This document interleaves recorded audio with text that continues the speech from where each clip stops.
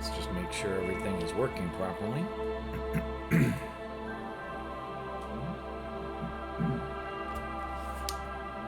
Yeah, I think so.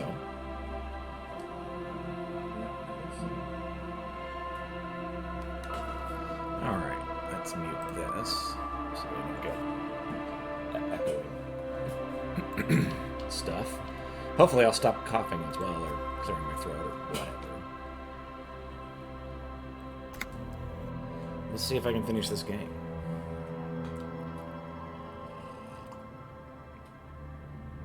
Oh, Kitty just really, really wants me to love on you.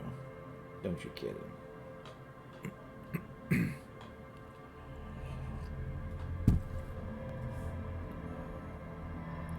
Map tab of your journal lists all the white checks that you can reattempt.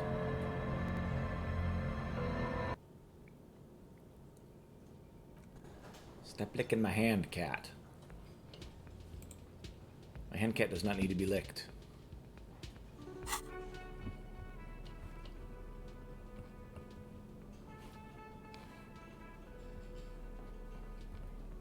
I've already done that one. Done this.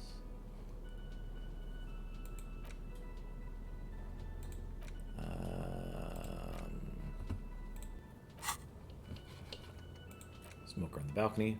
Put him inside the large apartment building in the north. Open the apartment door for Everett. Everett, know you unlock the door.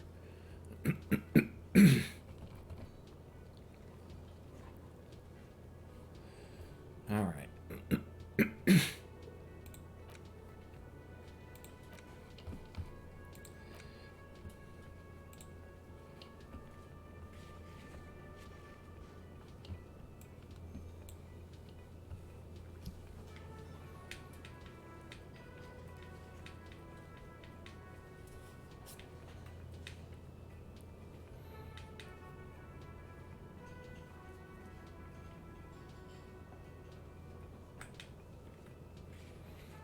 Knick-knack stand.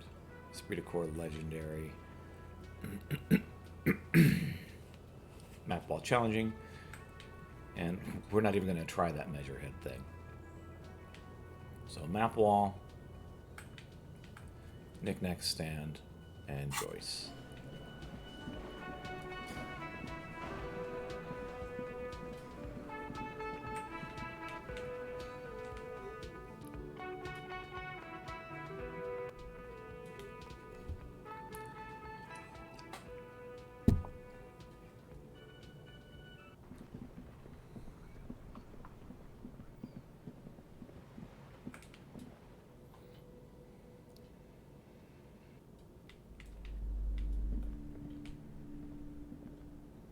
The display rack is brimming with worn paperbacks.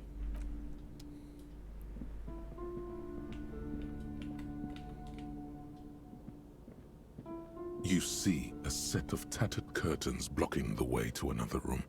A strange cage-like trinket dangles from the curtains. Excuse me, officer. The back room is strictly for employees only. What's behind these curtains? Nothing. Now please go back to browsing the books. Don't you feel compelled to look at the books? The books are all you care about. She fiddles with her pendant. She speaks almost as if she's trying to put a spell on you, urging you to buy more books. Oddly enough, the more she tries to draw you away from the curtains, the more alluring they become. Examine the strange You see some kind of charm, an irregular polyhedron assembled from bones, sticks, and straw. Inside, a disturbing fish head with empty eye sockets stares at you.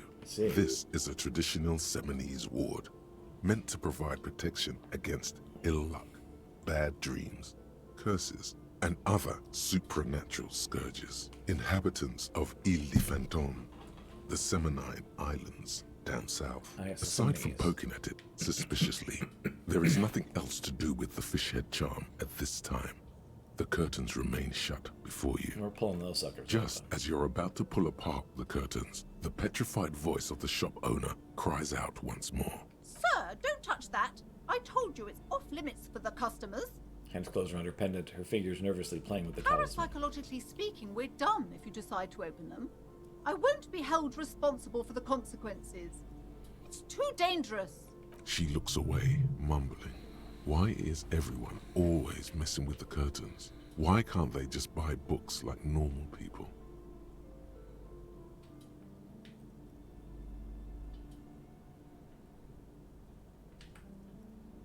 Ma'am, this is different. I'm a police officer. I need to get in Why? It's not like anyone was killed there. She stops abruptly as her hand flies over her mouth, baffled by her own I'm bluntness. sorry. I don't mean to be so impolite. Just please don't go there. I can't allow that. You'll only make things worse and unleash the powers. What's this about a curse? Is that No, why you're it's afraid? just a storeroom for the employees. I told you. Now please step away from the curtains. But I sense this place is calling for me. I must investigate beyond the You threshold. do?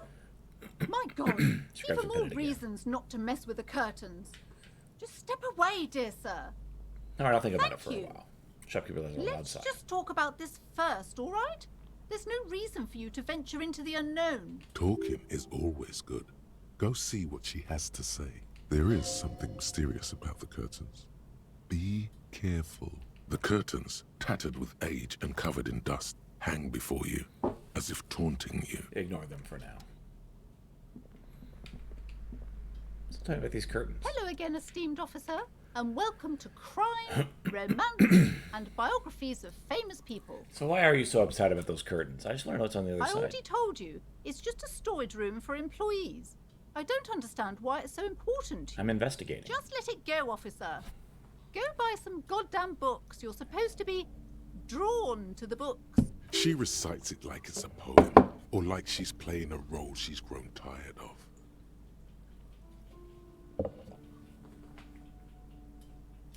If it's just a storeroom, why does it have a Seminese ward protecting it? It's just for decoration. She wavers under your gaze, mouth pressed at a tight-lipped smile, then something breaks. Okay, fine. It's because this place is cursed. Just like Annette said, they don't call it the doomed commercial area for nothing. Are you happy now, officer? Happy that you've ruined everything? Closes her eyes and starts mumbling something to her pendant. Take it easy. You've broken her resistance. Pushing her further will gain nothing. Why didn't you just tell me right away about the curse? It's not good to talk about the curse, not in detail. The negativism. She shivers. It's dangerous. Talking about the void wraiths angers them. Wow. Void raves. You have new words. And how does this curse manifest itself? The curse is so much worse than you could imagine. It's a disease, eating at the very foundation. She runs through the woman as if she looks around the dimly lit It's store. the curse of financial distress, Her voice drops of to a whisper. ruin and bankruptcy. She peers the curtains again. Didn't that curtain just move? Annette mentioned that the previous tenants had experienced some financial troubles. It's not just that, officer. We're dealing with something supernatural here. It's the cacodemons feeding off bad business practices and disappointing income statements. There's something wrong with this building, I can tell you. Ever since I arrived, I've sensed an eerie lingering presence, as if I was unwanted here. Sounds familiar. Strange, I feel unwanted too. What does that mean? Truly so? Perhaps narrow. the dark energies are leeching off you. Just trying to get a read on You your shouldn't energy. stay in the store too long. It may be dangerous. Have you sought help from anyone? Yes, I've contacted numerous parapsychologists and even a pair of Simonese mediators. They provided me with the wards. Not to the strange cage-like trinket. The in wards curtains. help to keep the doom at bay and protect us against the darkness that lies further in the building. Even though now I fear it's not enough. Is your pendant part of the wards as well? Oh, this? Hold the pen in your No, palm. it's a special Himian amulet, blessed by desert pygmy shamans, with a spell of compulsion. It's to compel people to buy books. Seems to There not are be numerous working. spells cast throughout the store. I had the books anointed with a different inducement spell, for example. It's guaranteed to boost sales 15%. I see. Desert pygmy shamans. That sounds like a rather questionable way to describe a group of people.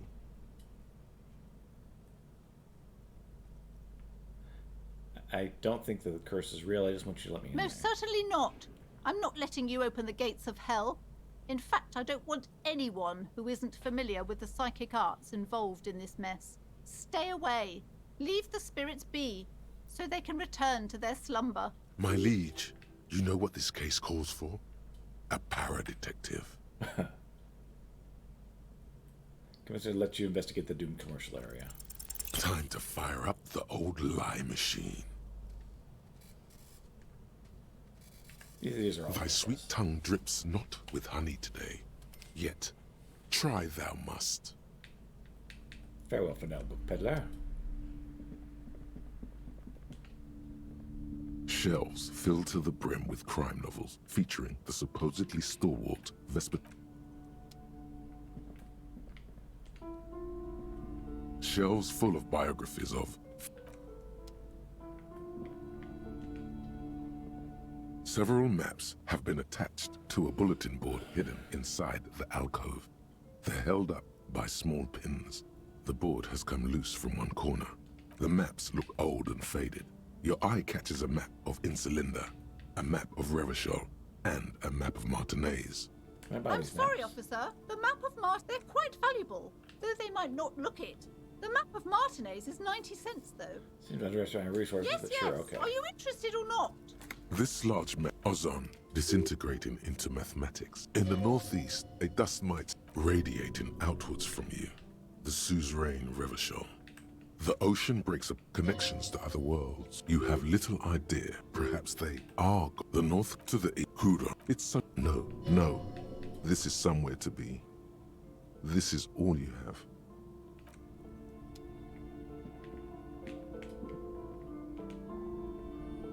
This bookstore is not strictly about crime, romance.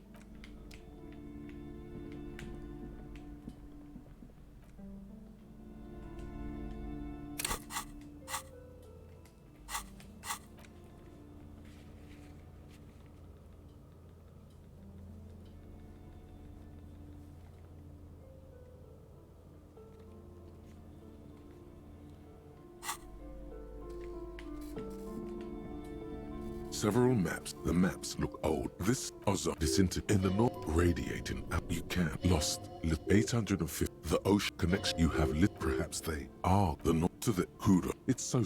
No. This is somewhere to be.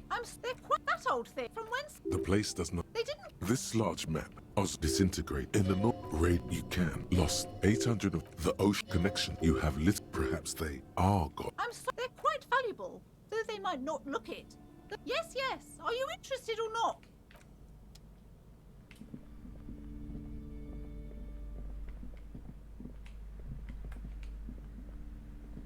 A small mountain of colorful board game boxes.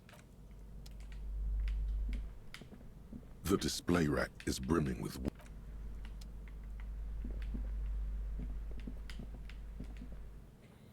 We'll have to find some knickknacks.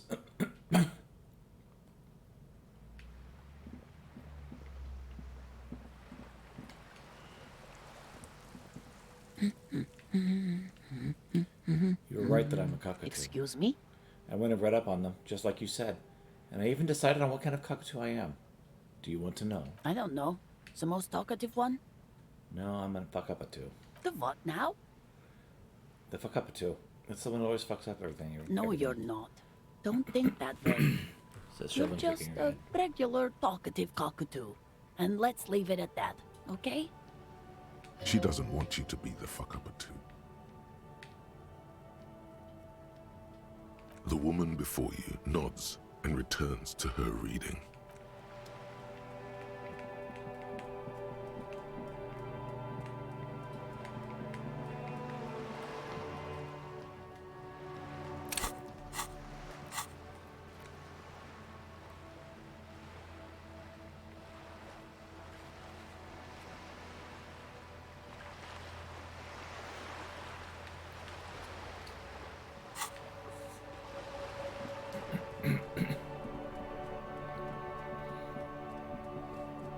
Let's check the knickknack stand.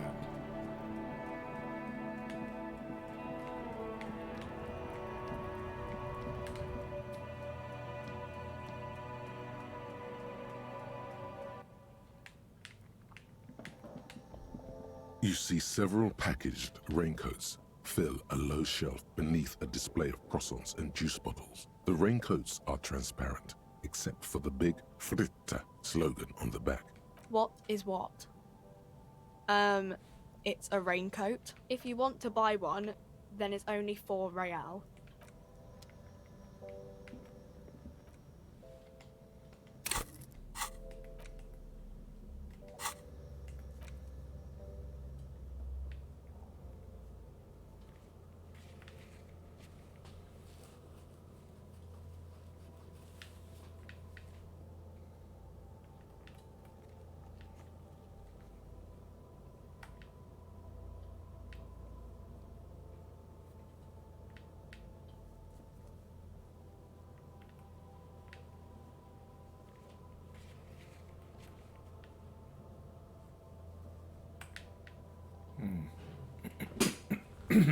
None of them appear to be on white.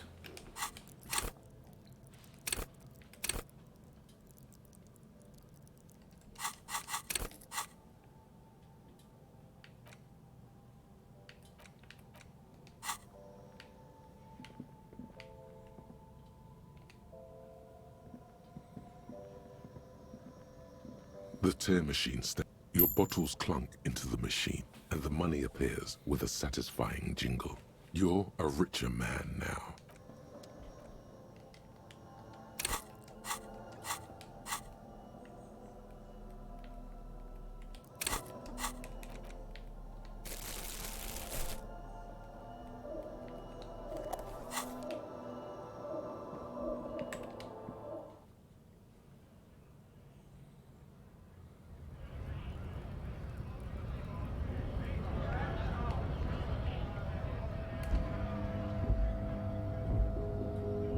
A lorry stuck, the windows are clear.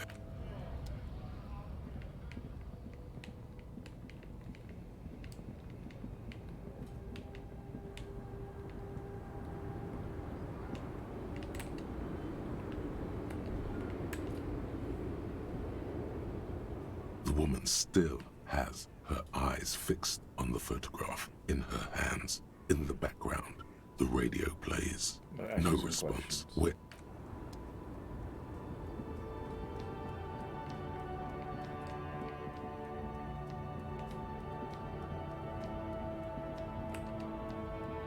An old monument stands in the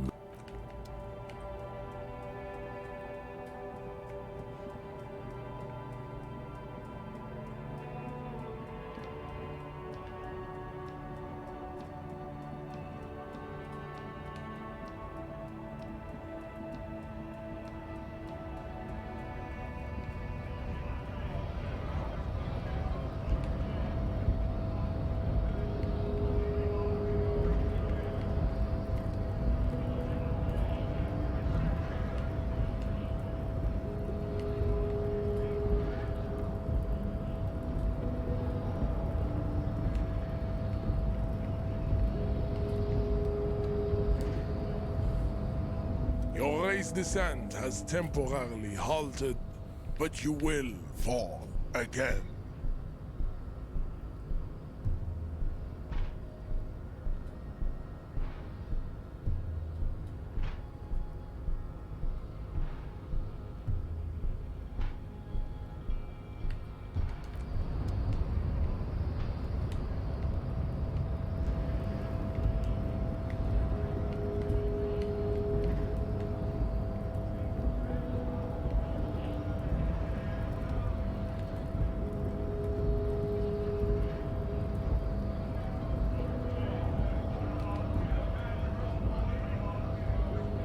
Right to work!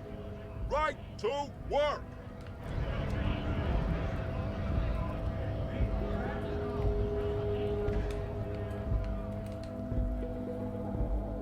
Looking for something, Rod? Come to tell me to fuck off again? It's about biological determinism, natural law, the sorting of the races. Not the most popular topic nowadays, with a coalition in charge and all. You might want to change the topic. That is, bury your head under the sand like common sheep. Well, so you're just a racist, I'm that not makes just racist. Look, I've read books, huh? The science of racial theory has all been proved, even if some people don't want to accept it. People who've studied these things say that we are superior by design. So, naturally, we Occidentals should be in charge. Obviously, you can see the merits in that. So you just look at people and make arbitrary judgments. As arbitrary as any judgment, that doesn't make it less of a fact. We all have to use facts. Once you accept it, you'll gain the clarity of understanding. Alright, what else we thought of? So, lately we Occidentals have experienced an unfortunate downturn when members of the superior race cease to believe in their innate superiority. They stop competing for resources. Okay, and? This concerns you, policeman, so you better be vigilant. The Kips are showing a good game lately. Same with the mosquitoes. And the other intruder species out there, breeding like rabbits. They're on the precipice of cultural victory. Cultural victory? What is this then? It's true. Also, you need to realize the dangers of mixing races. Who knows what might happen if people don't stay in their birthplace? You might end up with a new sub-race, with unknown characteristics, leading to extra competition. That's why you've got to control the offspring. Yep. I'm down with Don't this. push your luck, runt. Your disgusted look that shows elsewhere ignoring your presence.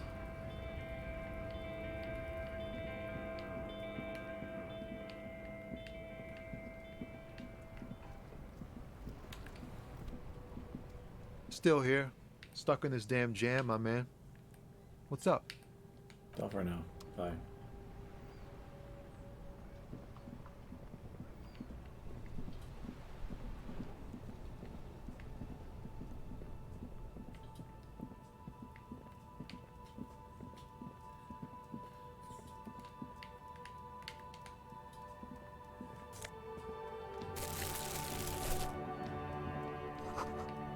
Pawn shop, fast cash for fast times. Grab some fingerless gloves. Water lock out of order until Wednesday, 7:15 a.m. Evening, officer. A burly man hangs out by the waterlock, carving up a generous serving of salami with an old hunter's knife. His eyes are fixed on a man stranded on the other side of the waterlock and on an enormous billboard that has fallen down into the canal between them. You know what caused the wreckage? I wasn't here to witness it, but those look like tire tracks on that sign. Weird, huh? Then again, plenty of daredevil drivers in Revachol. The words Daredevil Driver sound ominous to you. Too bad it also takes a year and a day to repair anything around here. Especially a waterlock. The rest of the coast is closed off till then. Can I have some of that Sure salami? thing.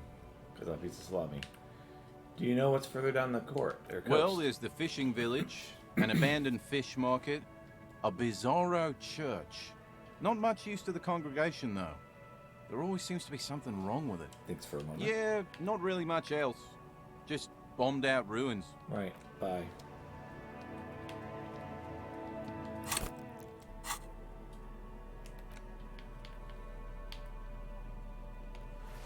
Look for chemistry.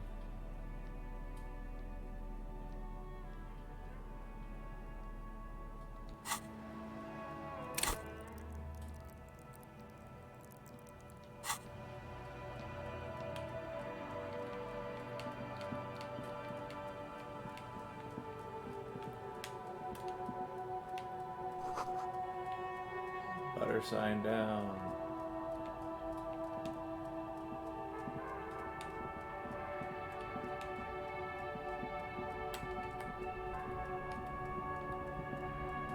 You see two lowly, defeated speakers, thralls, slaves basically, perched atop them like conquerors surveying the land.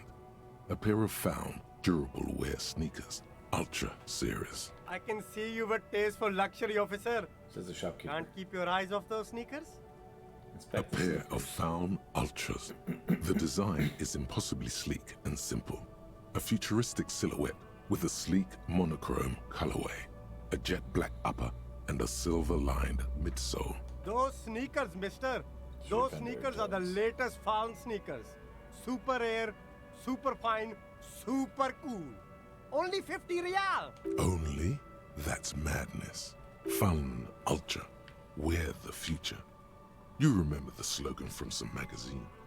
These once respectable speakers have been conquered, reduced to a mere prop by the indomitable Faun Ultras atop them. No, don't look at the speakers, officer. Look at the sneakers. The sneakers are the stars here. But I already looked at the sneakers. Then look at them again.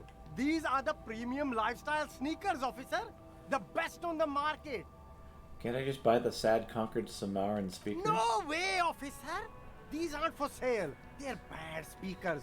Low-fi socialist junk. That's why I want them. I might be lo-fi socialist junk myself. No, officer. You're a high-class policeman who accepts nothing less than the best. Lucky for you, I've got the best on sale. I don't know what I am. I don't even know myself. I want the speakers. Well, if you want them... Pause for my calculator. But see, they are the pedestal for my sneakers. If I let go of the speakers, where will the sneakers go? I can't leave premium lifestyle sneakers on the ground. If, on the other hand, you wanted to buy the sneakers too, I could maybe throw in the speakers for little extra. 50 cents? Damn. So you have to buy the sneakers first. Yeah, that's a no. Gonna be a no for me, dog. There are clothes inside.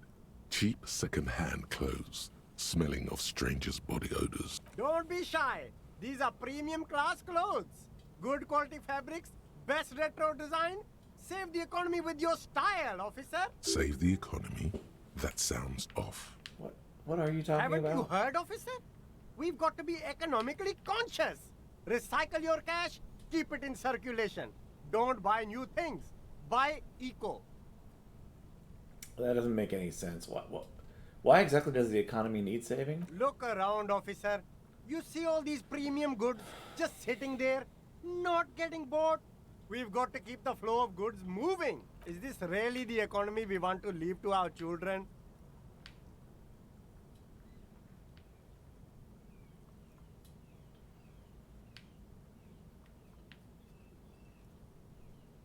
I don't have any children, I Too think. bad, officer. Kids make it all worthwhile. Without kids, who's going to be around to enjoy the economy? Points to the clothes.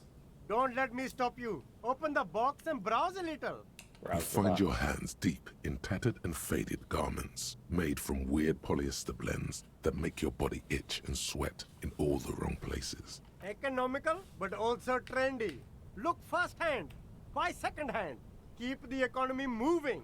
Find something worth salvaging in this pile of rags. Something cold grazes your hand. Synthetic and sleek. A windbreaker. Surf, it says, but also wind, summer, 100% waterproof, and sport. All in different typefaces. Practical, and yet it may deaden your senses to the world around you. Possibly because of the awful typeface. Good choice, officer. Mega sporty. And it's only $4.50 for you, sir. Not now.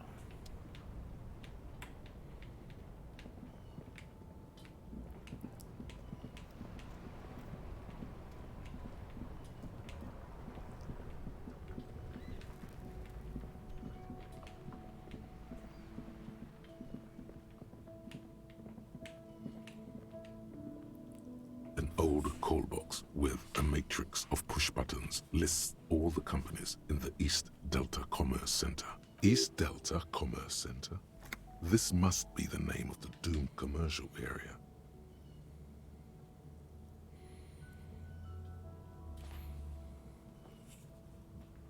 Main hall building B, whirling in rags. Nothing happens after you ring the doorbell. They don't want to talk to you.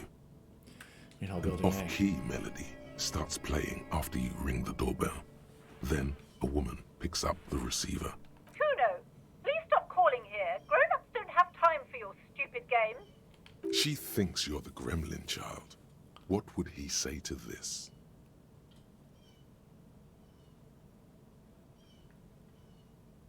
the police. Please open the door. Oh, I'm sorry, officer. I thought you were...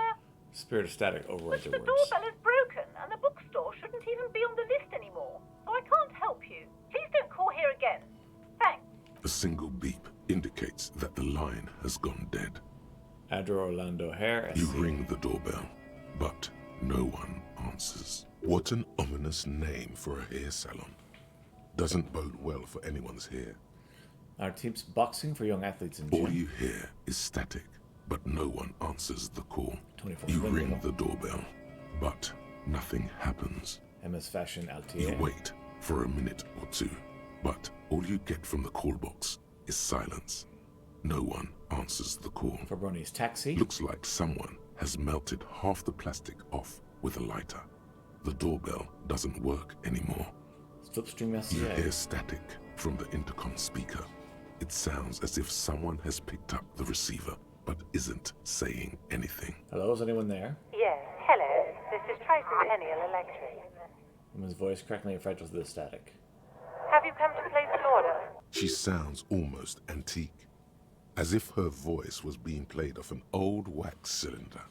A receiver must not be working properly. Hold on, Tricentennial Electrics. I thought I was calling Slipstream SCA. My God. Sorry. It's you. My God. I didn't think I would hear your voice. It's a woman, and she knows you. Your heart beats faster. Who cares that you don't remember her? Just go along with it. No, something's wrong here. Are you sure she's talking to you?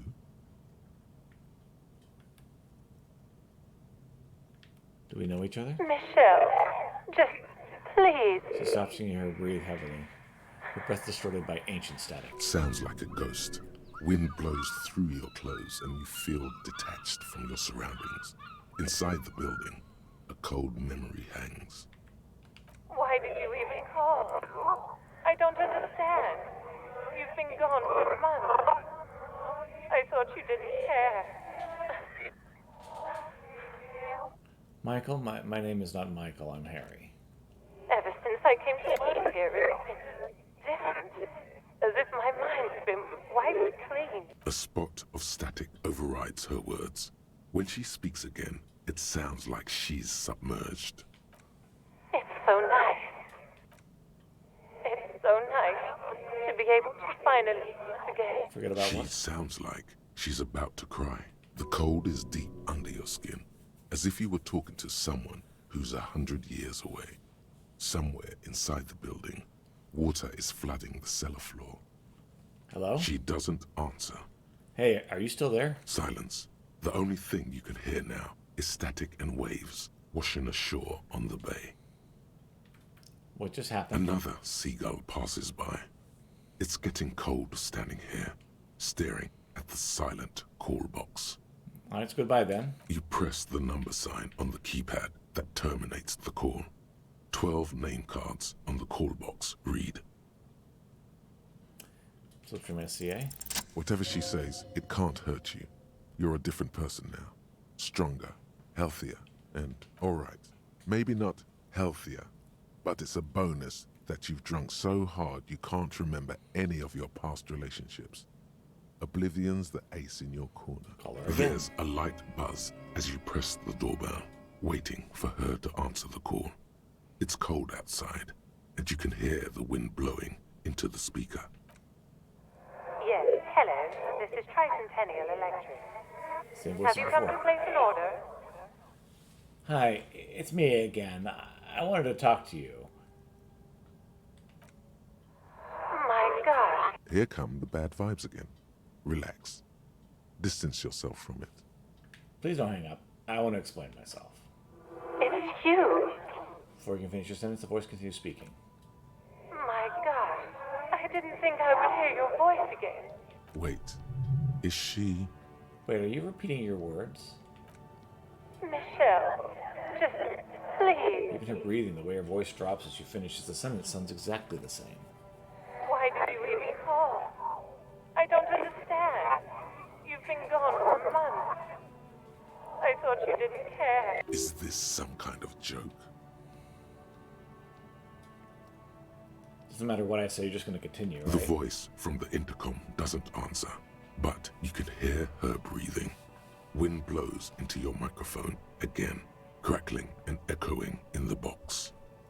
Thank you. Now tell me, who's responsible for this joke? Ever since I came to work here, it's been as if my mind's been wiped clean. Say nothing. It's so nice. It's so nice to be able to finally forget about you. And then it hits you. She tries again not to cry, and still doesn't succeed completely. Her quiet sobs sound old and distant, as if her voice is being played off a wax cylinder. Real or not, your mirror neurons react. It feels painful to be listening to this. Why does it still feel like it's my fault? Her sound melts into the static from a long-distance phone call. From time to time, you can hear people talking in the distance, but can't make out any words. This is where you hung up the call the last time, but the recording is still going. The phone rings in the office with an old-fashioned chime, and someone walks by in a pair of heels. The static is like a warm blanket wrapped around the sounds. No one replies, but the static grows stronger like rainfall.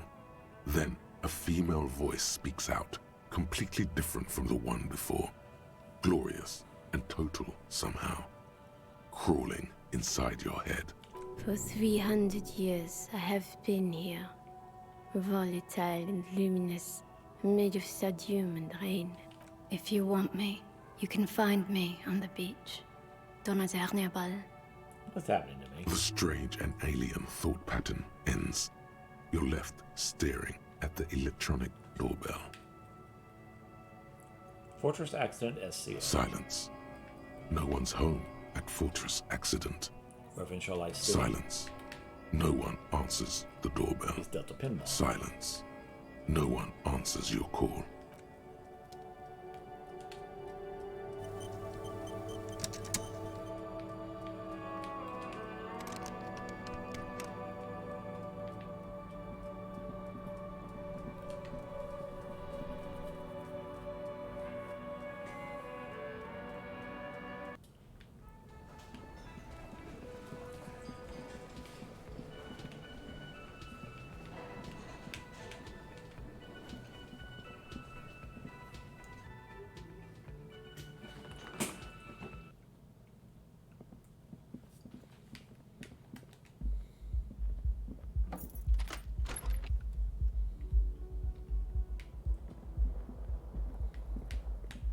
The fan stands still.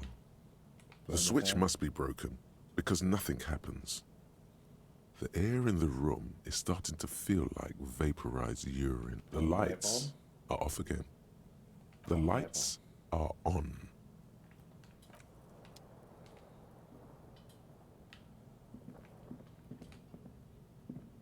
A mirror hangs on the bathroom wall.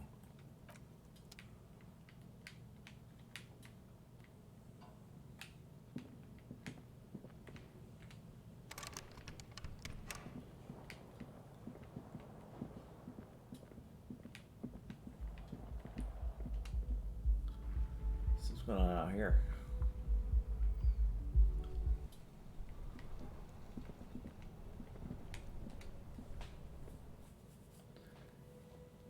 Alright. We'll turn off the lights and take a nap.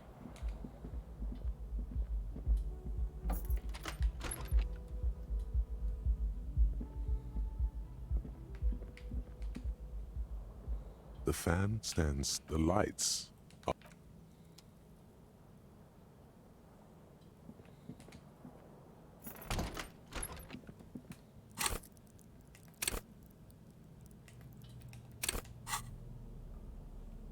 Alright.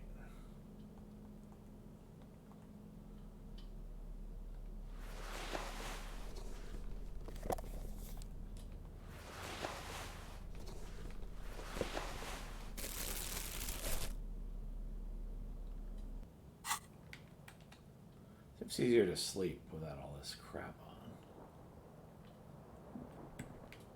The bed is still cold from the broken window, and not too inviting, but it's yours. You've earned it. The bed is still cold from the wind blowing in from the broken window.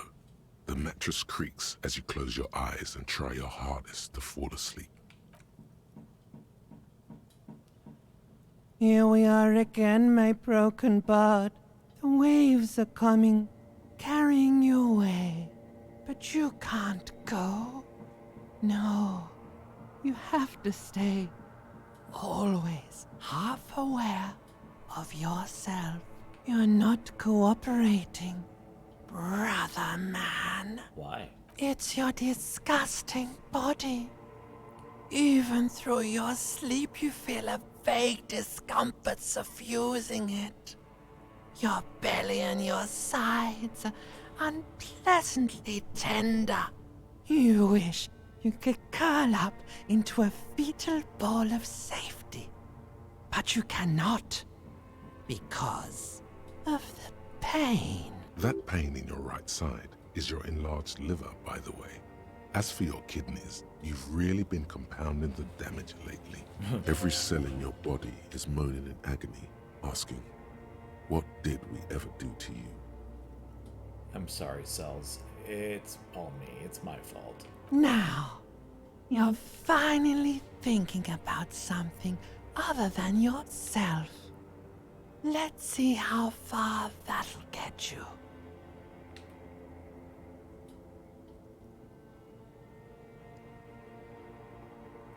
I think I need medical. Oh, yes. That'll check you out. Give you some pills. Make it all okay. The Wonder Makers. Don't be stupid, Harry. It's not happening. They don't make new kidneys and livers in hospital. All you've got to do is pray to God it passes and stare at the flickering darkness. You're just stuck here, in the half-world. Could try looking at other people. Really looking. But why would you want to start doing that? I will. I'm looking at people all the time. I like them. Sure you do. They're all so friendly, aren't they? At least they're interesting.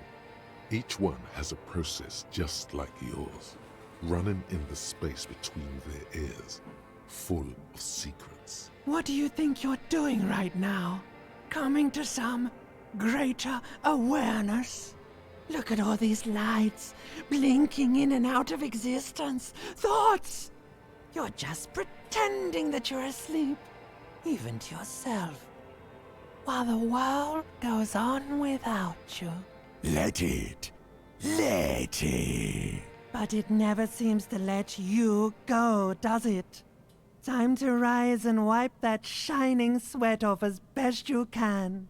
Gather your bearings. Rock and roll. That's when I opened my eyes.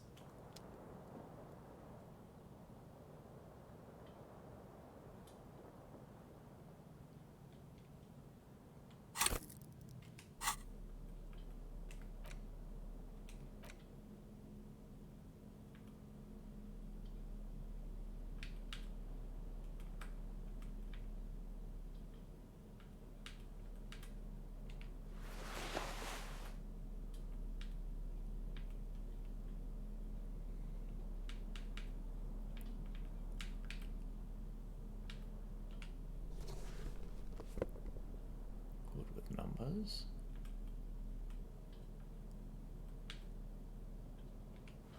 Halogen watermarks with a nice tie, a vivid imagination.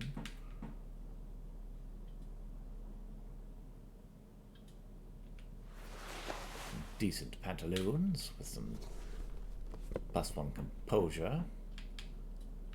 A little bit high with heel. Rexenspiel feels twitchy. Yes, I think that'll do quite nicely.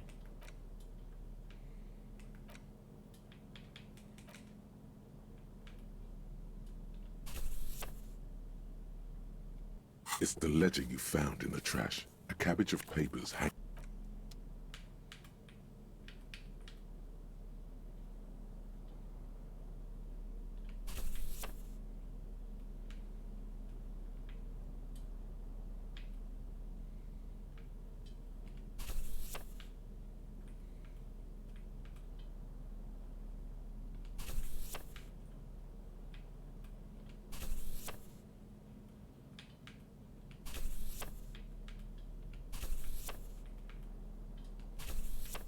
+1 empathy, -2 authority, +1 inland empire.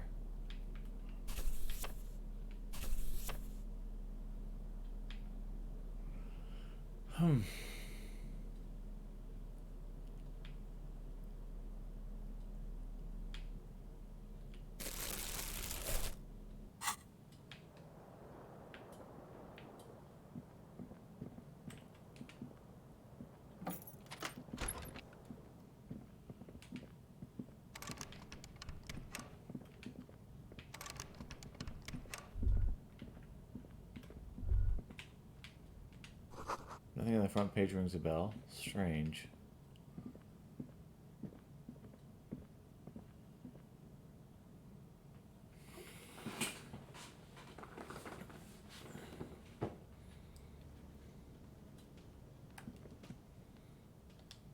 Good morning. Let's see.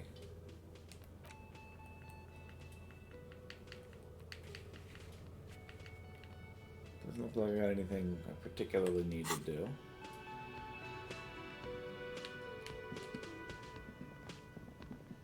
The woman in an RCM patrol officer's uniform winces as she notices you. I would really prefer not to talk to you right now.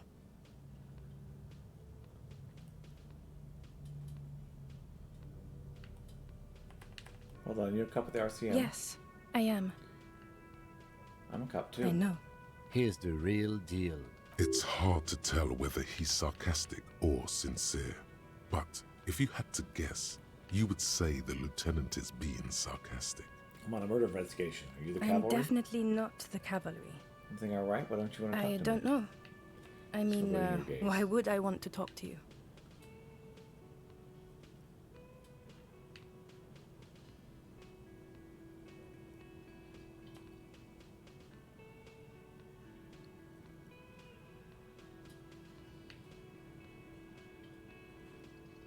Let's try to do this for the book, okay? By the... Pinches a root of her nose. Something changes in her. It's pity. Pity comes over her. Okay, fine. Let's talk. What did you want? What does one talk about with a fellow officer? What precinct are you What from? precinct? Am I from? God, he doesn't know. Fucking deranged lunatic. Sunglasses wearing man pushes through her teeth. You're getting an intellectually unsatisfying vibe from this conversation. Maybe you're doing something wrong. You're the police, right? Cool. So I am don't... I don't know what to say. Don't say anything, Judith.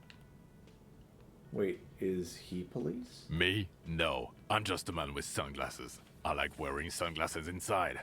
Sunglasses and a fucking wig. Okay. What are you, the police, doing? I'm just looking out for... You? No one. I'm just a man with sunglasses. And you are? A policewoman? Yes. A policewoman who just wants to do her job. That's all. Just quietly looks away. Okay, goodbye. Wow. So someone's been a little boring. What? Yes, my standard liege. Someone's seen all sorts of wild ideas pop off and thought, I'll take the boring one. The regular, please. The brown.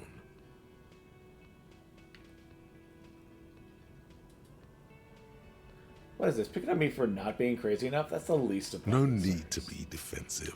The regularity, the brownness, the cut and dry have their appeal. Look, I'm just trying to A get my job. very No need for standard extravagance. appeal. Of course you do. Let's get right to it. My lord's copper type is regular cop. I'll let everyone know. I'll send out a telefax. Wait, this will be my capo type now? Yes, the type of cop you are, sire. Think of it as a caste, a class even, a nation of regular law officials that you belong to. It comes, of course, with the usual benefits. Why not send it to Halifax then? I'm not ashamed. Done and done. No actual communiques will be sent, of course. That would be too dramatic.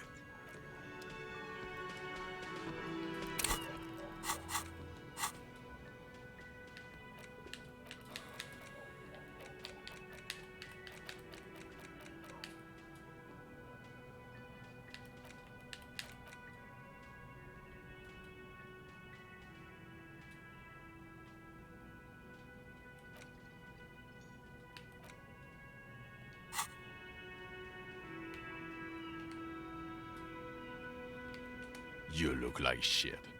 Ruffled face features... Sorry, your ruffled face reflects the man's sunglasses. And I don't mean that as a metaphor.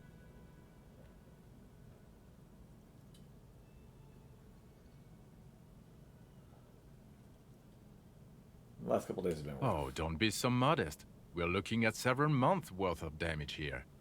Kind of a miracle you're still up and at it, to be honest. Oh, come on, Jean. It looks like it's been a rough week on him. Woman looks next to him, sighs. It's not just this week. What do you want? There's something about this guy that matches with a face in your head. A similar but different face. He might be wearing a disguise. Something strange about this guy. Figure it out. You know what it is. It's like the two of you know each other. Just ask him. Tell me the truth. You know me from somewhere? Oh, I definitely know you from somewhere. Another life. From where? From another life? Yes, from another life. A different life. Maybe the life of a police officer belonging to the ranks of the... To what station do you think you would belong in this alternate and totally fictional reality? 47? I think even in this fictional reality, the 57th would still be my station. 57th. Lieutenant makes a little nod toward the man with My sunglasses. condolences. The man with sunglasses. Go ahead. Have another guess. 41st. Okay. That's plausible. That's entirely Genuinely plausible. excited. Now we're really getting somewhere. He gives you a long, meaningful look. And Somewhere good. Let's talk about that hypothetical Station 41 you mentioned. Okay. Oh, the hypothetical 41. Yeah, let's fantasize about that. He blinks aggressively. I'm not busy. You're not busy. Let's just play around. Do you have a crime to solve? No. You see, I enjoy watching other better cops solve crimes. And let me tell you, it's been quite a privilege seeing you work. This isn't helping. What would our relationship be in this alternate universe? Let's be crazy. Let's say you and I are partners. How's that for a thought experiment? Seems like a bit of a drag. No offense, but I could do better. None taken, my friend. None taken. Where's this? Let's be honest. There's been some purely fictional talk in our imaginary station in regards of who'd even be worthy of your partnership. And the conclusion is that a man with your caliber should form his own one-man policing unit. Anyone else would just slow you down. What else is it? Who else in your imaginary police station? You're not going to believe this, but police officers. Yes, sir. Solving crimes, locking up bad guys, and get this, and not getting that drink on at 2 o'clock. Just some regular boring motherfuckers in suits and uniforms. Nothing spectacularly extravagant like you, the far-out son of Lang. Who is the far-out son of Lang? Oh, it's you eccentric genius. I mean, with your unorthodox approach to police work, it has to be you. Want to tell me more about him? Or Not even a little bit. It's an urban myth about an officer who is so far undercover he can't remember who he is. As I said, just an urban myth. You are not the son of Lang. He's trying to protect you from further rough handling, dished out by this sunglassed man. Okay, yes, you get the joke. Leave it at that. I can't imagine it anymore. Neither can I, partner. Neither can I. His gray eyes suddenly flash above the gray frames. They see It's a mere second, but it feels like you saw something. A gram of compassion in that sadness. Cool shades. You wearing a disguise? Yes, it's a hobby of mine. He looks at you. As if waiting for some kind of reaction or response. Something to click. It's not happening, though. Who is this guy? Kim, who is this guy? I'm not getting involved in this. It's not my style, he thinks, glancing at the man in sunglasses and the woman beside him. Oh boy. They're mad at him. No wonder. He just doesn't recognize them. Got some questions for you. I'm a cop. About what? You don't look like a cop. You know what you look like? Like a revolutionary. No, not like a revolutionary. Now will you answer some questions for me? No. He says calmly and just keeps staring at you. Don't you No, have to? he doesn't. If I wasn't clinically depressed, I'd burst out laughing. But I'm gonna go with no right now. Looks around amused. So he doesn't look amused.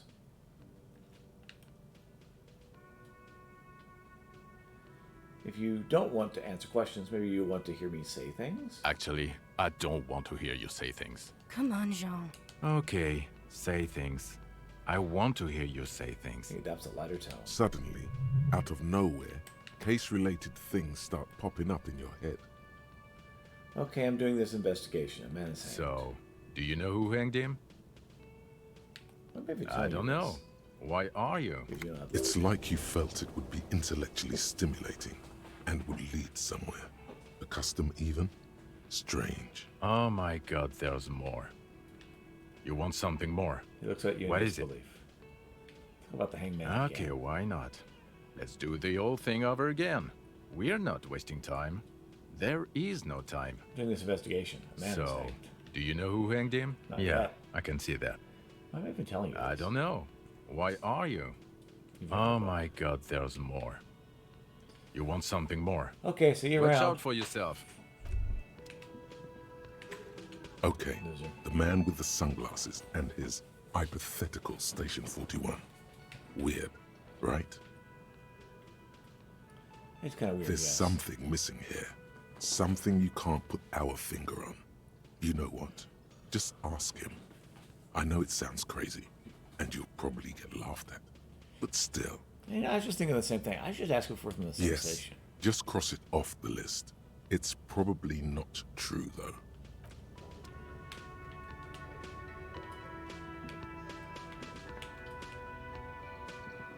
Again?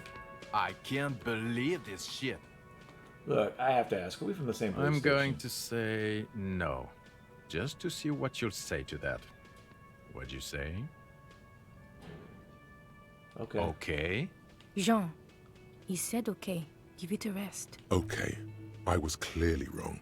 He is a firefighter, male nurse, animal control agent, something of that kind. Not a cop. Go on with your cop work. Don't let me stop you at game. Alright, see you around. Yes? We'll talk about you. What about me? That's all Good. for now. Let's change the subject. Tell me What about do you these want to again. know?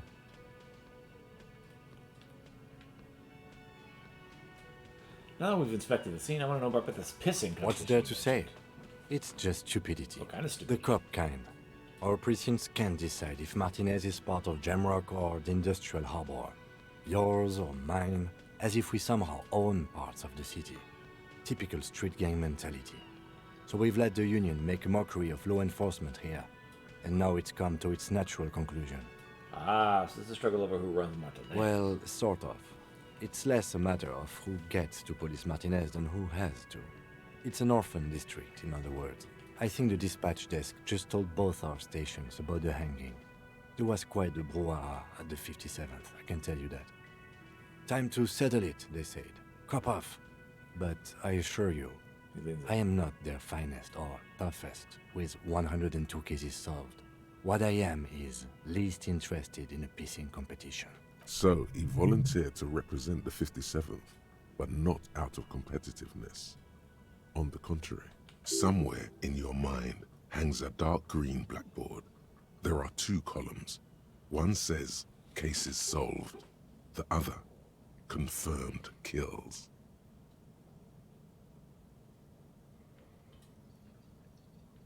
Well, I wonder what this says about me that I was sent from my station. He raises an eyebrow, thinking how best to let you make the move. It's all part of the master plan, you see.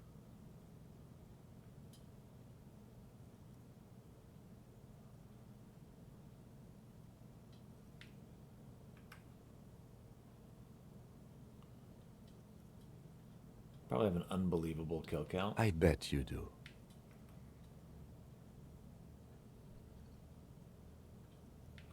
I only use lethal force with the utmost care and precision. If you could only find your gun. Was there anything else you wanted to ask about the competition? If not, we should move. For some reason, I think I had 104 Well, cases. technically. The official record keeper has been known to double count murder-suicides. A common accounting gimmick used to inflate precinct stats. So you're still a good cop. I'm right? good enough for this case. I'm not here to compete. I came because I had to. My fellow officers, the sergeants in particular, would have made this scene into a circus. What is special at Martinez? Nothing. It's just a puddle at the end of some drain pipe. No one cares about this place. They care about sports. Most of our colleagues don't even know how to get here. North of the interchange doesn't exist. A tremble comes over you. Another after effect of ethanol poisoning, perhaps. Feels like leaves do when they rustle in the breeze, somewhere far away, below the turbine. The 41st and the 57th. The lieutenant was right. It's not about who gets what's north. It's about who doesn't. So you volunteered to spoil it. Yes. I'm an unrepentant spoil sport. Lieutenant appears pleased with this. Close your eyes. The rows are endless. Look for a precinct. Jean Vicmer, Judith Minot, a special consultant. What was his name? Then the rows degrade into green nothingness. Your brothers have left you. Okay, enough about this competition then. Tell me something Yes, else. it's a wholly pointless matter. Forget I ever mentioned it. He's actually glad it's addressed now. So why did they send me? Because I suck. Look at you. It's because you're a failure. They sent you to slight Precinct 57. Yeah, it makes more sense than the other stuff I thought Just of. think about it for a second. You're a raging alcoholic who showed up 3 days late wearing piss-stained disco garb. You weren't sent here to win.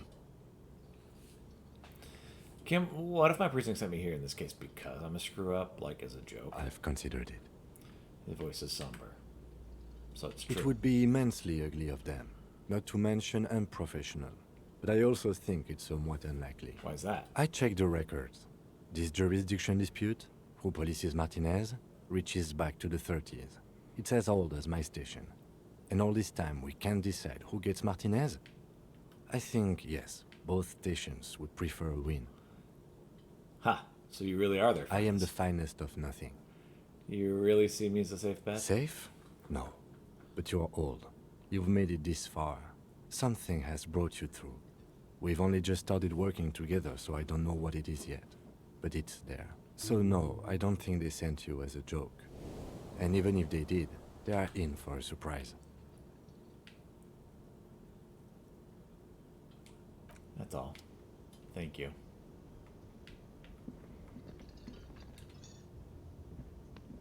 Yes? What is it?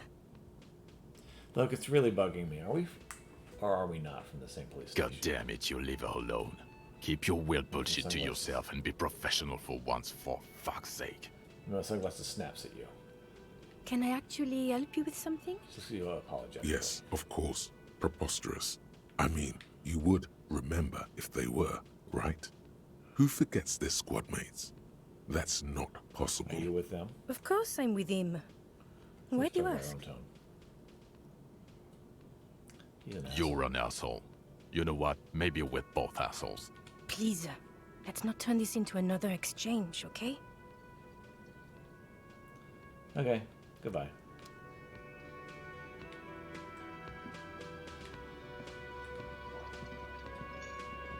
Can I help you? Got Got the my bill 20 for tomorrow. real?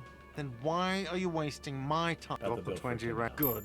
You got the room for the night, but remember, you'll need another 20 real tomorrow. Goodbye.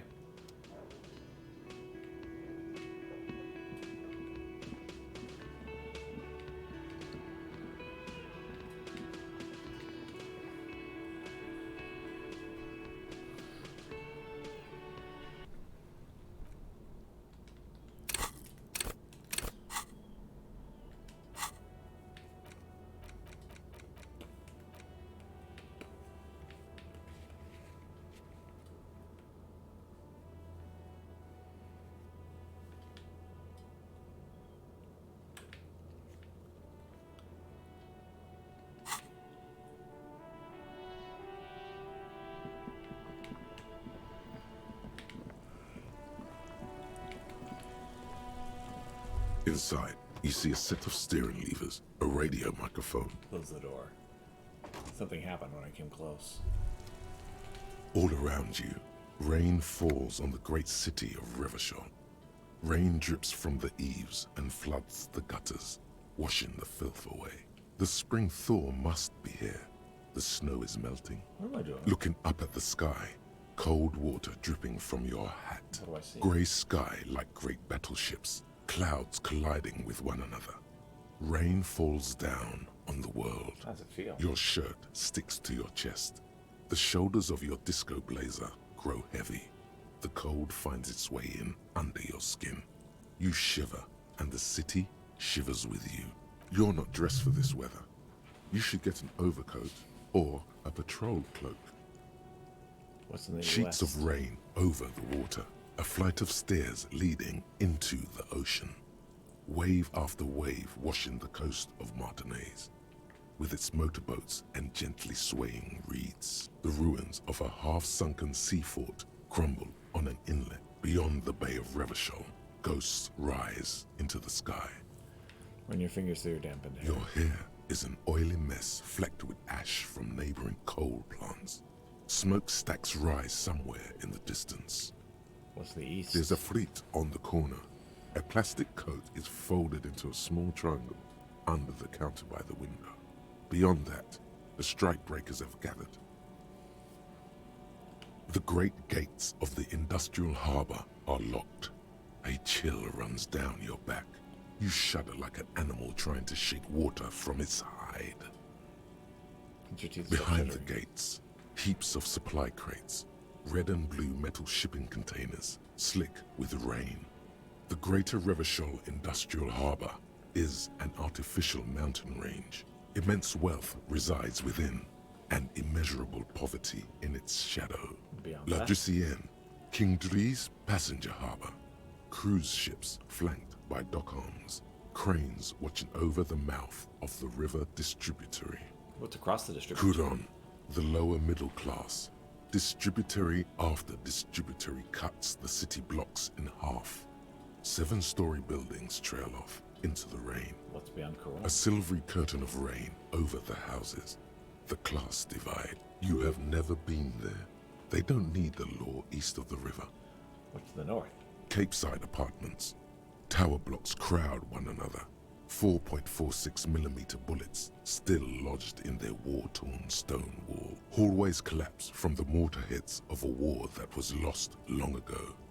Clotheslines go to waste in the rain. Radios play. The morning news.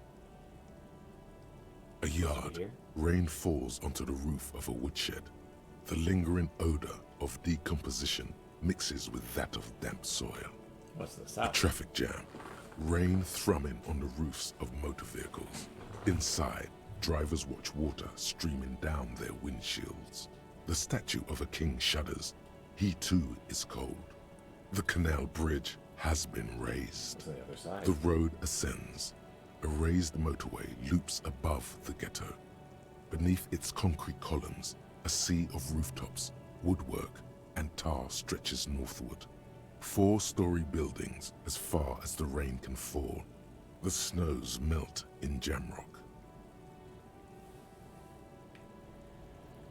Why am I not there? To be in Martinaise, where no one goes, at the runoff point of a long-forgotten canal, in the whitest part of town. In the shadow of the day the revolution fell. What am I doing? Standing in the rain, looking north, where Jamrock Rock City stretches inland. Where the hood, where the hood, where the I've a hood at? brother in the cut. Where the hood at? In the rain-swept distance, above the rooftops of Jamrock, a repurposed silk mill stands perched above the motorway exit. Precinct 41 hunches in the rain. Your vision blurs. You wipe your face with your hand. The rain stings your eyes, making you look up and blink. What is it? Coalition aerostatics hang like apparitions under the cloud cover. Way up there, where rain forms, rotors flutter silently. Your sight clears. Oh crap. This rain will not let up anytime soon. I'd recommend you put on your coat.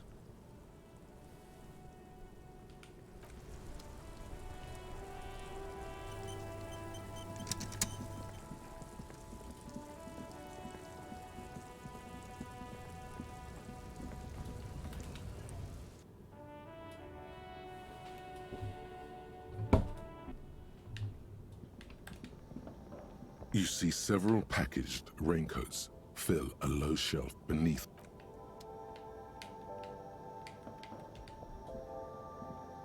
The tear machine stands.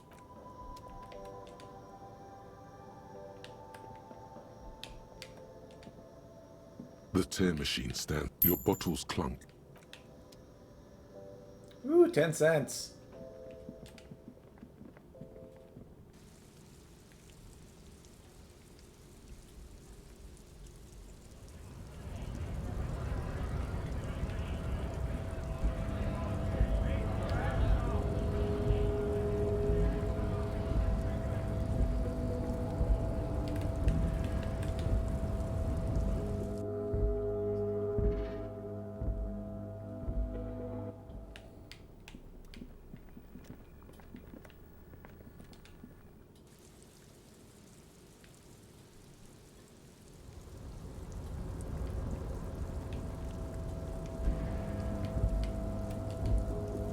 The tarpaulin cloak is still hanging on the railing. The white rectangle of the Revachol Citizens Militia is clearly visible on its back. As your fingers touch the tarpaulin, it almost feels like the cloak wants to deliver a message of comfort through your fingertips. I will shield you from the elements and give my life for yours.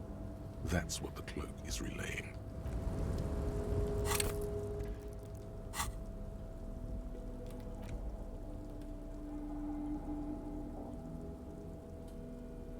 Taking back the streets, know thy neighborhood.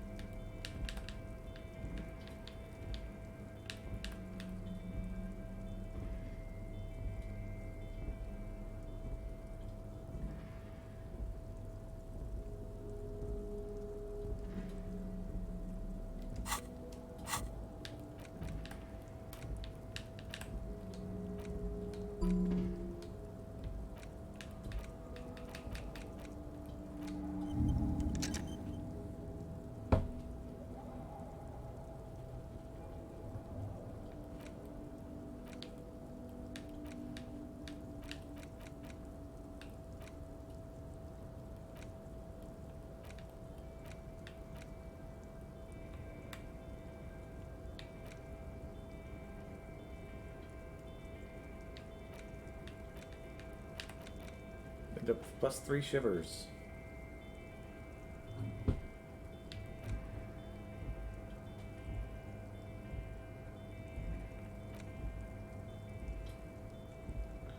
Seven minutes left. Hidden in the clouds.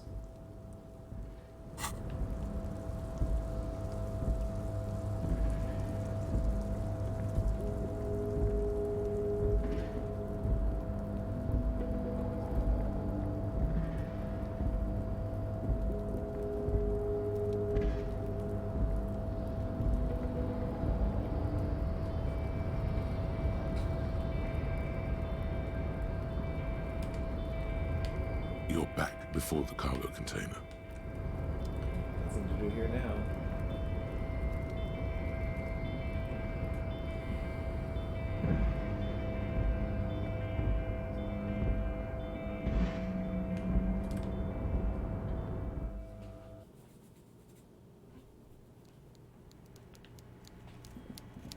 Done your bidding, sir.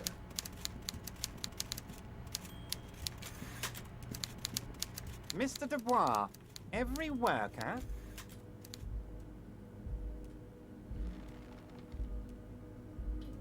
That's right, Mr. Dubois. I see the socialist democratic fervor now burns in your heart, too.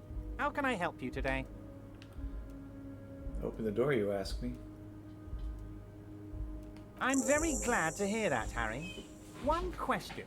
You didn't actually happen to stumble in and see what's inside the apartment, did you? He's trying to figure out if you're lying. There is no way to sway this man in any direction. He is unsuggestible and unswayable. Just tell the truth. I may have gone inside and seen a collection of racist Just as mugs. I thought. culturally antiquated mug collection. What a weasel.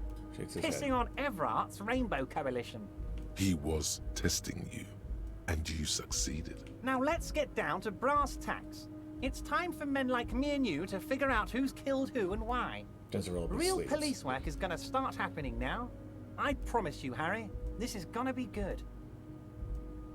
The mug collection I mentioned was in the apartment. I found a similar mug in the trash with the hangman's clothes. Racist mugs in the trash and in the apartment? Grabs his You other guys hand. are just light years ahead of me. I have so much confidence in the ability of your organization.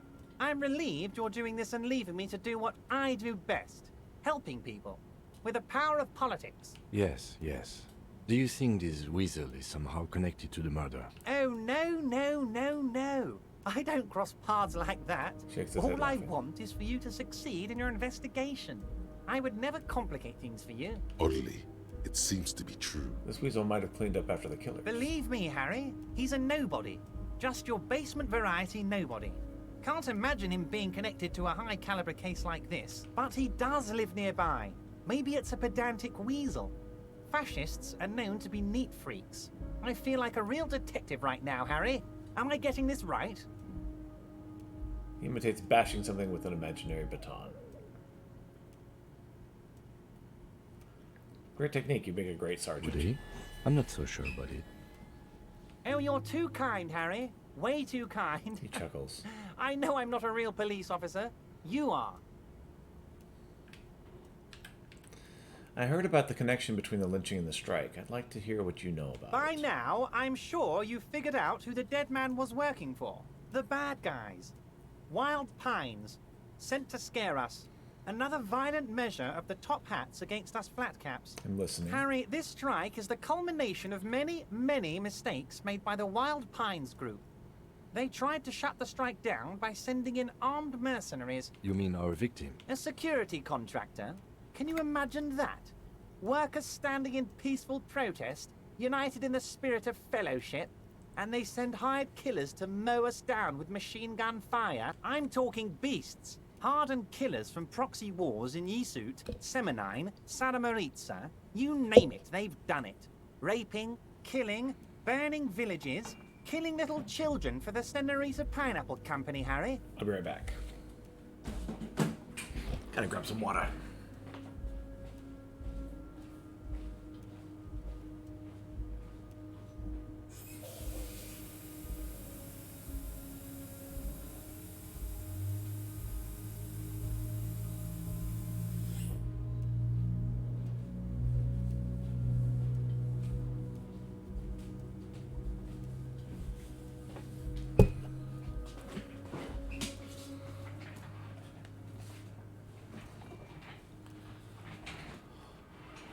Everything they did there, they brought over here.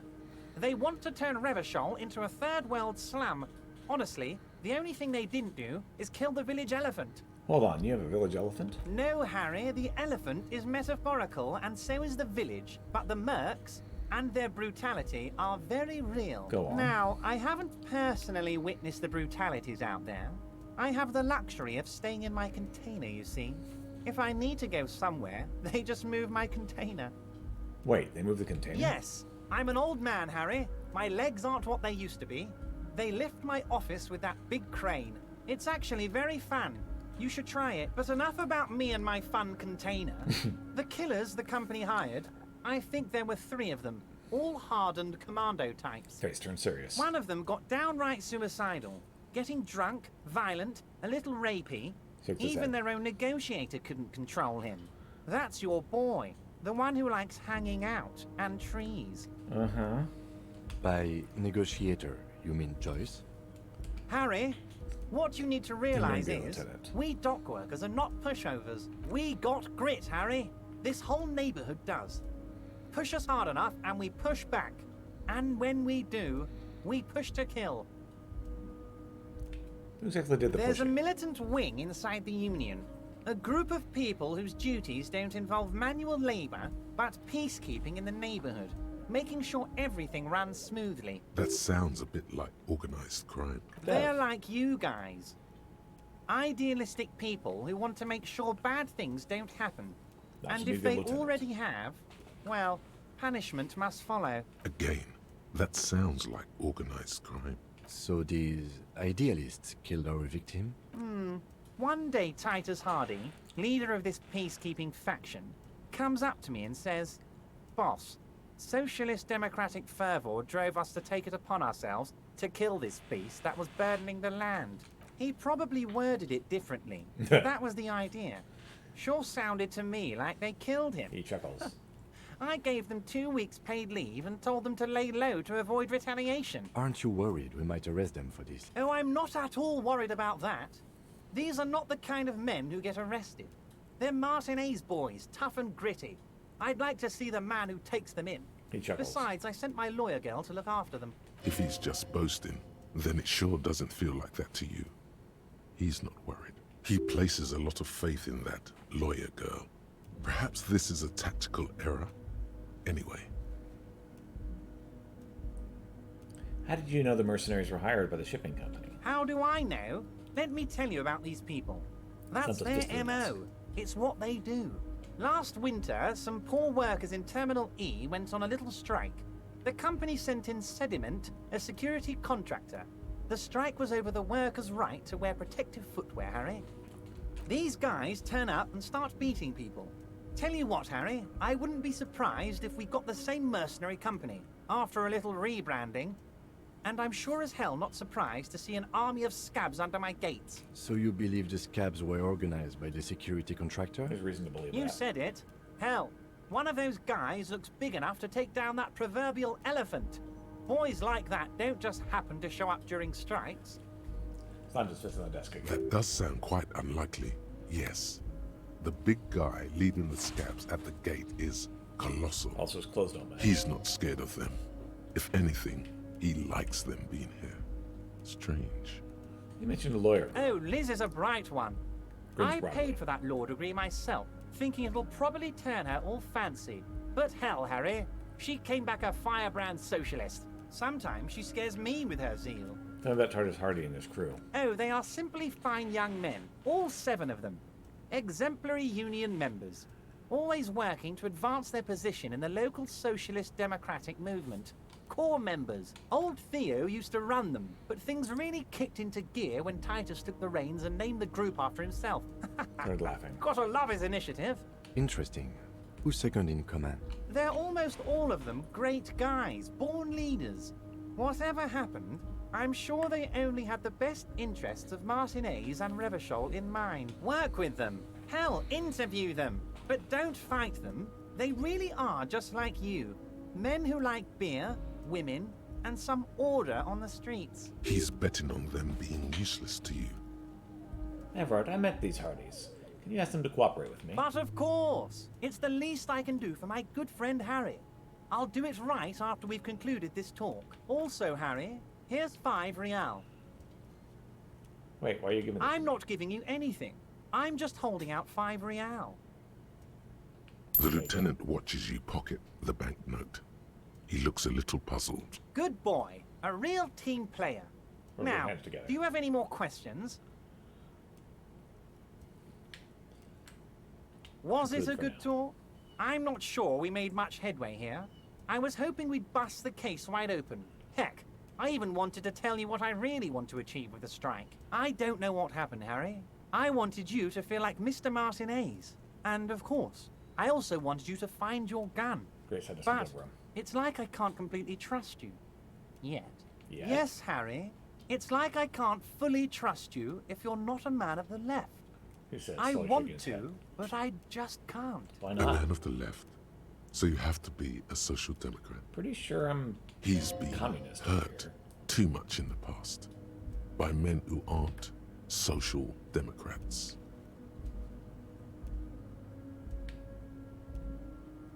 What's that supposed to mean? I'm more left than you You're are. saying it, but I don't believe you. You know how it is. Company snitches, agent provocateurs everywhere. I'm barricaded in this fortress of mine, and I need to get a message out. Will you help me? And what would this entail? Once again, I require nothing unethical or illegal of you. You just need to get 2 little signatures on this piece of paper, Both on an envelope. and then mail it to my accountant in La Delta. Kim, what do you think of It this? depends. I don't think what we just got from Mr. Clare was very useful. But, he thinks, it's your call. As I said, it weighs on me heavily. That's a But shame. once we get really talking, well, I'm gonna hand you the keys to Martinez, and maybe even help you figure out who's behind this killing. He's saying as little as possible, as vaguely as he can, deliberately omitting things. What are the signatures? I'm glad you asked, Harry. The Union is going to build a modern youth center in Martinez.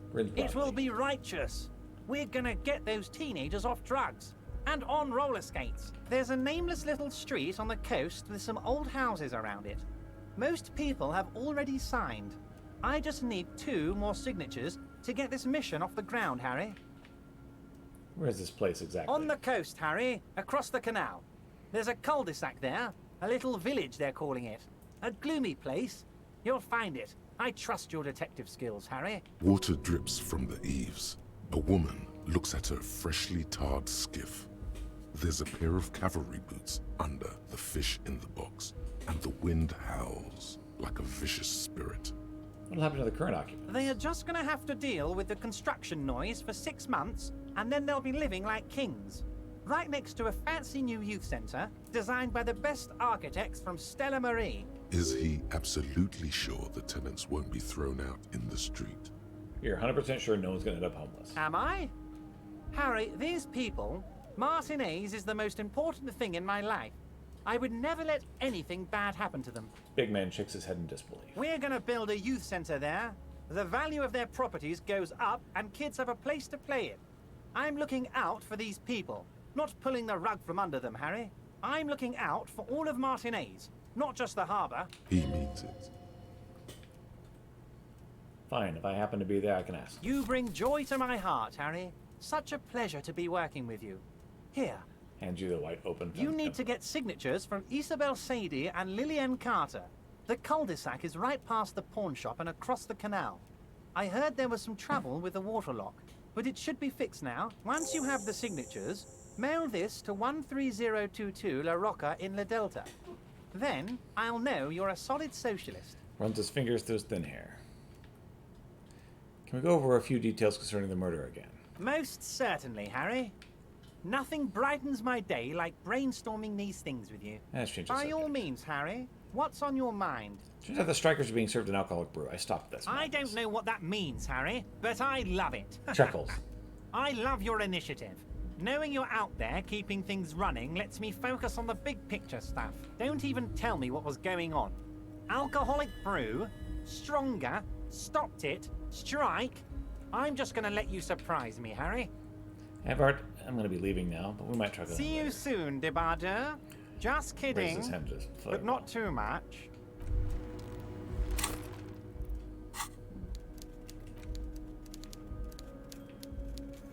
You take the legal documents out of the envelope.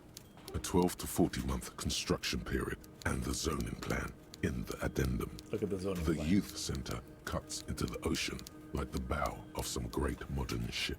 Apparently, it's going to cover most, if not all, of the street and the square between the existing houses. It's 3 stories tall. It's going to be awfully close to the already existing buildings, almost wall to wall, practically integrating them into the youth center.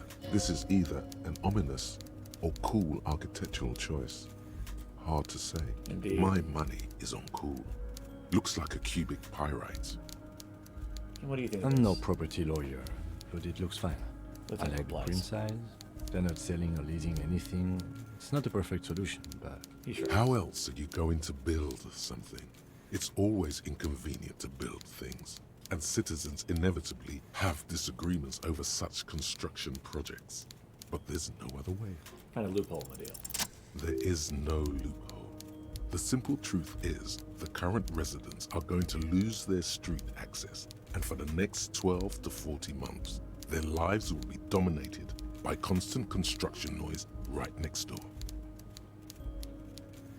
Wait, what are the ramifications? Once the construction starts, it'll probably take a few months, a year maybe, for even the most stubborn occupants to get tired of living like this. After that, they'll sell their property for cheap and move out. Look, Kim, point to the photocopy. These people are going to have to move away. Can we do something about it? I should have seen it. Lieutenant frowns. He reads over the document. Evrard probably has eyes on us, but we could try to get other people to sign this instead of those listed. Or you could forge their signatures yourself. By the time he finds out, we'll already be gone. However, we'll need access to the coast before we do anything. Evrard won't believe you got villager signatures if you can't even get to the village. He shrugs. You can try a forgery as soon as we can cross the waterlock. The document's back in the envelope.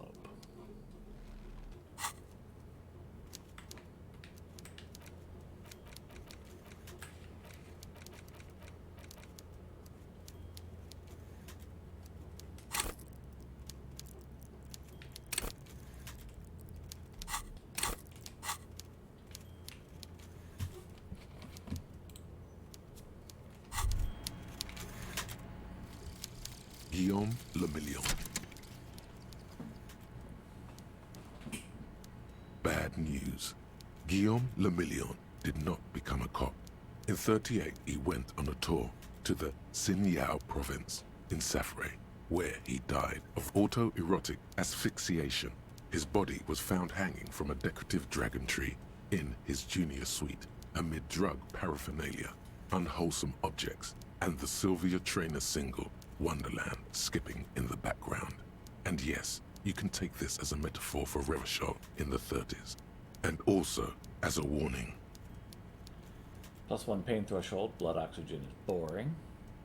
All psyche learning caps raised by 1.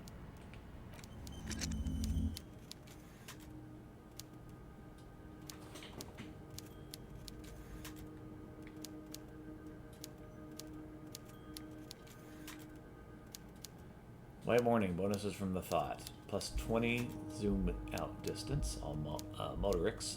Learning caps raised by 1.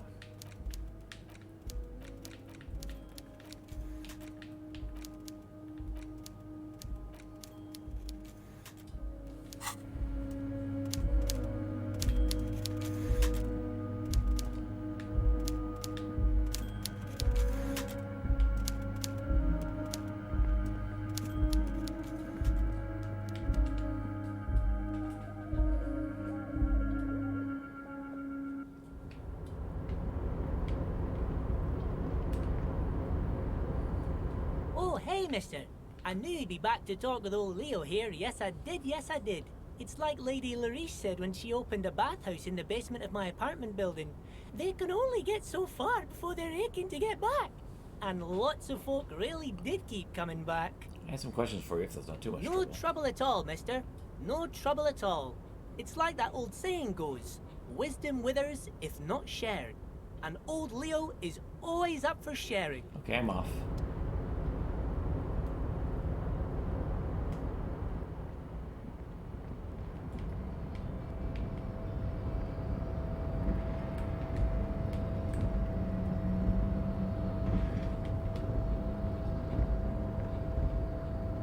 Got that big picture thing going on.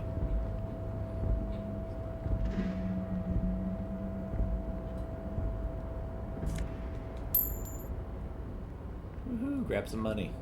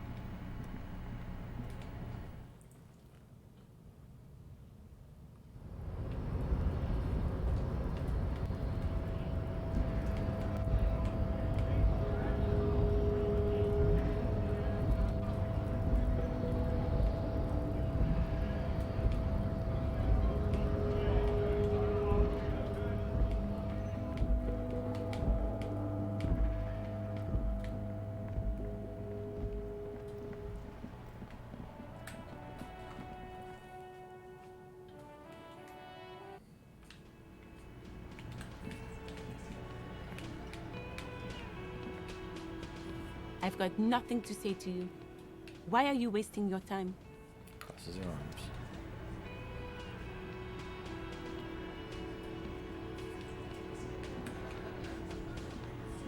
Looks like the circus left town, but the clowns are still here. Doesn't look particularly happy to see you. Me and Everett talked. He promised you'd cooperate. Oh, so you went and talked to my mommy, and now she's making me play with you. Is that it? He spits. And what's gonna happen if we don't?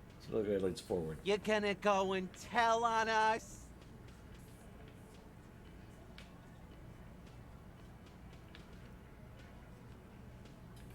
Very mature guys. Everett said a word, right? Yeah, I heard him. Now, fuck do you think I'm doing here? You'd have your ass handed to you if it wasn't for the boss man's word. Let me state this very clearly, Capo. Hello, officer. I'm Titus Hardy, and these are my boys. Hardy boys. How may we assist you? But having Everard back you up like that did seem to have some effect. Take an army to bend Titus to his will, but having Everett back you up on that, it did seem to have some effect. Establish authority. This time it's going to work. You already ruled out the first bad option that didn't.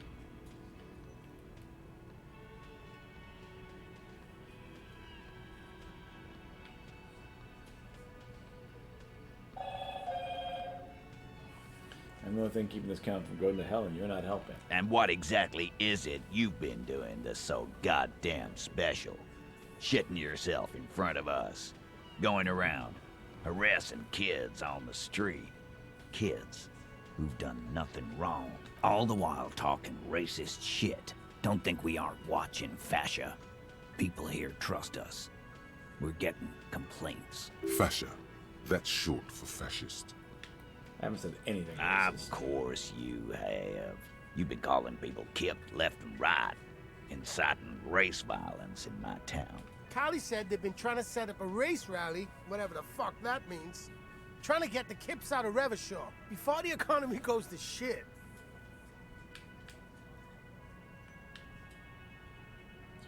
Sure there is. Callie said they're bulk purchasing confetti, ribbons too, and loudspeakers. Shakes his head. And fireworks. Callie works at the carnival shop, you see. Get the fuck out of here, you racist carny. There'll be no race rally in my town.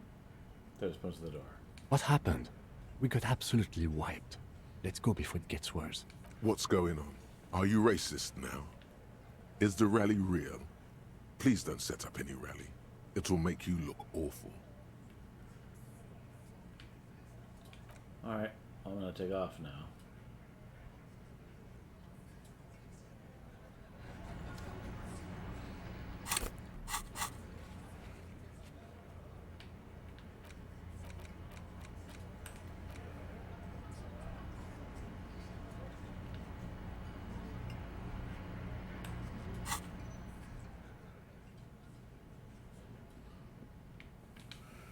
Alright.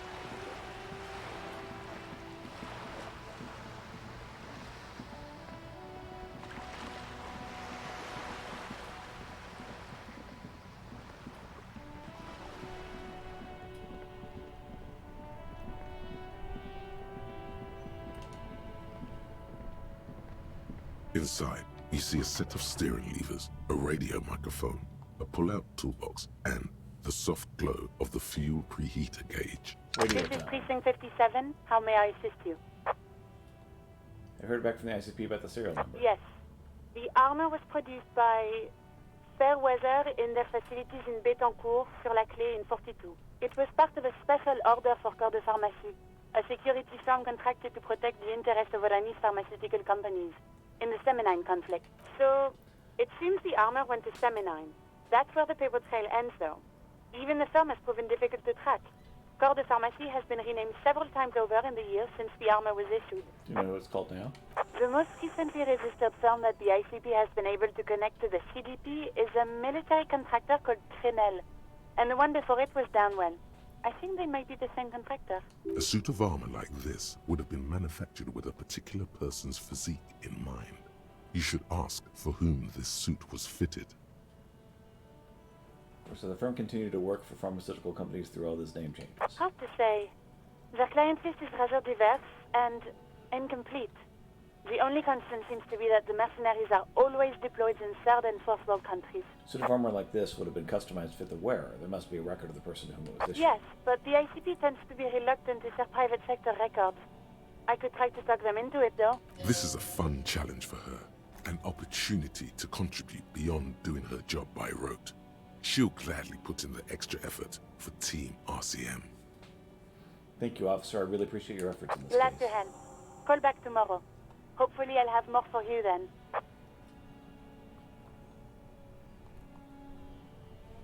Please connect me to the 41st again. Just a moment, officer. 10-4, come in, officer. Over. I've actually lost my gun, 10-4, too. I know, I already wrote it in a report, but it will stay on my desk for a few days. Over. 10-10, over. Roger that, 10-10, over and out. This is Precinct 57. How may I assist you? Connect me to Sylvia Just again. a second, officer. Sylvie Malaika on the line for you, officer. Yes. Hello? Recognize his voice. Hello, Sylvia. It's the police. Oh, again. great. What else do you need, detective? Do you know how my paperwork ended in the trash container behind the whirly? Well, Uncomfortable pause. you tried to jam it down the toilet, sir, clogging it completely. After I had unclogged the toilet and retrieved the paperwork, I threw it out in the trash, thinking you didn't need it. I am sorry about that. Anything else, detective? That's not exactly that sorry. I got everything I need, thanks. You hear the call breaking up on the other end of the radio, and then the already familiar voice. Anything else I can help you with, officer? 57's over and out. In the cabin, you see a set of steering levers, a radio on a hook, a pull-out toolbox, and the soft glow of the fuel preheater gauge.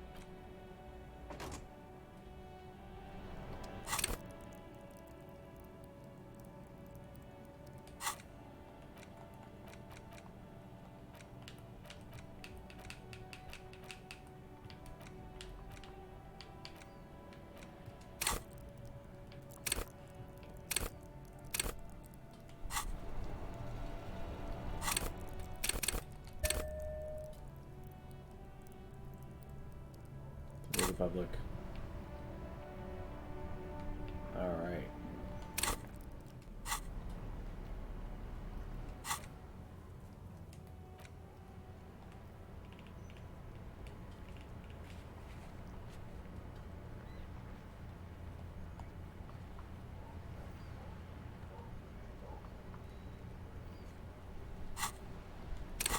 Let's change my outfit so I look less wimpy. I don't know.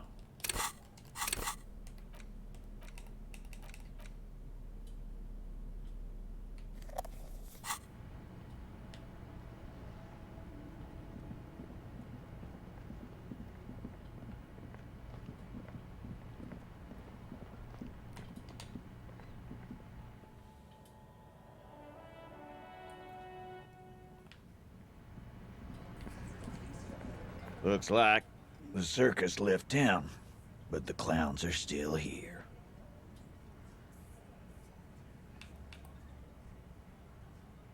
That was authority.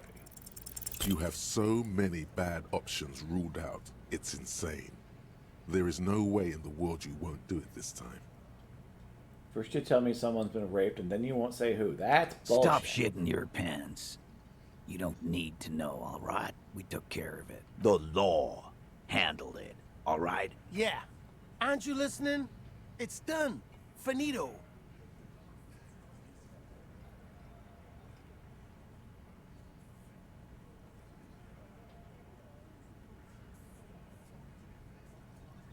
Maybe you're right. Maybe I'm not the law after all. Maybe everyone's lying What? to me.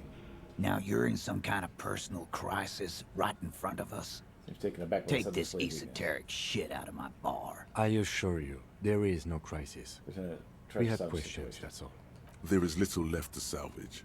Did I not tell you to pick the right option?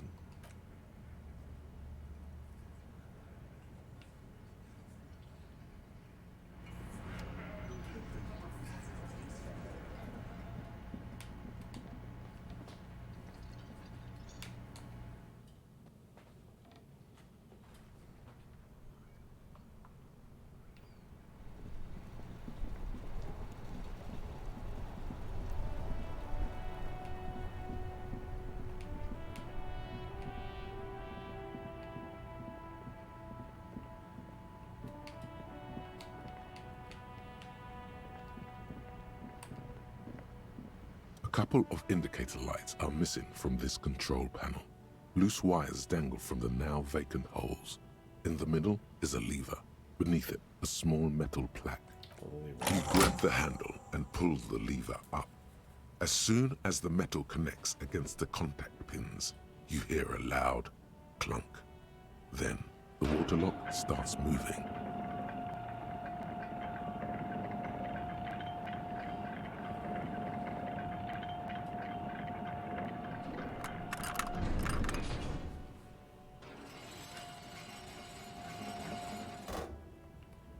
All right, we can go to the coast now. Expect rugged terrain and drunks. And if you wanted to forge that document for Evrard, now you can.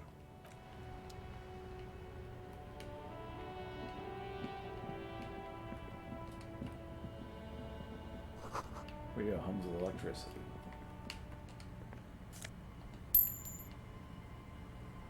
Yeah, 55 cents. 0.55 real.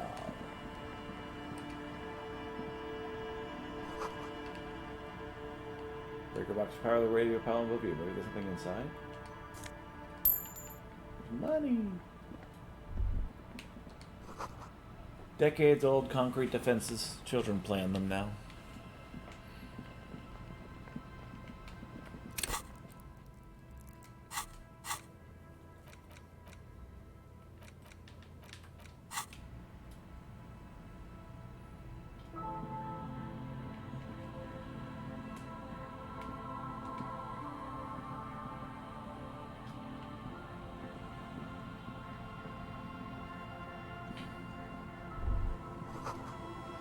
No entry. Someone scribbled an inverted star on it. Traffic beyond the gate. More abandoned motor lorries. Some more magnesium.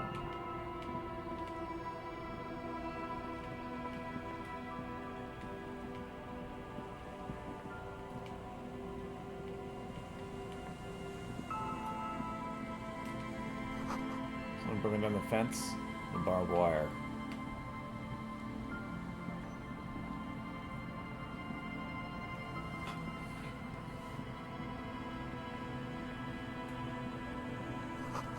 Swing is missing. No one's been here for a long time. 50 more cents. Wind corralled the 4-story buildings around this yard.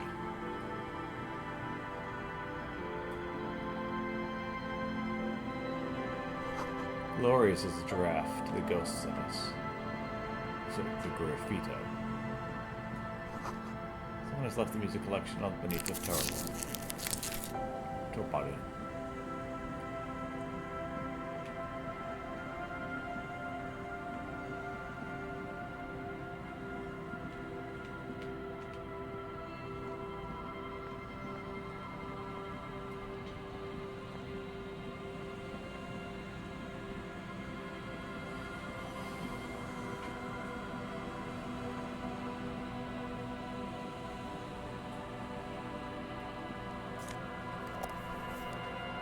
Smallest church in St.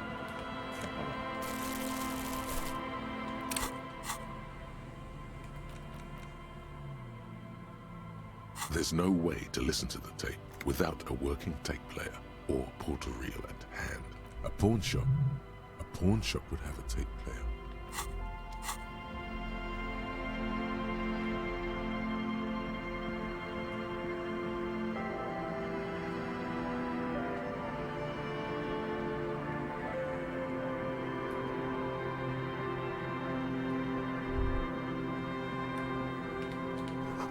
Creaking sound of broken axle grinding. A banged-up motor carriage lies half-submerged in the icy water, slowly sinking into the Insulindian Ocean. Only the cabin top, rear wheels, and the engine remain visible. It must be cold and lonely down there, in the icy water. Carriage in the sea? Where did this come My from? guess is it started its journey from the plaza, where it backed through the fence. Let's investigate I this. agree. We should definitely investigate. You get a sudden, sinking feeling. Stomach acid comes up as you look at the motor carriage in the deep, dark, cold water. When you hand it to the cold metal. The motor carriage is properly stuck in the ice. Getting it out would require a team of specialists. What's the make of this motor carriage? Can you see the logo? The logo is too deep in the murky water. You can't make it out, but you do see a monkfish float by. The ice hasn't closed around the vehicle yet. My guess is it's been here since last Saturday or Sunday. The estimate is correct. The incident probably occurred on Sunday evening. Well, looks like Jacob Eru's journey came to an abrupt end here. Your mocking tone finds no response, but the motion of the waves.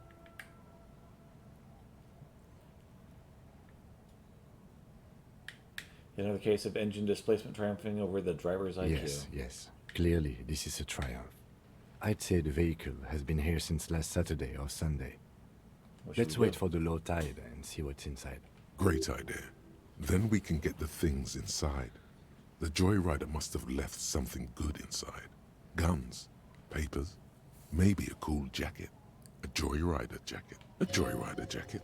You feel a strange connection to this joyrider.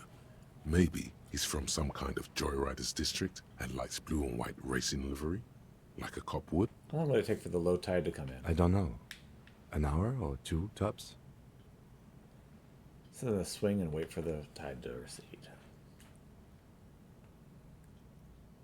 As you sit down in the old, rusty playground, the world around you becomes very silent. Nothing but the sound of seagulls high above in the sky, echoing like distant laughter. Ice cracks around. The tune on your lips forms a strange, yet undeniably beautiful contrast with the surrounding bleakness. The lieutenant gives you a quick glance. Then, still looking straight ahead, he joins you with a higher pitched and slightly more melodic trill. Two birds on a wire, whistling by the seaside, looking at the water and a sunken car. The wind blows. In the distance, behind the church, some vagrants are having an argument over a bag of tear they found in the reeds. Further away, a flock of seagulls lands. The clouds pass in the sky, and the shadow of the swing moves like the hour hand on a timepiece. 30 minutes have passed. Looks like this might take a while. Time to present a good topic for discussion.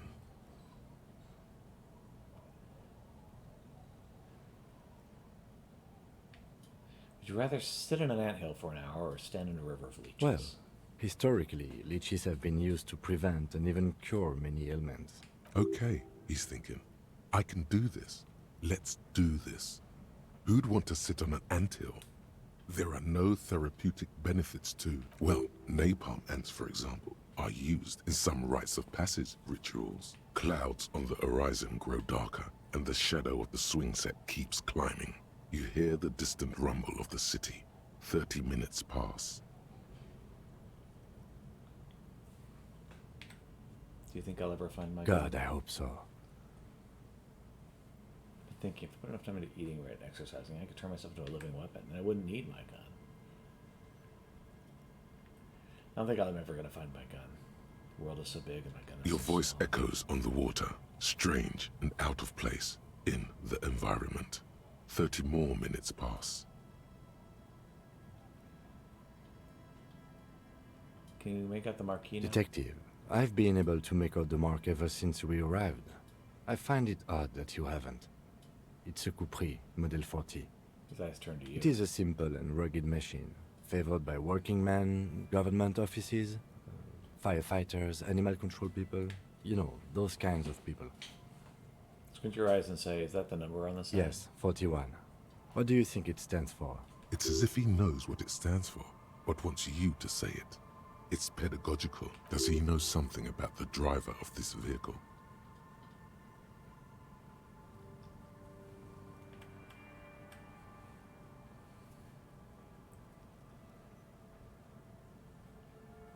I hate guessing. District something? A precinct? Something municipal? Rubs your temples. Getting A precinct? Yes. His A head police continues precinct. Precinct 41. Your precinct. A massive pit opens up in your stomach, and the most terrible feeling comes over you. No. Just no. Say no to this, Harry. Oh my god, it's mine. I drove my car into the sea. I'm afraid so, yes. It looks like you drove your police motor carriage into the sea after you jumped across the canal.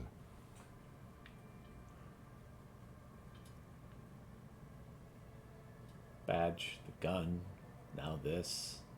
The lieutenant adjusts his glasses and doesn't say anything. There is also a fourth thing you've lost. A fourth More precious than the gun, the badge, and the motor carriage combined. Lost forever into the deepest of seas. Things were going so well, we just You can still listen. Besides, the night is always darkest before the dawn. Maybe I was in pursuit of whom? someone? I don't think so. That looks If skeptical. anything, you were probably drunk. Probably.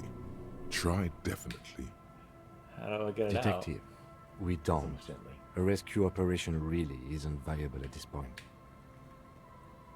Just gotta be there like that? I'm afraid it will have to be there like that for many years. Look at it. Looks around. Parts of it might be salvageable, but overall, this machine is a write-off. I can still fix That it. is very unlikely. Lieutenant replies with a sigh. All the electrics are toast. That goes for the electromagnetic steering and brake systems as well. You'd be lucky to find one undamaged component in there. Shakes his head. In a few months, there will be nothing but rust left of this vehicle. It'll be cheaper to buy a new one. Well, not cheaper. This motor carriage costs 40,000 real. But in the long run, it still makes more sense to buy a new machine than try to refurbish this. I couldn't even pay the hostel bill. Let's face it, this is a substantial loss to your district's budget. I mean, my station only has 4 other vehicles in addition to my kinema. He's avoiding your gaze now. This was 20% of the station's vehicular budget. They're not gonna take me back after this, are they? People are more valuable than machines. That's Training a true. police officer is even more costly. Well, at least I can see what's in there now. Yes. Let's go take a look. Regular law official. You've done it, Harry. Whatever else you are, you're also boring now. It was not easy. You spent most of your life trying to funk up every nook and cranny of your personality. When someone says something political, the first 3 thoughts in your head are a ludicrous hodgepodge of communism, fascism, and stock tips. When they ask you why you did something, it's superstardom, apocalypse, or the mea culpas of the flagellant cop monk. It's not easy reaching for the 4th option, the normal one. But you have. And now, you're not just crazy. You're also boring. Alright, so Shiver Song Grasp of Reality. Empire, dull but solid. All learning caps raised to 3.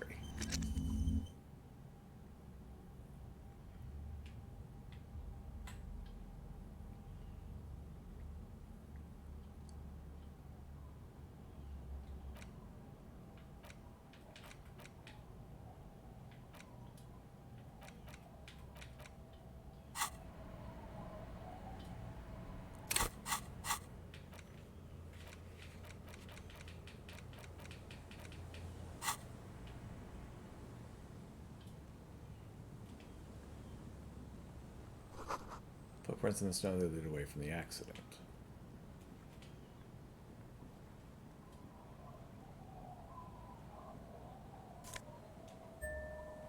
Banged up fuel canister.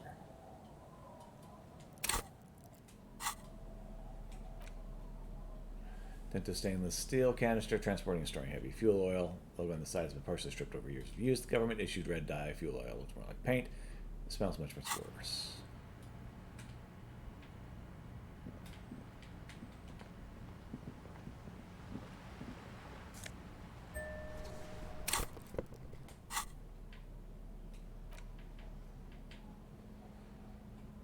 RCM Commander's Jacket. Esprit de Corps and Visual Calculus.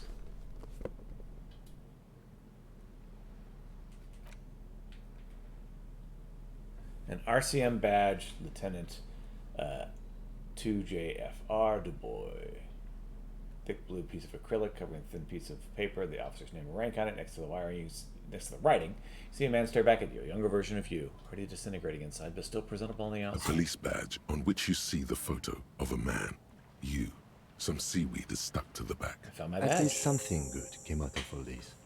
Lieutenant glances at the badge in your hand. Stay to the badge. Encased between two durable plastic sheets is a bluish card with lines of information and a watermark in the shape of the street grid of Revachol West.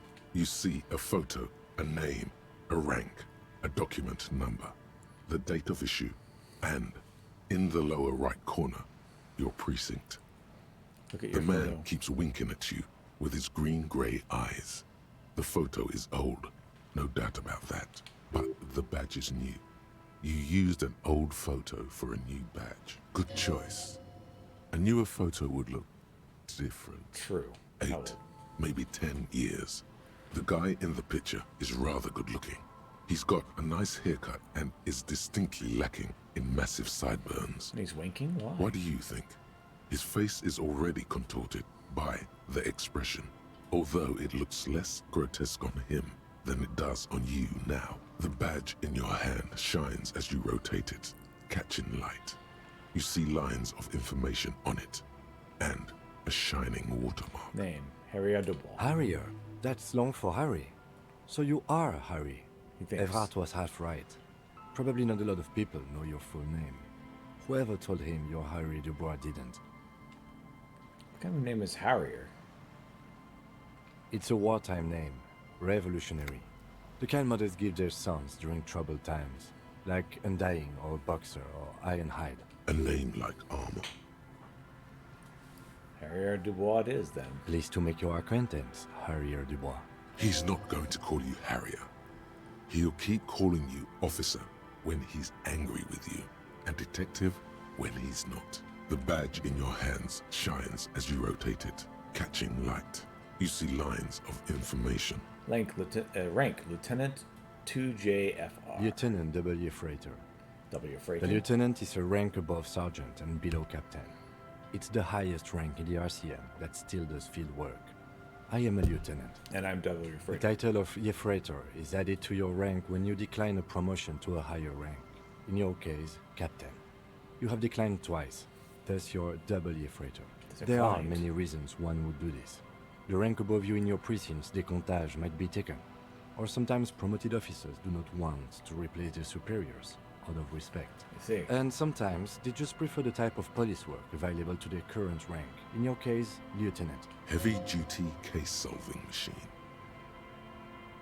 What's a décomptage? Décomptage is the hierarchical system employed by the Revachol citizens militia. It means counting down to twos. The countdown is modeled after the dual leadership system employed by the left during the revolution, which in turn was developed by last-century experimental psychologists in the University of Königstein. The lowest rank is junior officer, usually teenagers. Then there are the patrol officers, then sergeants, lieutenants, then a captain. That's basically it, except for a few kinks. Kinks? Kinks like satellite officers and the additionally a freighter rank I already explained. The long and short of it is, you're his superior. Wait, satellite You are officers? given the title of satellite officer if your partner is quickly promoted through the ranks and you rise with him. You don't seem to be a satellite. So you've been putting up with all of my bullshit because I'm your superior? No, I've been putting up with you because despite an unconventional approach, you are doing good police work. It matters more than driving your motor carriage into the sea. Smells I know encouraging. we've even found your badge. He trusts you, for now.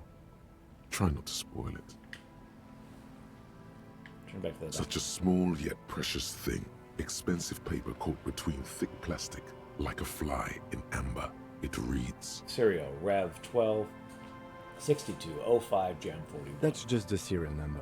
Revachol, Jamrock, Precinct 41, with some numbers thrown in there for good measure. The numbers are not there for good measure. They have an administrative purpose, one that's unfortunately been erased from your memory. Date of issue, 7th of November, 50. 4 months ago. I'm guessing that's when you were promoted to the rank of Lieutenant W. Freighter. A new badge usually comes with a new rank. You seem to have been doing well then. The case created a lot of edge you have to take off. The death march really gets us going. You're pretty sure you weren't doing well, but better? Probably yes. Precinct 41? Yes, it's the designation of your precinct. 41. Like mine says 57. The 57th is mostly industrial harbor. A lot of asphalt. The 41st is... He stops. What? It's a tough station to work in. You have all of Jamrock to cover. That district should have 3 precincts, but money is what it is. It's no wonder you are like you are, he thinks. But then again, it's a legendary district, and a hell of a station too. It must be an honor and a curse to work with people like Price, McCoy, Berdiaeva. Roberts, Feuerbach, Dimitri. Suddenly, names from your decomptage flash in your forebrain. The badge in your hand shines as you rotate it, catching light. You see lines of information on it, and a shining watermark. Put the badge away.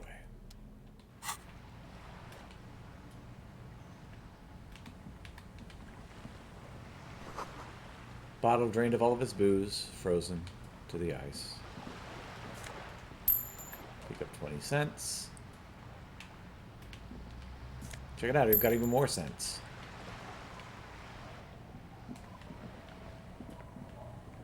Suck it, everyone who said I was senseless.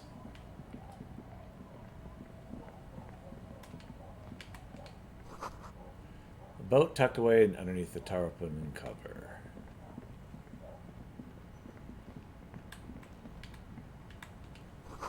Understand the boat has recently been tarred.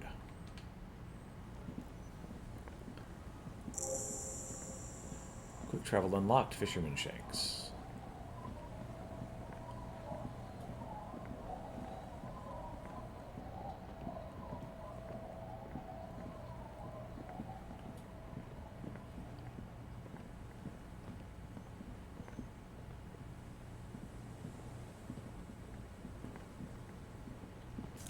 Wilson House. Intercellulary trousers. See dust-colored linens, dried tulips on a bed.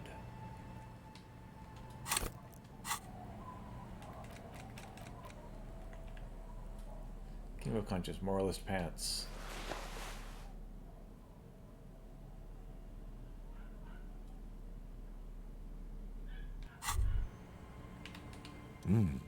These are some wonderfully regular pants. Not too tight, not too loose, moderate in every sense. You'll blend right in at some pleasant dinner party. I like regular normal things. I know you do. These Inter-Isolari pants are like wearing a perfect compromise in your nether regions. No one will call the moral intern on you like this, that's for sure. You're a little more moralist now, buddy.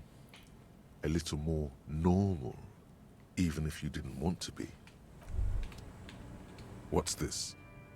We're getting reports of normal, reasonable, temperate, political opinions somewhere in Martinez. That's me, I'm Mr. Reasonable. Something's got to keep it sane around The here. air suddenly feels calmer, more transparent in a strangely tender way. Perhaps it's the hangover.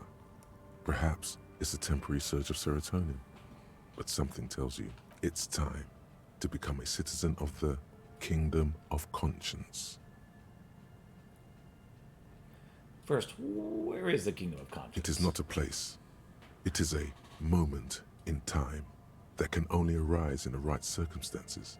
In all of human history, it's only been achieved a handful of times. How do you bring about these circumstances. Incrementally. History's greatest catastrophes have been brought about by people trying to make the world a better place. Too quickly. That's the genius of Dolores Day. She recognized that progress is meaningless if its gains are lost because of instability. Real, lasting change can only come about gradually, increment by increment. What about all the things that are wrong now? Tisk tisk. Just because you live in the present doesn't mean you have the right to place your needs above the needs of the future. You may never live to see the kingdom of conscience. Your children may not. Even your grandchildren might not. But that's no excuse not to keep working. What rationality? Wait, is the kingdom of conscience really about doing things or just preserving the status quo?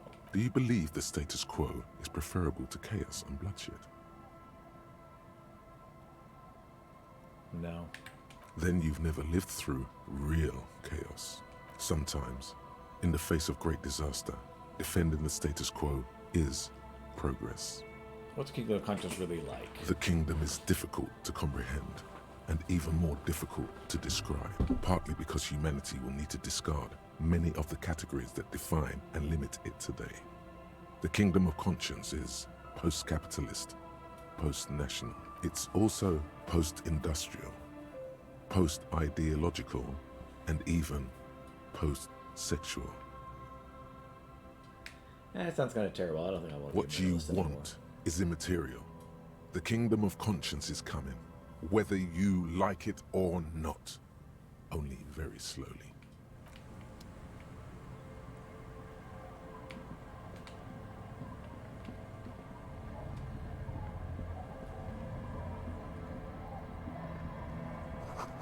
My curtains have been drawn shut. No one is looking in. The worn and beaten wooden planks of the bench do not look overly comforting. We can sit on benches after we've solved the murder. Let's go. You can revisit the bench if you ever need to pass the time when Lieutenant Kitsuragi is gone. Cinder blocks charge basic fireplace magazines for fighting. Or lightning? Lighting? There we go. Sense of life in the north. Washboard scrubs wool from the fabric. Washboard scrubs filth from fabric.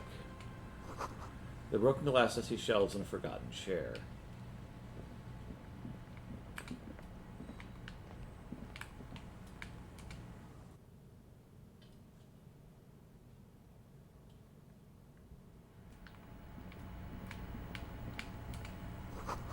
See a dim red chair in the dim light of the room.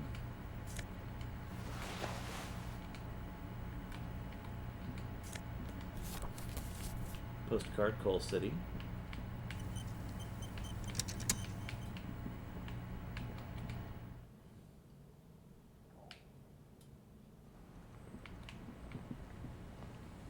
Who wouldn't want a postcard from Coal City?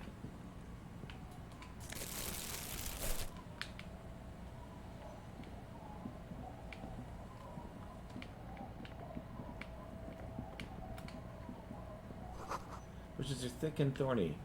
Too thick and thorny to pass through. The worn and beaten. You can We've already looked at that. Let's look over here.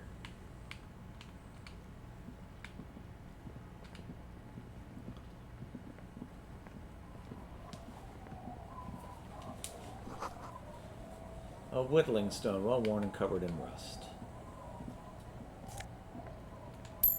Grab some more money.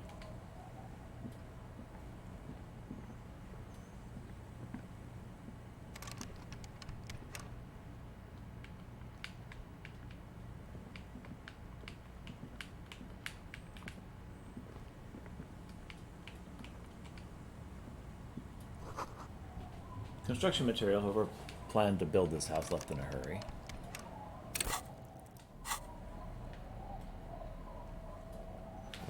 Two drama theater kid.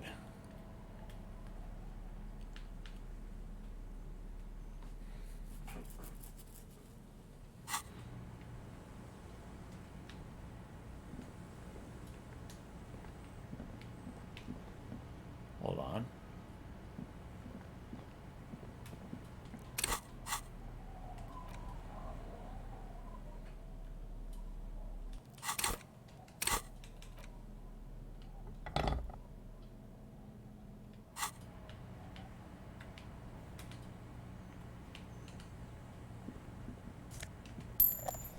magnesium and some money.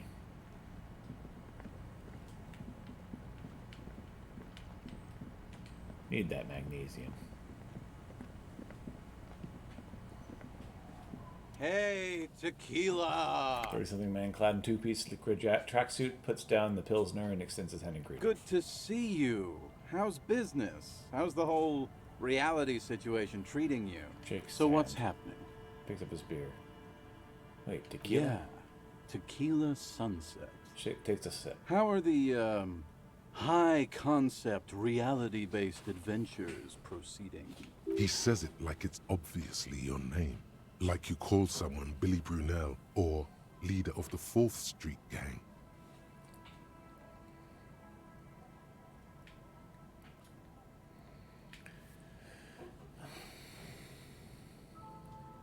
Nothing special, like everyone else. I have all sorts of wild thoughts running through my head and then pick the most boring one. Things aren't going super well for Idiot Doom Spiral either. Haven't found those keys yet, haven't won that great piece of ass back. No word from my business buddies. Takes a sip from his beer. This guy's your buddy. You feel it immediately. You belong to an organization, a fraternity of drunks. Idiot Doom Spiral, huh? This is bound to be a good, high-concept conversation. At last. Could you and your pal sign this document? What's it about? Waves his hand apathetically. I'll let my hand address the situation. Maybe you've heard. I used to be a very successful businessman. I've signed more than a few lease forms or whatever the fuck they were. Anyone's got a pen? The pro's gonna do it. Yes, I have this green ape one. All right. Grabs the pen and paper carefully, scribbles in the dotted line next to Lynette's signature, Idiot Doom Spiral. I need these 2 signatures on the document. Hey, Abs! Shouts the mumbling drunk. Hey, Abs! Don't you? You cool, Abigail? I need you to sign this document right here. Puts the paper and pen in front of the It's man's face. important. Don't call her. Something hand catches the paperwork. Lays it on his knee and starts writing slowly. Handwork is almost illegible due to his shaking Don't hands. call Abigail. Friends grabs the document and admires it. Great job, Abs. Nailed it. I'll hand it back to you. I can have the pen back Don't too? know if I've mentioned it, but I used to be a businessman. And as a businessman, I am going to keep the pen. For my trouble. Not confidently. You've done a great service to the village of RCM and to Reverend Shaw. Hey, guys. We're heroes. Waves his hand erratically to the other About guys. fucking time, man. I've done my duty. Brings his hand up to his head for a salute. Don't call Abigail. He snorts and takes a swig from his bottle. The bottle is empty. Thank you for your services, gentlemen. Turns to you. Should we go and mail these? I think I saw a mailbox on the plaza. A few more questions. Okay, what's on your mind? What do you guys do around here? We are saving the world. Looks at his comrades. Please. Please don't call. Don't call. Begs the man in the pipe. Okay, we're drinking. We're drinking alcohol. That's what we're doing. I tried to save the world once, a long time ago, with enterprise, creativity, and willpower. But that didn't work out. So now, it's a pirate's life for me. What is Tequila Sunset? You keep saying. It's you. You're Tequila Sunset. How do you know this? We've met before. Don't you remember? No, you sure don't. No. Aha. Takes a sip from his beer. Do you want to know how Tequila Sunset came to be? Go ahead. Let me take a sip to moisten up my cords. Takes a big sip. Tequila Sunset rolled into Martinez last Friday. And by Tequila Sunset, I mean you. The man, the myth. Was I alone? Hey, let's not jump ahead of ourselves. This is your story. Stop interrupting. Takes another sip. You got here on Friday to solve a case, hoping to be the early bird who gets the worm. And by the worm, I mean the buzz. Because as far as I know, all you did was get piss drunk. Word on the street is you went around the local hostel telling people that you're a police officer, and that it would be really fucked up if you shot yourself in the head right in front of them. That's pretty high concept, if you ask me. It is. The lieutenant's brow is furrowed. He's listening as casually as he can. Oh yeah, not the first time this comes up. Hey man, I'm not judging. There's This a bottle for life's a valley of woes. Some of the highest concept people in history have killed themselves. And been drunks. Either way, it was a late Saturday night when we, the Union of Moribund Alcoholics, got our drink on. Nothing remarkable about this. We get our drink on 24/7. Makes everything warm and glowy. I trust you know the feeling. One moment we hear the sound of a motor carriage revving up somewhere on the plaza, followed by a series of dings and bangs. Naturally, loud noises pique the interest of anybody owning a pair of ears.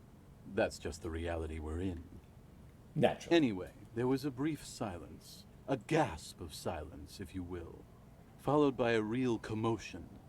We heard the carriage careening towards the coast at top speed. Sounded like someone jumped the canal. We grabbed our brewskis and rushed to the jetty. Never underestimate the speed of an alcoholic. Indeed. What we saw was a sight to behold. A beat-up police carriage containing you. Right there on the beach. You revved the engine and screamed at the top of your lungs, "The time hath come!" So, naturally, being the curious cat I am, I asked what time hath come. To which you replied, "The time hath come for tequila sunset, the end of all things." Every word I said was true. Tequila Sunset will break the loom of reality. Looms. Why not? Then you jammed the pedal and plowed right off the jetty and through the ice. We ran towards the ice whilst you crawled your way out, miraculously unhurt, covered in seaweed and shit, like some kind of sea monster. When we finally got there, you were sitting on the beach crying. You said that your badge and uniform were in the car. It was too late to get in there, though. The carriage had sunk too deep. Recognizing a brother in need, we offered our condolences and invited you to party with us, which you naturally agreed to. We asked about the whole tequila sunset thing, and you told us it was your name now and insisted that we all call you that from then on.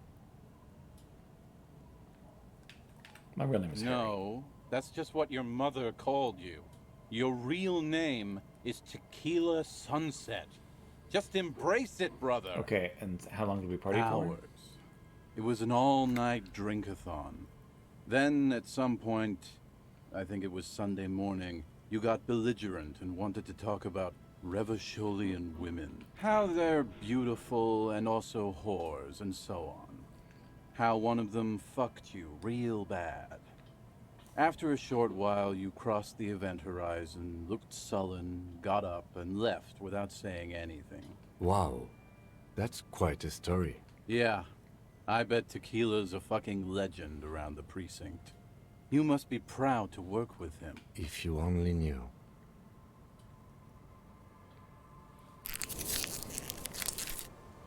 Did I tell you anything specific about this person that fucked? You were pretty vague about it, but you kept saying you got fucked real hard, and that we've all been fucked too.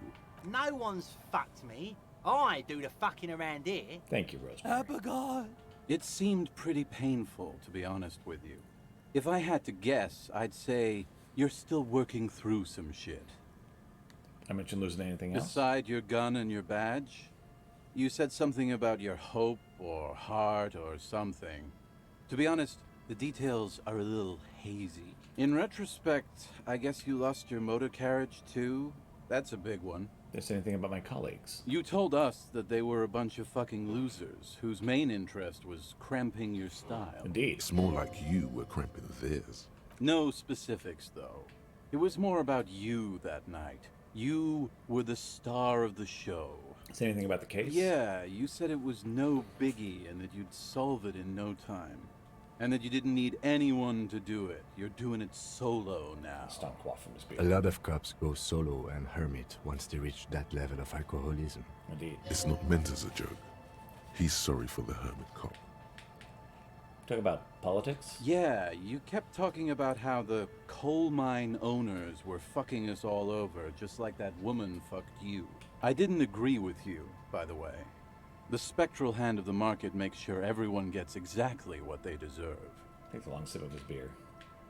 You gotta read him what kind of cop I was. You kept calling yourself a goddamn superstar who'd cleared 501 cases. As you've already determined, the actual number is 216. But what's a little embellishment between friends? No thanks to the squares at the precinct, as you put it. I don't need to hear anymore. It's a hard thing for a man to confront his past. That's why I avoid mine at all costs. You seem to be characterized by your storytelling ability. Want to tell me another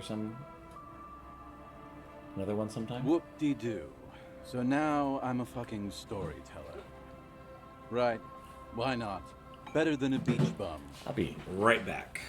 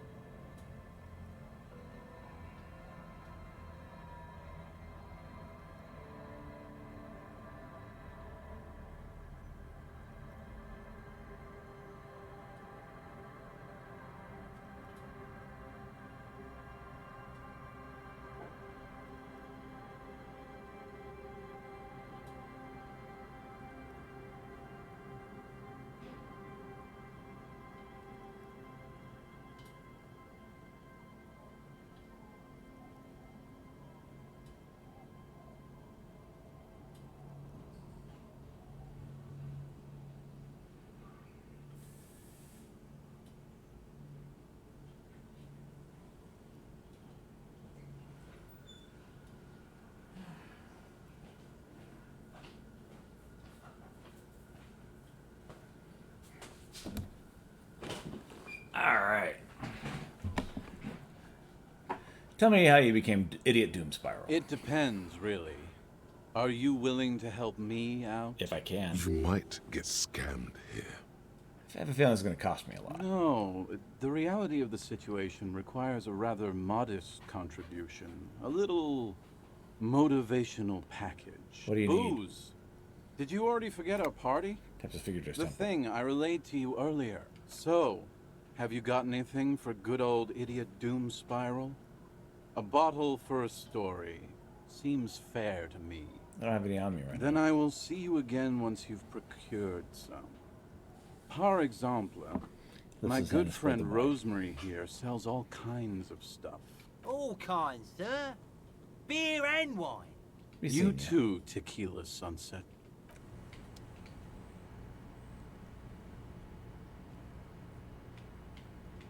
Just life, friend.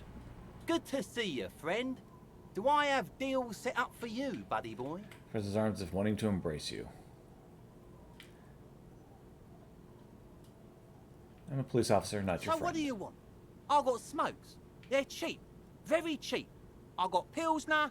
Great deal. You won't get a better deal on that piss. Spirits I can let go for 300 real. I also have speed. And by speed, I mean amphetamine. What a business venture you've set up here. Oh. The Starts lifting system's his been eyes. good to old Rosemary here, and I'm milking her like a bitch goat in the backyard. What do you mean? You see, friend, He raises his man index makes his finger. own luck. And I made mine real good. Got my hands on 3 bottles of liquor exquise. Sold 2 to the fellows around here, and immediately invested the profit. Bought cigarettes, bought beer, even bought a bit of speed. And look at me now. I got everyone on my hook. He spreads his arms and smiles a quick, The toothless hook. smile. Where is it? I can't see it. Looks like you are on your own hook, too. Of course, of course, of course. It is what it is, you know. What it's always been. People, buddy boy. It's the people. So why does a bottle of spirits cost 300 real? See, friend, it's real valuable. Worth every real, if you catch my drift. Got it from a bit of a business venture. No one can buy spirits for 300 real. It's crazy. You know what's crazy, actually? Grins and bursts out laughing. 3 gulps of his pilsner and stares at you intently. What is? What? Keep him talking. What do you mean, what? What do you think is crazy earlier? This guy. He says and shakes his index finger at you. Conversation might bring a discount, no?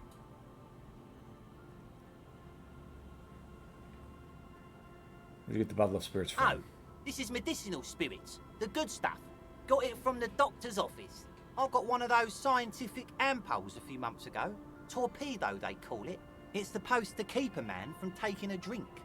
Spits a nasty yellow cloud on the ground before Didn't you. stop me for shit, that's for sure. 5 lemons with Where's half a your pack pride? of butter and you're good to go. That's a good tip. I should remember. It really isn't. In a week, the goddamn kidneys cooks. started giving me all kinds of help. Finally, the missus took me to a private doctor's office. Not a charity, the real thing. Those arseholes. Those arseholes charged me £4 to remove the damn thing. But I came out on top after all. He's visibly angry. Assholes. But the idiots left me alone in there. Now, I used to teach high school biology. I know what doctors use to preserve dead things. Gets an excited gleam in his Like eyes. 3 cans of this blue medicinal stuff from the back room. Threw the snakes out and voila. What's left is this beautiful blue stuff. Shakes the bottle. 98.7% almost pure alcohol. This is preservatives. 2 I already sold to these fine gentlemen here. Not just But companions. this last one is yours for £3 if you want it. Don't say it.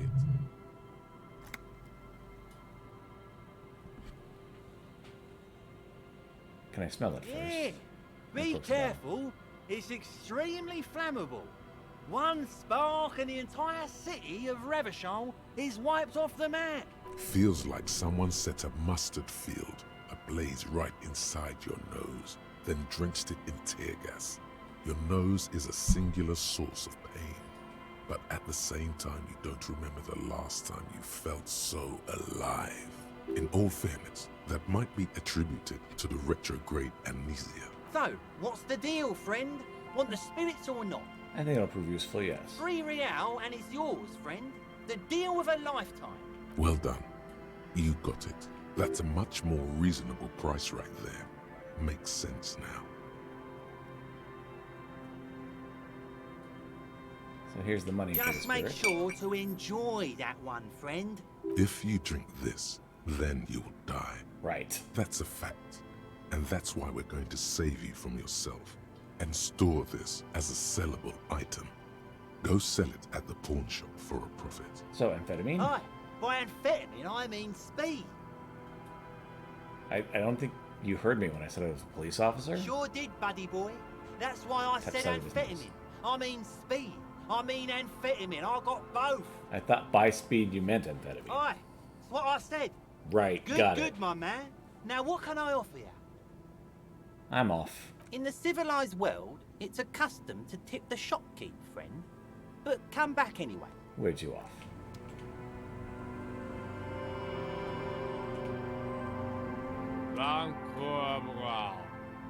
Grumbles an unshaven man with a ruddy nose. He narrows his eyes at you as if in recognition, then turns his head away. Don't you call her? Yeah! Don't call Abigail! Who is Abigail? Uh-huh. Got the disgusting snort and Abigail. mumbles. Don't you fucking call Abigail. He draws out a disgusting snort, then mumbles, waving a finger in your general direction. Abigail is his wife or girlfriend. Chances are she's gone. Calling her wouldn't make it any better or worse. You're not going to get anything out of this guy. He's too drunk. Why shouldn't I call Abigail? He snorts and beckons you to lean in. Oh, we're leaning in. Don't call Abigail. Don't call Abigail. Tell me about your friends. Don't you fucking call her. Hear me? Voice trembles with every word, becoming Abigail? even weaker. Where am I? What is The this man place? hiccups, then mumbles something unintelligible. Who are you? What's your name? Don't call Abigail. Eyes look around erratically. The look at them hazy and unfocused. Don't call Abigail, he says. Hey, I'm an important official investigation. I demand you answer my questions. There's no use in yelling at drunks. Lieutenant He's Ajax. barely holding it together. The drunk man starts coughing, a really disgusting, hacking cough. Don't. Man Don't stutters. call Slowly his head nods to the side and he passes out, tongue dangling. There was little chance he'd be a reliable witness anyway.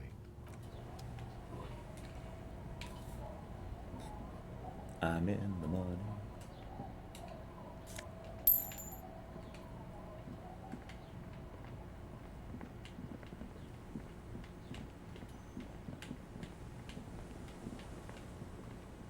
Yay, rocks! The scruffy-haired little boy kicks a stone. He can't be more than 5 years old. The other one looks indistinguishable from him. He watches his brother kick the stone with his tongue lolling out of his mouth. Hey, where's your the mom? kids don't reply, absorbed in their little game. You boys look identical. The stone-kicking one becomes frantic all of a sudden, as if that's something to be scared of. The obvious fact that you just stated. He looks just like me. The other one says, yeah, I said that. The boy doesn't answer. His brother throws another rock. Both of their hair is covered in some kind of dirt. You're bad with kids. Lieutenant remarks with evident glee. And what are you, Kidmaster General? Maybe I am. Now, how about some actual police work? We are not getting anything here. Bye, kids. Take care.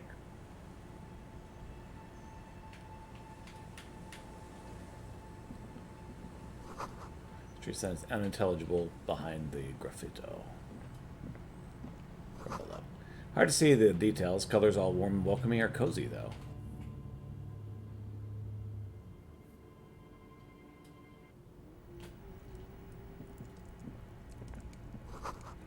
Industrial coal pellets burn with an orange glow.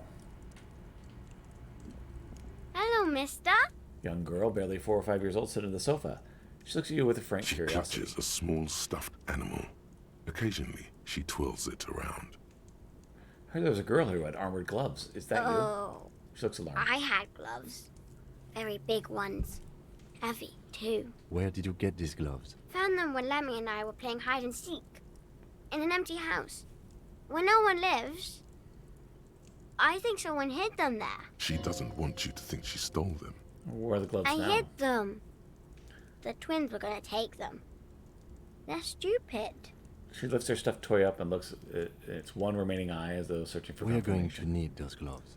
It's for important police business. Enunciates the last 2 words carefully. Oh. She doesn't seem to understand, but the lieutenant's tone has conveyed her the importance. They're in my sandcastle. It's Behind somewhere our outside. house. Under the sand. You can break the castle. It's not very good. And where are the parents? My mom's outside. And I don't really know about my dad. Gives you a bright smile, like it's a good thing. Twins outside your brother? Yes. They don't want to play with me. They're older and play outside. They look the same. Sometimes I can't tell them apart. They look identical, right? That's They the same look thing. identical. Slowly processes the word, then snickers with laughter. What's that? Points the It's a stuffed word at the ceiling. grouse. She helps, smiling You broadly. might be able to get on Gart's good side if you replace the broken skewer you almost certainly broke.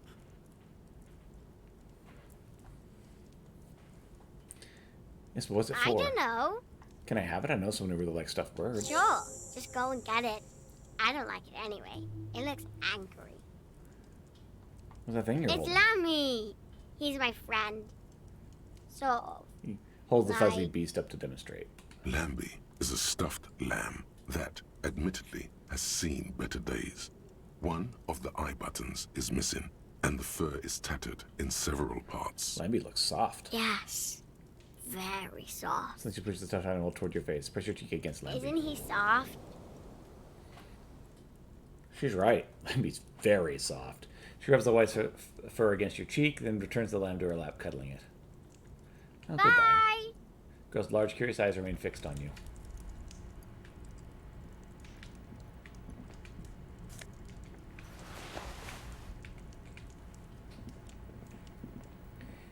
We got the birdie.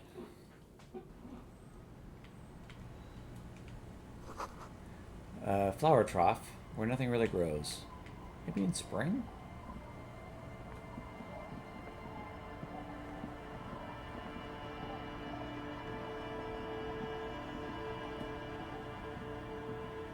Weather has not been kind to Lily's little sandcastle. The once mighty towers are quickly eroding away.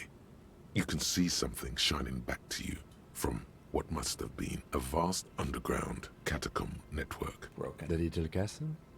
The reigning lord must have come upon some really tough times to let it sleep in such decrepitude. Reach in the catacombs and pull out the shiny object. The walls and floors give way to the giant's greed, collapse and present you with a pair of ceramic gauntlets. Congratulations. That's the gauntlets down then. We're doing good on the armor collection front.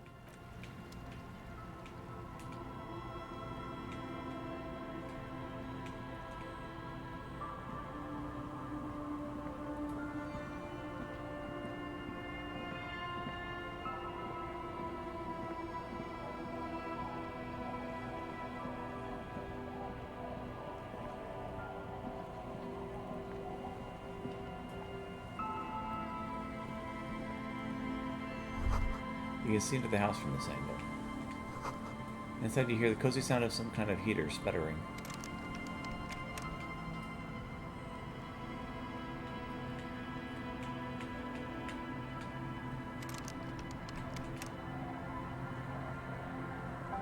Kiss the mama. There's the bucket of clothes, some odd melody, her eyes are closed. You're not sure about the melody, but it might be South Samaran, possibly Sigayan, also known as the apricot suzerainty. Welcome to the fishing village. Opens her eyes. Please lean in closer. I have cataracts. If you can't see, then how do you know I was here? I still have a golden ear. Come, come. Beckons you toward her. Lean forward. Oh, welcome, Have a police pencil over. officer. We don't cause any trouble around here. And we don't want any trouble either. We are not here to cause any trouble, madame. What he said, we're cops, we didn't cause any trouble, we're here to take care of trouble. Oh, of course. Last time we saw you around here was 12 years ago. You also came to take care of trouble then. Wish you did. But still, in Martinez, you're considered an ill omen.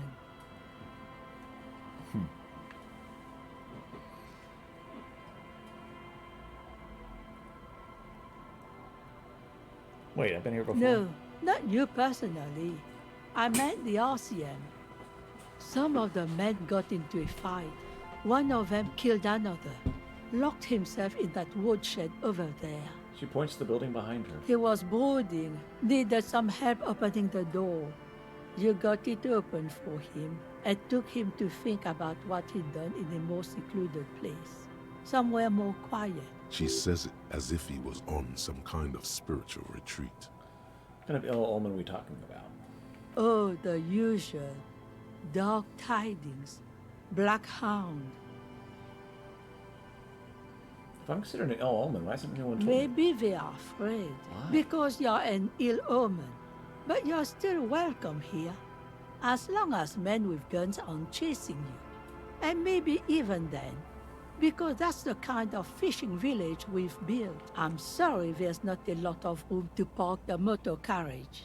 And not a lot of houses. Or a lot of people.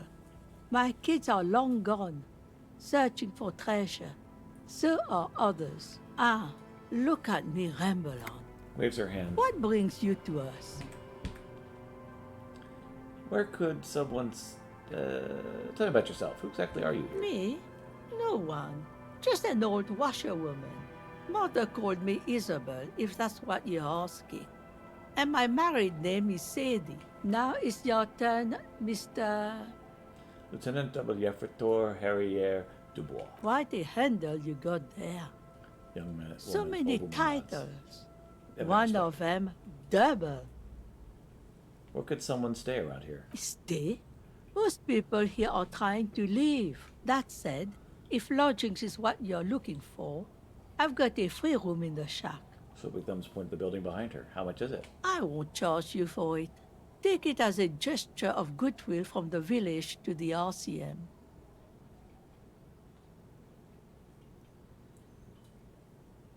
There's this guy, Gartz, who makes me give him money every night just so I don't die out in the cold. That's exactly how they get ya. That's why we built our own cinder block houses on the seaside. So we don't have to give money to those crooks. Looks around. We might not look like much, but they are ours. Why isn't anyone using the room? My kids grew up and left like they do. The house is long empty now. I live in the small side attachment. It's easier and cheaper to keep warm. You've got yourself a tenant. Don't make an old woman regret opening her house to the police. She appears from under her apron. She hands it to Well, him. if you are not in the hostel in the morning, I'll know where to find you. Looks around and Here, adds. in a shack. He's a little relieved you're no longer in that room. What's in this fishing Just village? us. It's barely a tight. village anymore. We almost don't exist. What do you mean? This is pretty much a non-place. She grins. A gap. A blank spot on the map. Just a cluster of nameless shacks on a nameless street. The place is so pornographically poor, it's not even funny.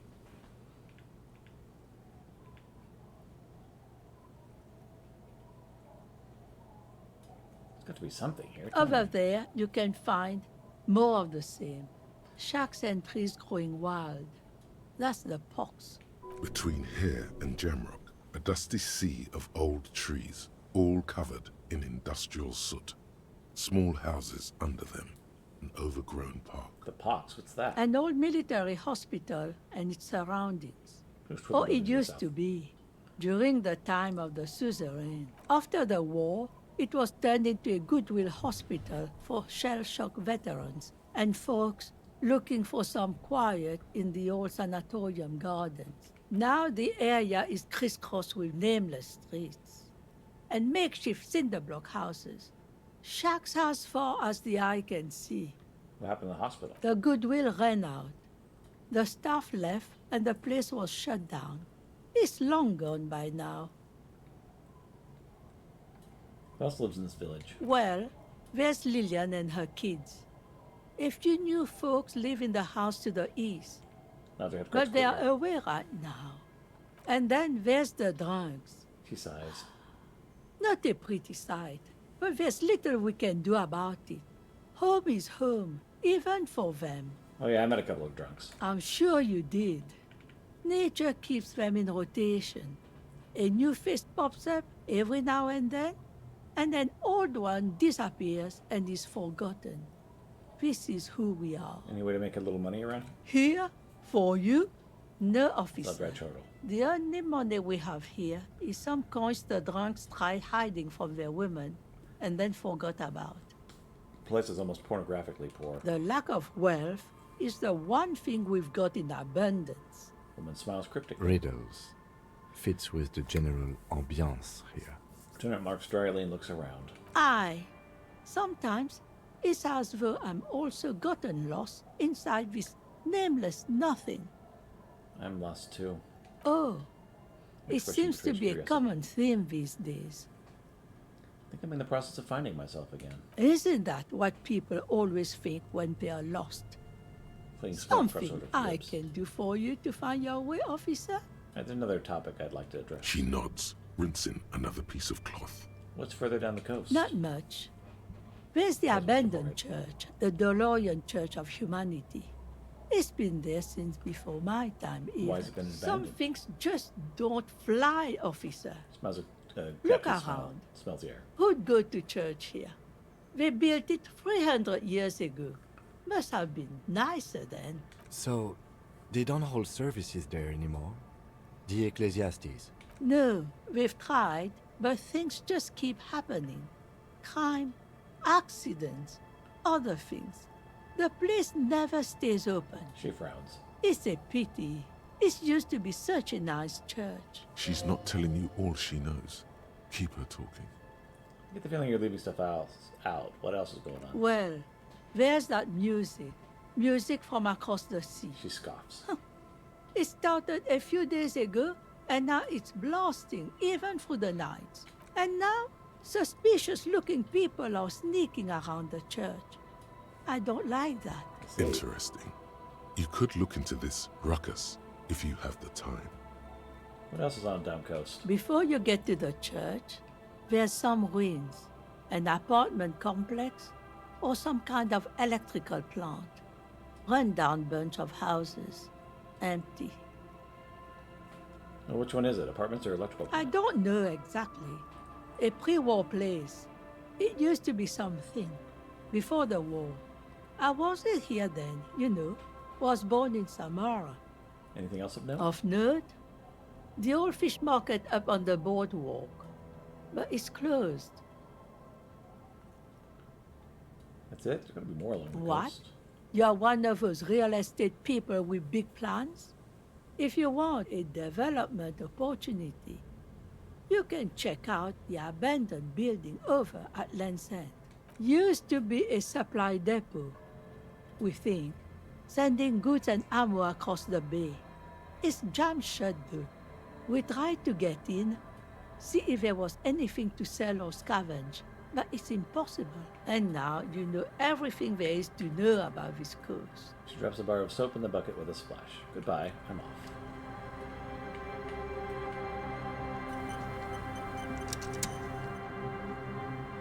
The door has seen better days. The layer of paint has started to peel off due to the salt and wind from the sea. Even the lock looks slightly rusted. I'll wait outside to give you some time and privacy to check out your new living arrangement. But just so you know, after we are done with the day, I'll still be staying in the Whirling in Rags for the night. We'll meet in front of the shack in the morning. The key turns with a satisfying click. You can enter the shack now.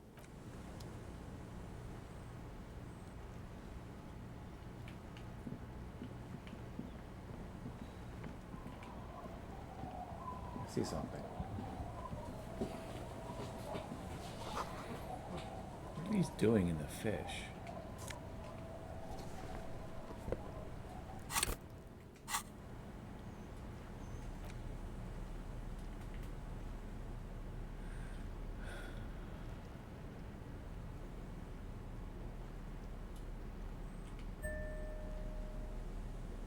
The digits. Smoke perception and a view from above.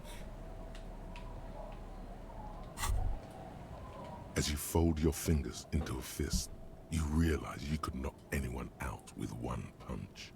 The white ceramic gloves wrap around your digits comfortably. I'll be responsible with this. This is just to protect me from harm, not to show The hardened vitreous enamel, at once sleek and voluptuous, adds a glow to your cheeks and a spring to your step. Just imagine what a full suit of this stuff could do for you.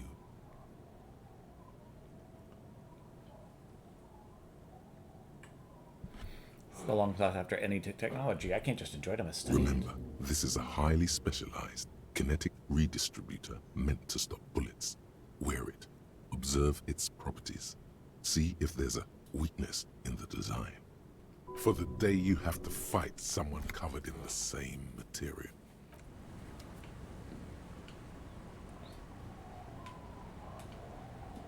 You see the RCM we're on for 8. Hi, officer.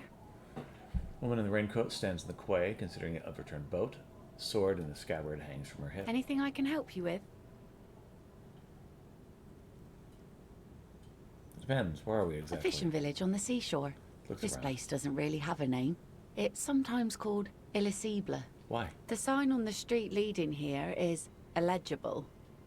Has been since they built this place. The wind rattles her earrings. It depends. Or, oh, sorry, I said that. I have questions. First is, what is your name? The name is Lillian.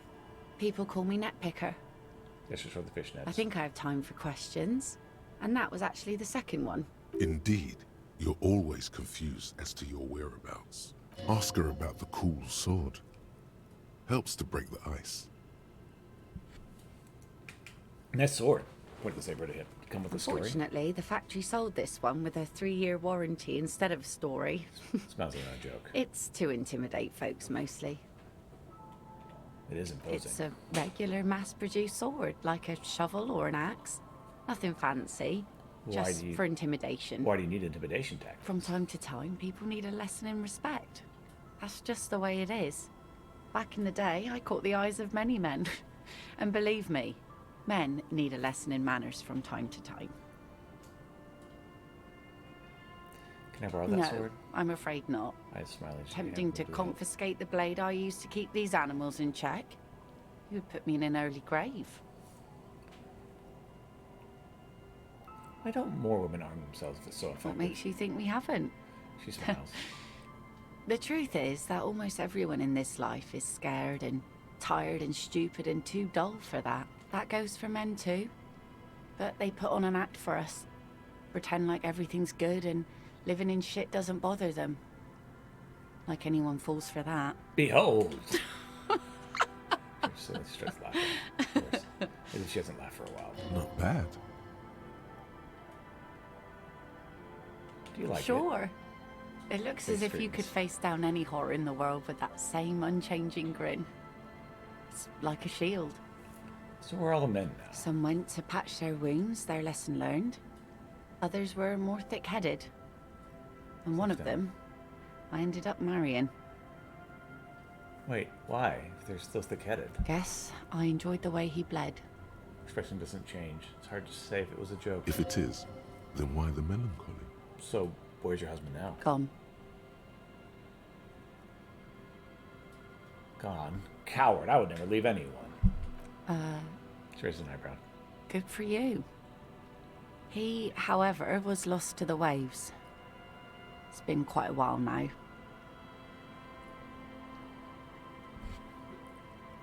Oh. He didn't respect the sea. Went out there, drunk like a skunk, and sure enough, one day the boat was found floating empty. A bloated corpse turned up 2 weeks later.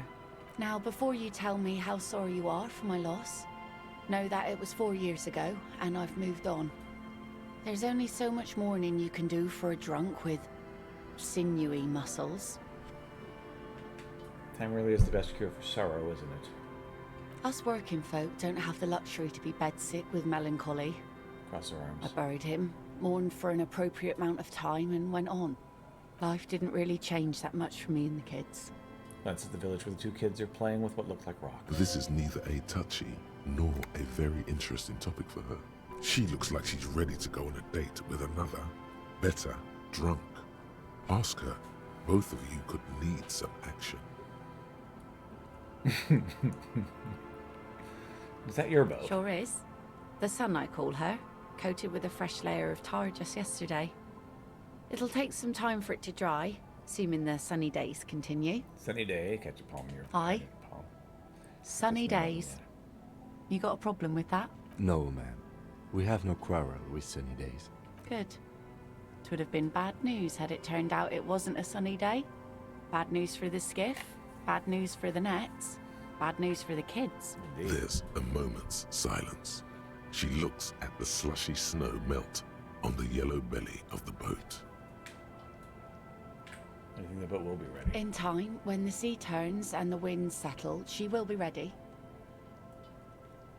Waves wash the sand. A skiff moves across the mirror-smooth sea, far away from here. A lone passenger, a fast sloop in the distance. White sails. My prediction, it will be at least 2 days. I'm looking for someone. Maybe you could help. Let's see. Who are you looking Ever so for? slightly. Looking for missing cryptozoologists. You frown, I thinking. don't think I know what these are. Care to elaborate? People look for imaginary animals. Aha! She Like explained. snowmen. Snowmen. I haven't heard about those. 2 old guys have been wandering around here, nose in sand, talking nonsense about snowmen and the like. Wait, the like? Right. Not only snowmen, also green men, monkey men burning rhinos. You get the picture. Oh, you're getting it. And it is gorgeous. Where'd they go? I don't really know. Further down the peninsula, I guess. I mean, that's where they were heading. She points north. Who else are you looking for besides snowmen? That's it. Not going very Well, much. how can I assist you then, officer? What do you do around Like here? I said, fish mostly. Sail the waves, take care of the kids, pick nets. Right now, I'm tarring a little skiff. Is that enough to make a living? Sometimes I also walk to the beach to see what the sea has given up. The sea is full of surprises. Keep it professional, man. Don't make it sound like you're hitting on her. This is what is called a conversation. You don't have to be guarded right now. Interesting. What have you found? Wood, pieces of glass. Every once in a while we see dead bodies. Human, animal, fish, other odd sea creatures. A mine washed ashore once. Bottles, drugs also. lost cargo in general. Looks at the beach. Most of the time it's just wood and glass. All right. Major choice moment. You only get to ask one thing. It would be weird to say them all. Choose wisely.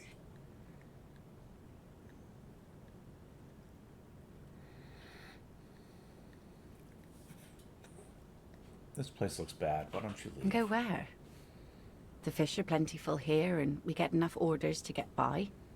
It's not great, but it's something. Just somewhere away from this sadness. People imagine picking up and finding something better is an easy solution. But how is that supposed to work when all your time and energy goes to staying alive? You have almost nothing to set aside to actually fight your way out. I don't mean to complain about my pauper life. We are warm and fed here and... Smiles faintly. I don't know. There's just something about this shithole. A sudden gust of cold air blows in from the sea. The waves flow and ebb. Around you, the fishing village takes its slow and steady breaths. Its many wooden structures, worn by bitter years of salt and storm. Why would anyone like it here? It's home. Well, she needs to go to another drunk, badly. Oh yes, she does. You need to get your drink on. There is no other way for human beings to procreate. Not after 6,000 years of yeast cultivation-based mating rituals.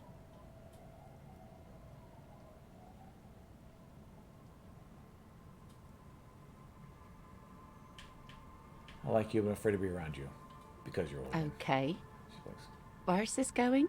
I need to be drunk. You do too. Please get drunk with me on a drunk date. Absurdly and pointedly phrased. She doesn't laugh. You can be quite funny, officer. Anyway, what did you want? She doesn't even understand. You asked her out. Perhaps you're too sober to pull it off right now. Try again later. There's my motor carriage in the sea, by the way. That's the second vehicle. The That's bad good to know, I guess. Why is it in the sea?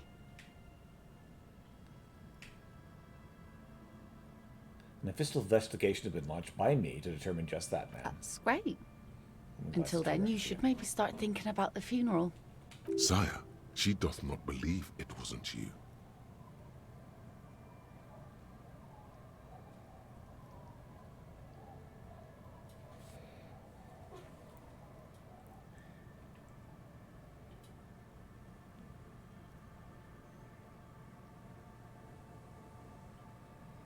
I'm actually in the middle of a murder investigation right now. Police business. I understand. She nods. Anything I can help you with? See.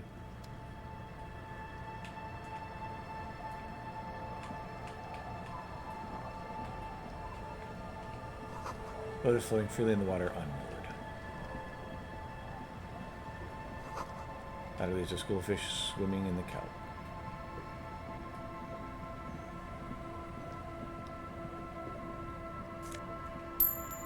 Ooh, 70 cents.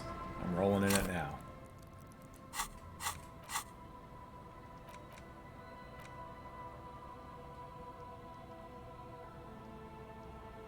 Really hurts to punch this armor. A sword wouldn't leave a scratch. A bullet wouldn't bounce off it. Still, there must be some flaw in it that would allow you to stand your ground against this dangerous enemy technology. You have to figure it out with possibly beating yourself while wearing it?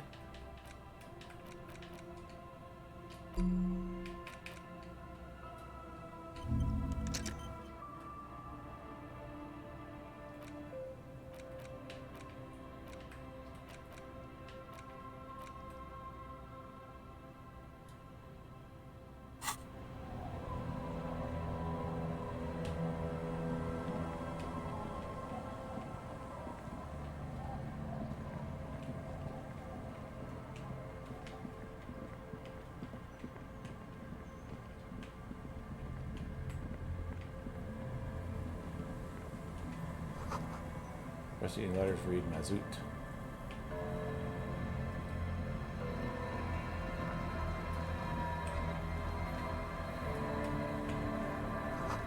We're in a motor carriage during these reads.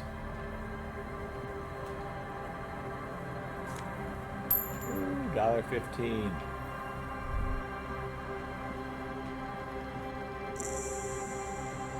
Quick travel unlocked. The church.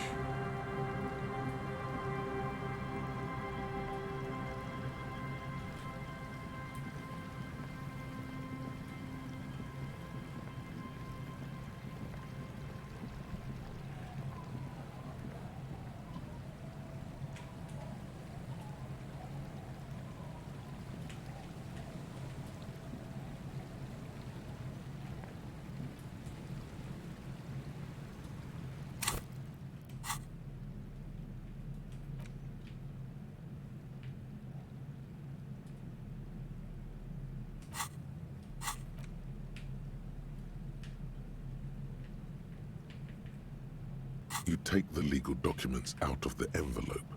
A 12 to 40 month the youth center cuts into the ocean. Like the youth center cuts into the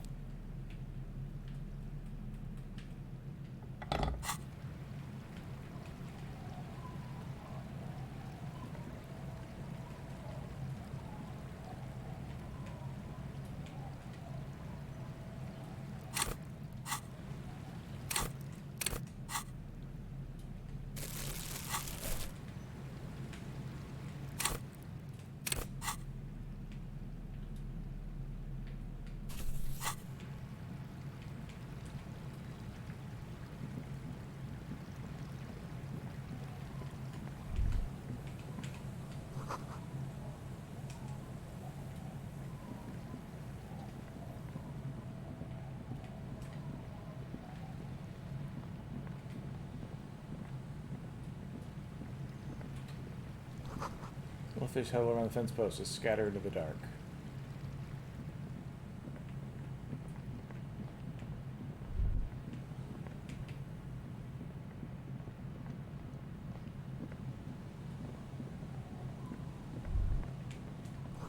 Feel the shadow of a very large building fall on you.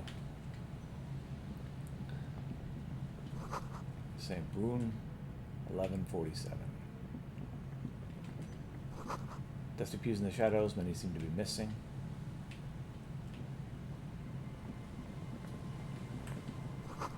Altar shrouded in the dark, something like that. It's too dark to tell.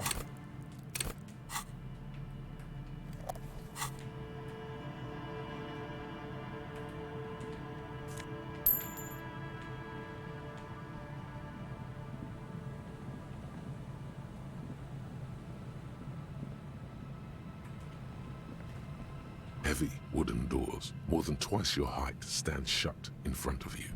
The rectangular sea-worn ornamentation appears in stark contrast to the padlock, carelessly drilled into the wood.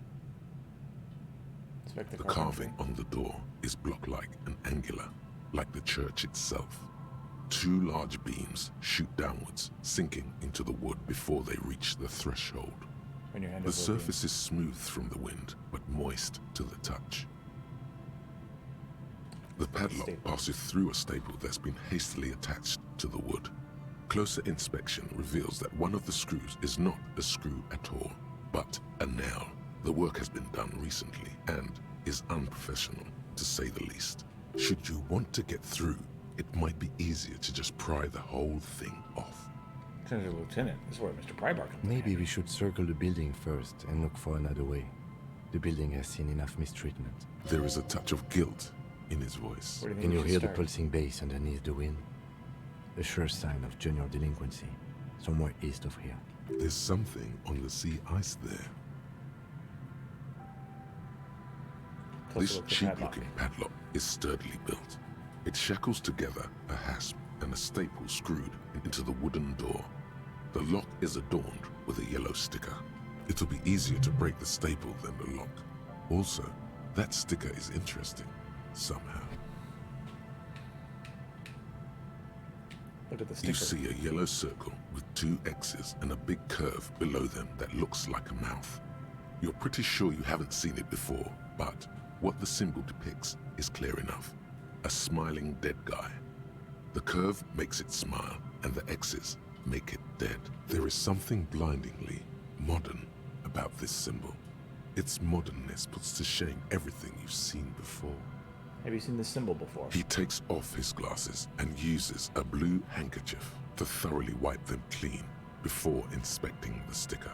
Then he looks up, pauses, and replies. No. What does it look like? Looks like a dead man smiling. Suggests junior delinquency. Okay, well, what is junior delinquency? For Revachol ZOC, the moral intern defined junior delinquents as minors between the ages of 10 and 16 who have committed an act in violation of the law. These acts aren't called crimes as they would be for adults. Crimes committed by minors are called delinquent acts. This was part of your officer's exams. Puts a handkerchief in his coat pocket. It's suggestive of junior delinquency. I haven't seen that sticker before, and I'm not a youth. I agree, it's very modern, but does the cheery guy not know he's dead? Does the dead guy not care that he is the source of the irony here. That level of conceptual thinking is not part of my skill set. Try to peel off the sticker without ripping it. There's nothing like the sound of a sticker unpeeling. Now it's stuck to your thumb.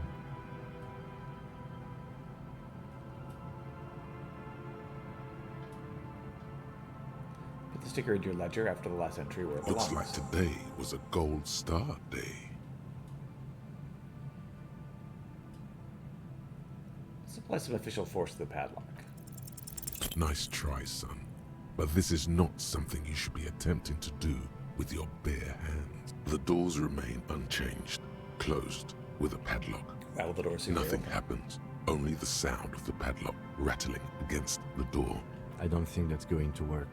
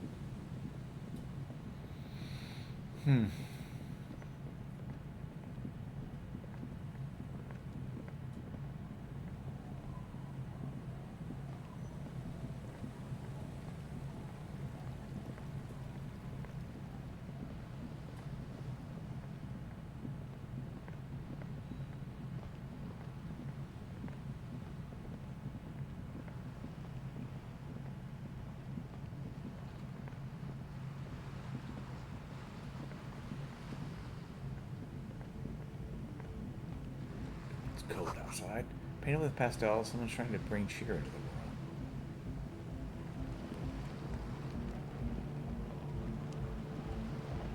The tent is just tarpaulin fabric covering a pile of stuff. The flap is open. Inside, 3 young men, all in forward-looking apparel, reminiscent of the sticker on the padlock, are listening to some new form of music. It's like nothing you've ever heard. One of them looks at you. Come on! Get in and close the flap behind you. The warm stuff's getting out. Sorry, we barely have room for one. Points his thumb at the lieutenant. You go ahead. I'm too old for this. I'm actually not, he thinks. I just dislike delinquents. I'm sure you will feel right at home. I'll keep watch. Gesture for you to squeeze in.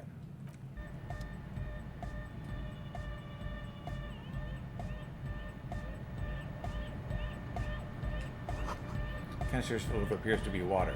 The label says distilled. Speaker, the big kind they use for live music. Go speak to Andre. I'm just annoyed. Strangely dressed young man says without looking up from his toolbox. What if I want to speak to you first? I suck at socialising, man. If you go speak to Andre, I'll have time to tune in. Get a reading on your sign. Before he finished talking, he's already turned back to his tools. Alright, The young man picks up a thin metal saw blade and nods.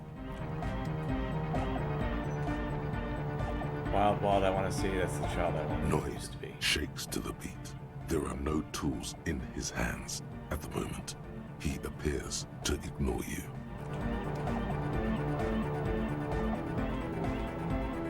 A young man with peroxide blonde hair holds up a Harman Walshy tape player, nodding along to the music.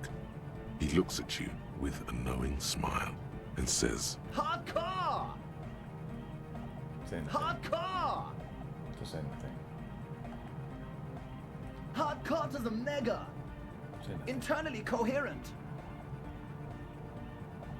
Still say All car! All right! Yeah! He furrows his brow as his very large head traces the sublime invisible movement of the music in the very real air of the stuffy tent. Hardcore! Ah! There's an agonized roar with a feverish, obviously not too hardcore bleats below. So Is hardcore. it though? He steps in his track, tilting his head to the side. What is it? I mean, really? Tilts his head to the other side like an owl. I don't know what to say. Under the radar, over the top. Could there have been a right way out of this garden of forking paths, you think? Love the egghead puzzle.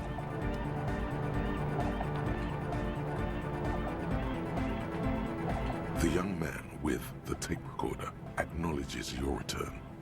When he looks at you, he squints as though you were the setting sun. This is hardcore. Is it's it? hardcore! I don't know what to say to that. Skibber-dee, skibber-danger. I am the rearranger.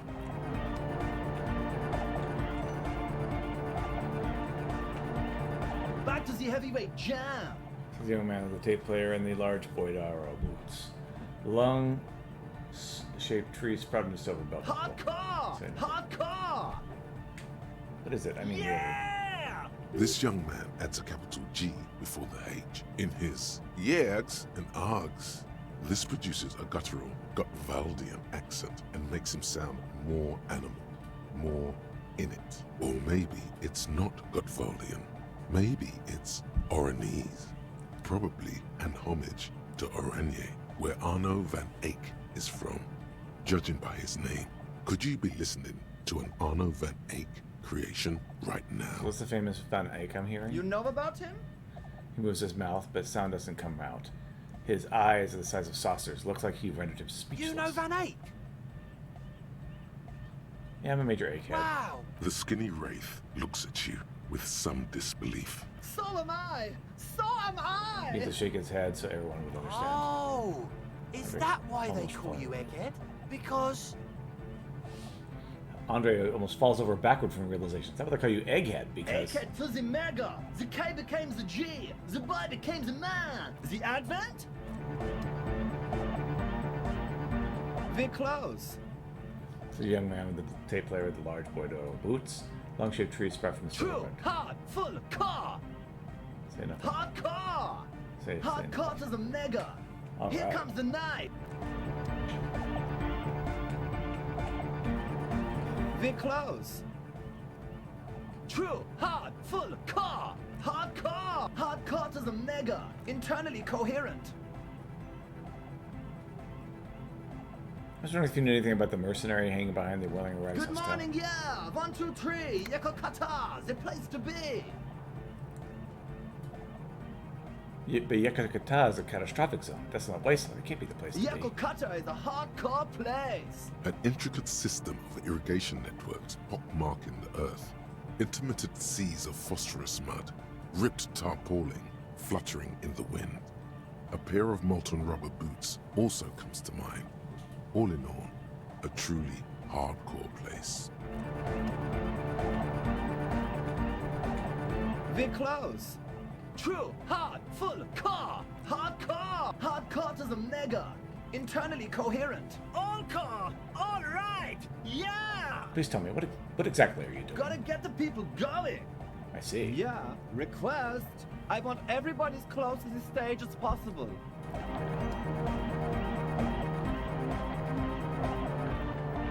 We're close. True, hard, full, car, hardcore, hardcore to the mega, internally coherent. All car, all right. He furrows his brow as his very large head traces the sublime invisible movement of the music in the very real air of the stuffy tent. Hardcore! Ah! No, but seriously, I'm a little worried it isn't. The question is, what is the question?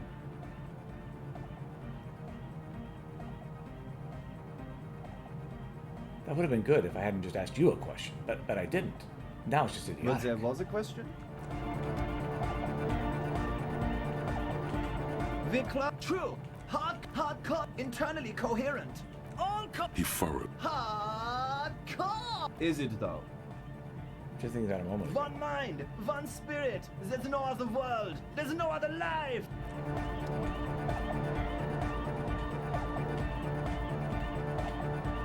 Noid shakes. You see a young... Hello, I'm Andre. It's a pleasure to meet you. There is definitely something futuristic about his hair. aggressively so. You get the sense that this is what the future will look like. Imbecilic. Yes, should the future ever come, it will look deeply imbecilic, like this guy. We're shaking his hand. His grip is strong, sweaty, and warm. He's trying to project and inspire confidence. This is my posse.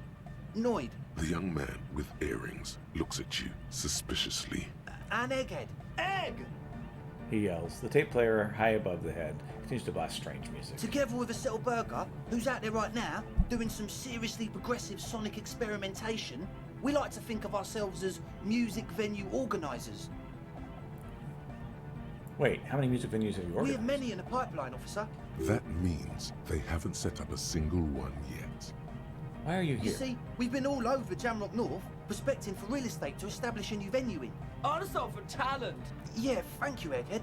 And while there is no shortage of raw, unfettered talent spinning tapes in Jamrock, we've had rotten luck with the real estate part. Place is a shithole. I apologise for my friend Noid's potty mouth. I realise this is not how you speak to a police officer. He has authority issues. There's no need. This place is pretty bad. Which brings me to the problem of occupied ecclesiastical property. I bet you've noticed the derelict hive of narcomania on the coast. What are you talking I'm talking about the church. And I'm not exaggerating. Even a place of spiritual refuge can become a magnet for all sorts of dope heads and burnouts if left unattended. It's true. Dope heads! Burnouts! He angrily spits in the screw, then starts cleaning. Well, I'm sad to say, that's exactly what happened. Sad because we were just about to put Martinez on the map with one of the maddest dance clubs in Jamrock. Nah, strike that. In Revachol. Strike that! The world! And sadder yet, because the dope heads and burnouts holed up in there were the worst kind. He leans back a little, watching you with a steady, serious gaze, letting you imagine just how bad those dope heads and burners really are. Good. This calls for an opinion. You're an expert in those. I won't stand for narcomaniacs of any kind. No narcomaniacs on my watch. Yes, yes. And the worst part is, they're also spooky. What do you mean by spooky? I was hoping you would be the judge of that, officer. All I can say is, their spookiness is the kind that keeps us from restoring this church into a community centre and a place of spiritual refuge. Also, they don't eat or clean the building. Shit's gonna collapse. People just wanna spin tapes without them spooking it up. Place has bad signs. No one can dance like that. Thank you, Egghead. So you're gonna look into it, right? It should be a police matter. Getting them out. Whatever spooky stuff they're doing, I'm sure it's not what the Ecclesiastes meant their property for. I'll look into it. Tell me more. All right, man. Claps his hands together enthusiastically. Andre's obviously very happy you took him seriously. The whole tent is. The boys exchange giddy looks. Did you put the padlock on the door? Yes. I asked Noid to install a measure against more drifters wandering in. It's a temporary fix. Just something to contain the situation. I had to do it in an hurry. Not my best work, but it should hold for a while. How long have those people been locked in? Not long. Like a week, maybe? He shrugs. How can you be sure they haven't starved to death? I'm super sure they're alive. I mean, come on. I'm at least 90%, maybe 85% sure they're still alive. Somewhere in the ruinous past that led you here, there was something called exams. You may have learned the term involuntary manslaughter there. 85% is not good enough when you're dealing with another person's physical well-being. Okay, I'm sorry. I'm sorry too. I guess it wasn't very hardcore of us to just lock them in like that. I need Of the course. key. Noid, give the officer the key. All right. Catches the keys, it flies at you. The Speed Freak trips into his belt back, produces a yellow key, then he makes a sudden cool infused move, tossing in your general direction. We're gonna be the cool cop that catch it in the You air. sense the trajectory of the little piece Sweet. of metal plastic. The object makes a small ringing sound as it approaches. Just the tiniest chime to your left. Catch it. Ka-ching! The key hits your palm. The Speed Freaks nod to you approvingly. Thanks, man. The Speed Freak nods to you. Right, other Sure, questions? man. Tell us what you want to know. Let's do it. Who exactly are these people inside the church? Truth is, I don't really know. None of us do. I don't even know how many there are. All we've seen are glimpses. Better safe than sorry. Anything more you can tell me? There's also the machinery. When I first scouted the place, back in February, it was abandoned, empty. Took some time getting the crew together. So about 2 weeks ago, we came here hoping to set the stuff up. Suddenly, there are all these strange machines lying around in there. One of them has wires running into bowls of water. Wires into water. Never seen anything like it. That's weird. Andre, tell him about the feeling. Oh, and it felt like there was something in there with us, watching us from the dark. No, the other one. Which other one? I'm not as in tune with my emotions as you are, Egg. Felt like silence. Awful silence. But you haven't physically seen anyone. Not exactly. We've just seen someone who we think is a woman go in and out of the church a couple of times. And we felt someone or something eyeing us inside. But that's kinda it. Was this something that was watching? Like you aren't alone, you know? It wasn't quite human, if you know what I mean. Not human, as in a ghost. Do you know what he means? It was this dark shape climbing upside down along the ceiling, like some kind of crab man. A crab? Yeah, you know, the way it was climbing up and around the ceiling, like a crab. It was stalking a cell, exhibiting ambush behaviour. Odd. Crabs are usually marine creatures and not known for climbing walls. Are you sure it was a crab? Yeah, totally. I mean, I didn't personally see it. Estelle was alone that time, but I believe her. If she comes out running and says there's a crab in there, there's a crab in there. You should ask her about it, but be nice. Don't tell her you don't believe in the crab. There probably is no crab man. Don't let them draw you in with this nonsense. Tell me more about the machinery. You should talk to Noid about that. I just got a distinct burnout and dopehead sign from them. Probably jacked up to some snuff station too. Probably, very likely. How can you be sure they're dopeheads and burnouts if you haven't seen it? Well, honestly, I can't. But I am. This is a below-feeble attempt at avoidance. Basically, he is attempting to weaponize idiocy. Wow, you can't, but you do. I should add weaponized idiocy to my own repertoire. Hey now, I'm 70% sure they're substance abusers. Don't let all that technology fool you. Where do you think the drugs come from? These little quotation marks with his fingers when he says technology. Alright, let's talk about something else. What? I don't know it has a signs, but what's the deal with Egghead? He's a quiet man, mostly communicates through music, and by being a master of ceremonies. An MC? What is that? You know, a host, a declaimer of slogans. He's a performer, gets the people going. Interesting, sire. A bit like you, then. An MC for short. How do you communicate? Well, he's just kind of here. I don't really know how to communicate with him. You're really talking to Yeah, him? sometimes. When I stumble and find my way into his center, you have to hear a lot of hardcore to the mega first though. The man smiles mysteriously, choosing to let the beat speak for itself. I get it. He's a puzzle. Mm-hmm. You mentioned some kind of Ecclesiastes on the church? Or are these Ecclesiastes? Oh yeah, that's a meteor name for the founding party. Thought it'd be cool to use it. If you don't know what the founding party is, there might be a way to mask it with minor demagoguery.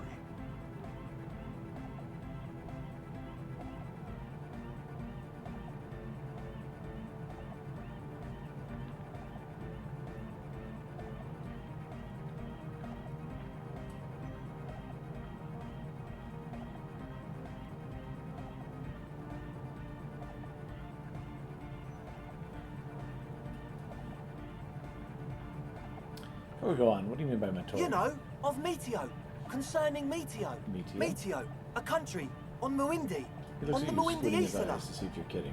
One of the poorest of the first world nations today, but once a great ancient civilization.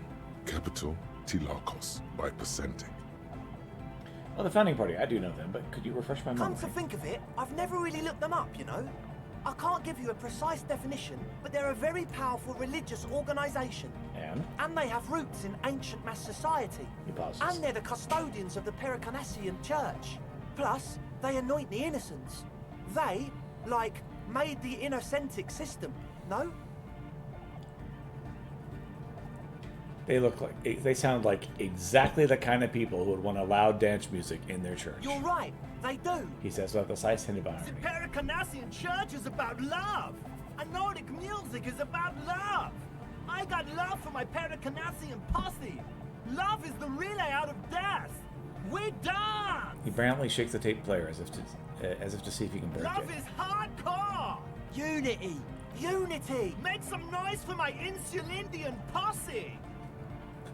He turns the volume up and looks at you with a knowing nod. It's obvious you will now break into dance. You feel it. The anodes and the cathodes coursing through you. Your big toe starts tapping along to the bass, as if testing the waters. No worries, enjoy the beat. Feels good.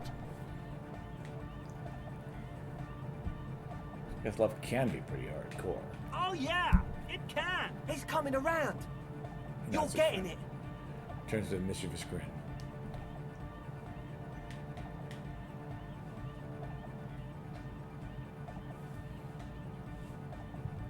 You're right. How could the founding party be anything but enthusiastic? Dance music is about love, and so is the Parkinesian Church. Yeah! Yakokata! The place to be! He seems ecstatic that you share his vision of Pericarnassianism. Do it for the masses. Do it for the crew. Fred forms a fist with a screwdriver still in his hand, approvingly so. I didn't want to say it, but it was pretty lame of you to imply otherwise. Anyway, you got more questions? The one with the large head is still looking at you, nodding his head, waiting for your body to start moving. I wanted to ask you about this tent full of equipment. Yes. What? So you brought your own water. Yeah. Good to have, bitch to carry. When I first scouted the place, I did some reconnaissance. I'm not sure the church even has running water. And it's distilled too. Oh. He doesn't know what to say. It's the one they sell at the fuel station. It's like he's lying to you, my liege. But he's slippery enough that there's nothing for you to grab hold of. Alright, enough of this. He nods enthusiastically, no doubt a little relieved. Maybe not everything's been as I've been told. Take a moment to analyze. Okay, so the Speed Freaks want to start a club for dance music. That much checks out.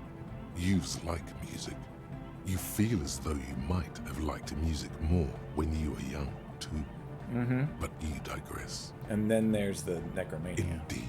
So one of them came upon the abandoned church.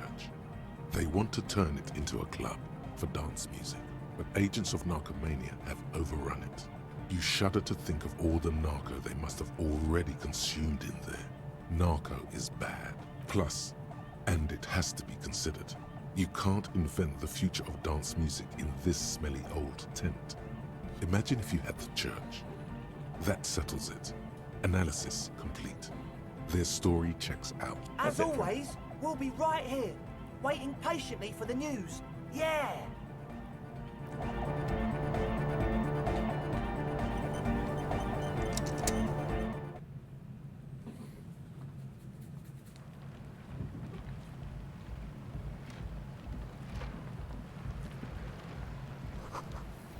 Tribalistic markings. It's supposed to cover little humanoids. Trash from an unending party. Pole scrawled in the ice to keep the tent erect.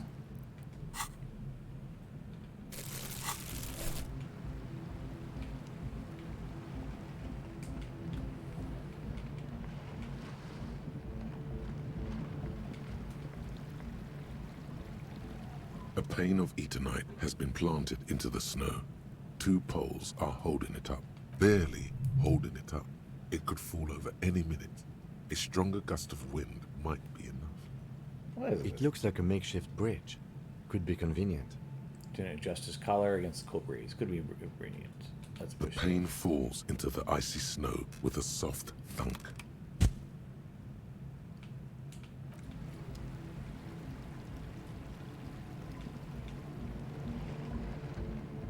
Without first person. A shaggy-looking girl in her late teens or early 20s kneels on the ice with an electronic contraption in her hand. Hearing you approach, she looks up. Oh. Hello there. She must be Estelle, the last of the Speed Freaks posse. It's cold out here, but she's not wearing a hat. She must be freezing. Dear child, it's freezing. Where's your hat? Huh? I said you should have a hat on. So should you. I should. And I do. Oh. I didn't notice that. It's nice. You should wear one too. If you plan on staying outside in this weather. Yeah, well... Look, man. Fuck the hat.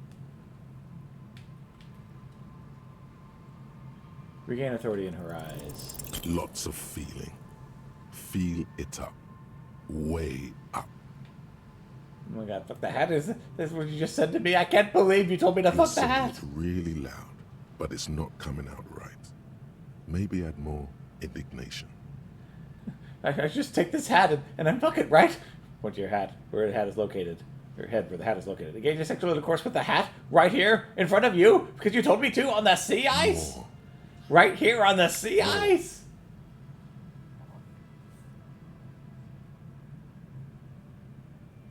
Give you a little ice cup hat fuck show. I didn't mean to. I'm sorry. Girl is visibly The shaking. lieutenant is watching the scene unfold before his eyes. Is that how you the see girl me? looks down, slowly curling into a ball. That's it. You've earned it. Start crying. Life's hard. Start the young crying. woman has kept her eyes trained on her wires, waiting for the sorry spectacle to end. But it's gone awful quiet up there. Then, the sound of sobbing. Looking up, she sees a grown man on the wrong side of 40, his face bloated from alcohol and God knows what else. Not so quietly, crying. This isn't really about the hat, is it?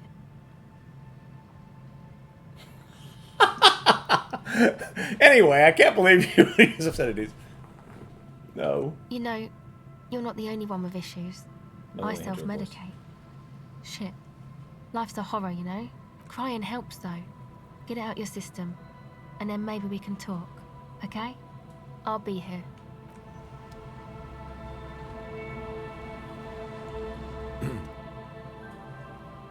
Having looked away during the final phase of your little episode, the lieutenant now addresses Do you. you want to talk about what just happened? That's probably a good Normally, idea. I'm opposed to discussing one's feelings, especially on duty. But I think this is an exceptional case.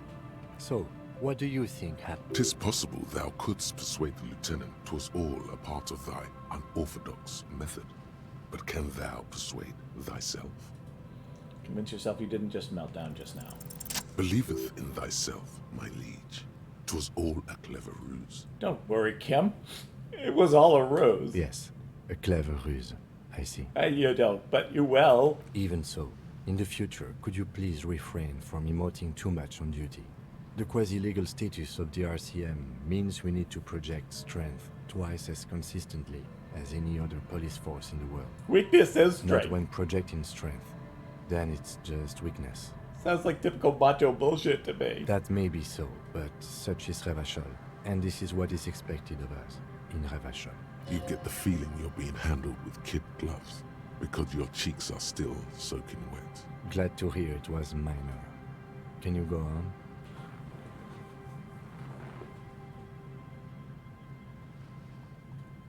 Absolutely. Superstars always get back up and Then try again. let's go.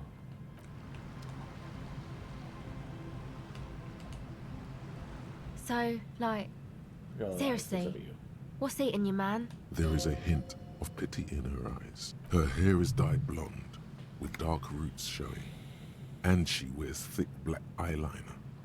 Most men wouldn't call her pretty. There is a manliness to her, a coarseness. Others told me you went inside the church. What you see in there? Oh, that. You're not going to believe me. There's no point in me telling you. She's less prone to blurt it out, crab man, than the others. We'll see. Go ahead. Okay. I went in and I saw a woman next to one of those machines there. Noid calls it a mainframe.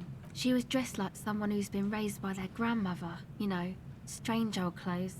Had this absent expression, didn't say anything, just stood still. Go on. And then, you know, right behind her, a man crawled down the wall. Upside down like a crab, down the church wall. I think the woman didn't even know he was there. He was completely silent. He stopped right before he got to the floor, then just hung there like that, looking at me. Right at me. I fucking turned around and walked out. End of story. Like a crab, you say? Lieutenant nods. His face is stone. What did this crabman look like? It was too dark. Shakes I her couldn't tell exactly. Come on. She obviously could.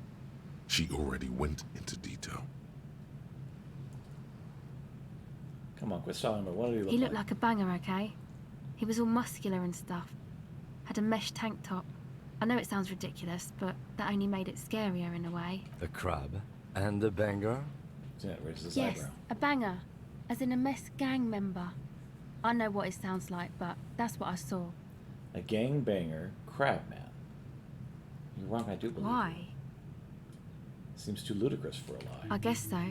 Anyway, what else?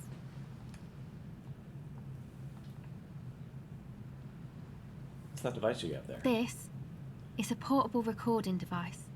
It's for field recording. Low quality, but And the wires? actually just one wire. I picked on it till the braiding came loose. The wire leads to a contact microphone.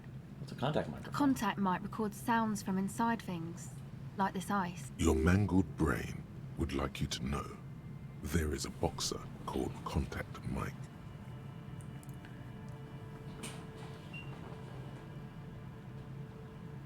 Yeah, and you're using my wife's name? How about my mother? You're welcome. Does this have anything to do with Contact Mike? Yeah, I record stuff with it. I mean the boxer Contact Mike. No. This is a contact microphone. It's for recording inside solid objects. Contact mic just beats people up. How does this thing work? The mic? I don't exactly know. Somehow it doesn't pick up vibrations from the air. The book said it only picks up structure-borne sound, if you like technobabble. Where'd you get the mic from? Same place I got the recorder from, the Palaceum. What's the Palaceum? Oh man. You haven't been to the Palaceum? Get yourself for a moment. It's the coolest place in this whole drug-addled shithole.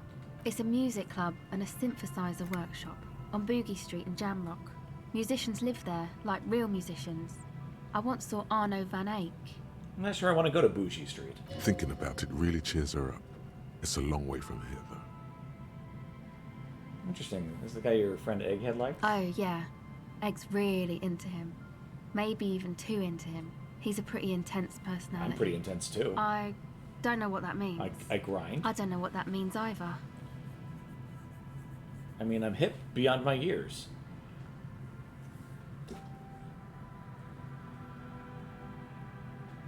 Nor do I, but I have concrete evidence that I rock in the form of a wrecked tape player in a completely trashed hostel room. That's cool. She breathes on her fingers. Looks like she doesn't know what to say. You're right, time is deserted. Sucks, man.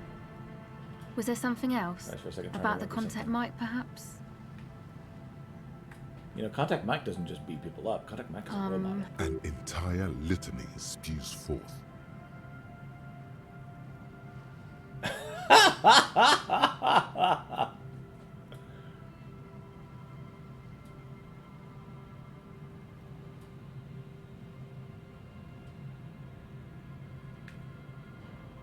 Second thought, screw Contact Mike. He's not a champion. You are.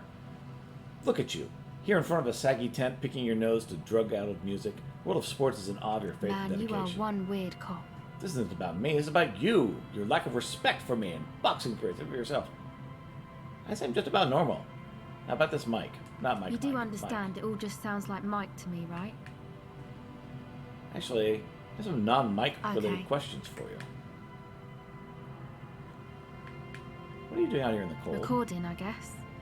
What is it you're recording I exactly? think I'm recording cracks in the ice. But there's no way to tell. Not without headphones. I think I just recorded your footsteps too. Not sure how that will sound. This is your forehead. What happened to the headphones? My boyfriend sold them. What for? I don't know, man. Things. Just stuff you need for life. A lie. They were probably pawned off for something suspicious. What is the recording for? The cracks, the footsteps? The musicians in the Palaceum used them for making music. They looped the stuff, cutting the tapes together. They make music out of cracks in the ice and keys jangling. Crazy sounds like that. It's hard to explain. Just not. Anyway, I thought I'd make some too. It's supposed to be, like, a music place anyway.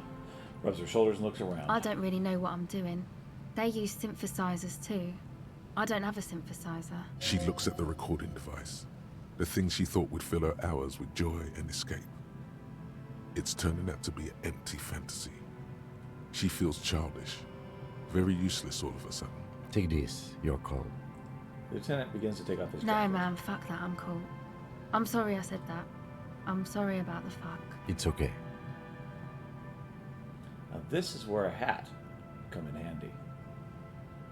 Here, you need this more than I do. Thanks. Who puts it on? It's a bit large for her. It's supposed to be a music place. I mean, the one where Andres got planned the church? Yeah, the boys think it could be a place, like the Palaceum or something. Stupid. It's really not going to be a Palaceum, that's for sure. The boys? Yeah, Andre and the guys, inside the tent. And why is that? So why are you freezing out here while the boys are inside? They got too much stuff crammed in there. No room. Stuff like Didn't what? you see it yourself? It's mostly music stuff. Like this tape recorder, but bigger. I mean, like those headphones your boyfriend stole. Yep. They were pretty. That's alright, little. I'm sorry we sold those. Why don't you just leave some of it outside so you didn't have to That freeze? stuff is more expensive than I am. More expensive than any of us, really. Doesn't matter. I can take the cold. Some other Go questions. ahead. Tape recorder lies in the ice like a discarded toy. Pick it up. The device is cold to the touch. An angular Omicron logo adorns the yellow plastic cover. Underneath, you see a reel of tape rolling. You put the device back on the ice.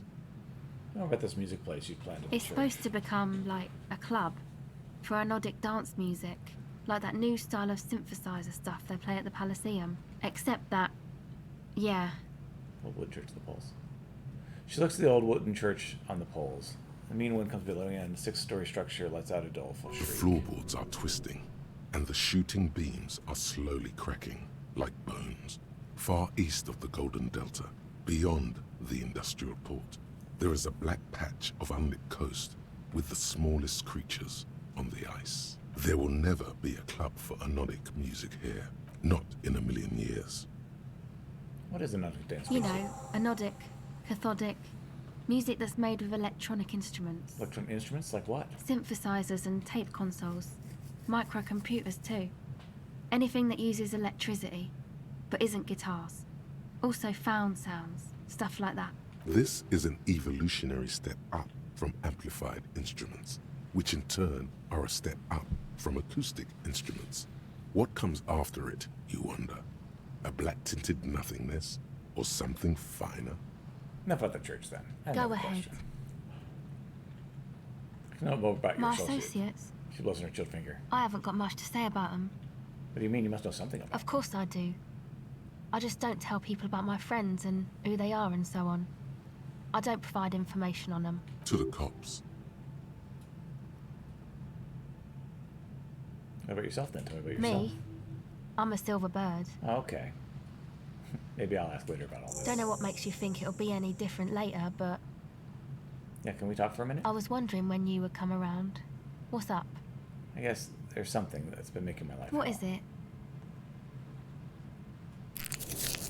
I think it's the plight of the working class. Oh, really? Golem of capital runs rampant, smashing creator and slave alike.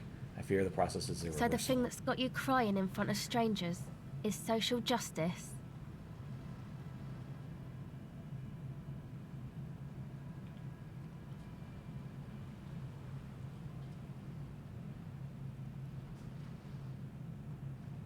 I haven't seen much of this world, but from what I've seen, social justice is an adolescent term. Sounds almost liberal. What's got me shaken up is the people struggle. It's got me shaken up bad. Yeah, man. They're pretty bad. Says without much conviction.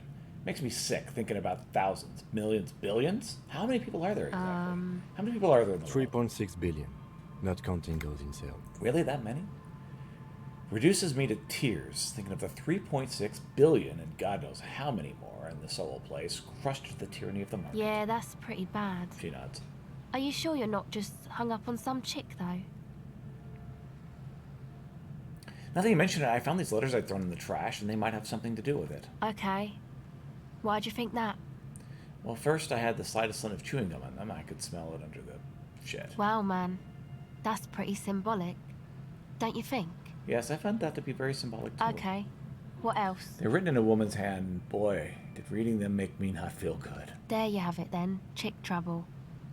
Not political after all. Who was she? I don't remember. Really? You seem to be pretty upset about Here's this the believe chica.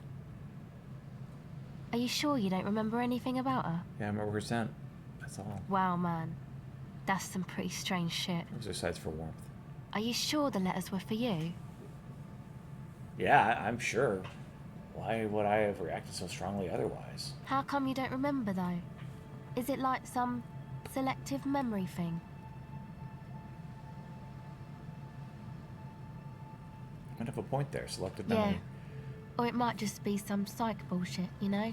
Königstein wank. What is this Königstein wank? You know, the psych thing they've got going on there. Rich people like it. People in Königstein are mostly rich.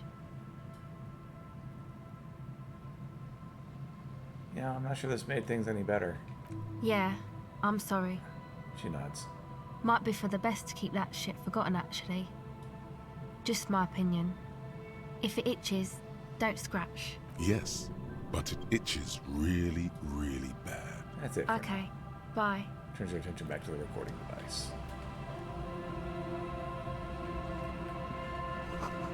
It's taking a lot of patience to do this.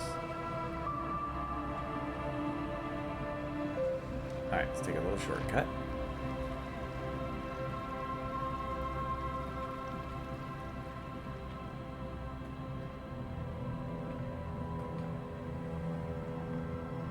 Heavy wooden doors, more than twice your height, stand shut in front of you.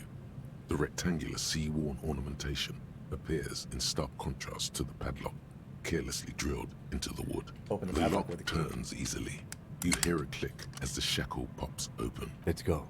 Lieutenant nods. A great whoosh of air rushes into the dark innards of the church, as though rushing to fill a great vacuum in the heart of the city.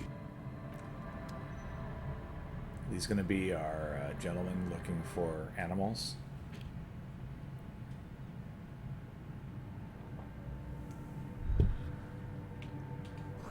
Strange stillness fills you as you look ahead. You can almost walk here, not run. You should walk here, not run. Grotesque wooden figure stands half finished. Figures added later is not part of the original church.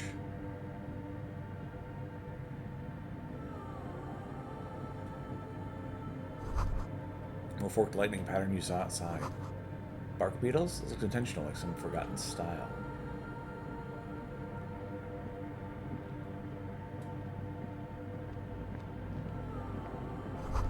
Blackboards filled with complex equations. They look recent. Something to do with radio frequencies?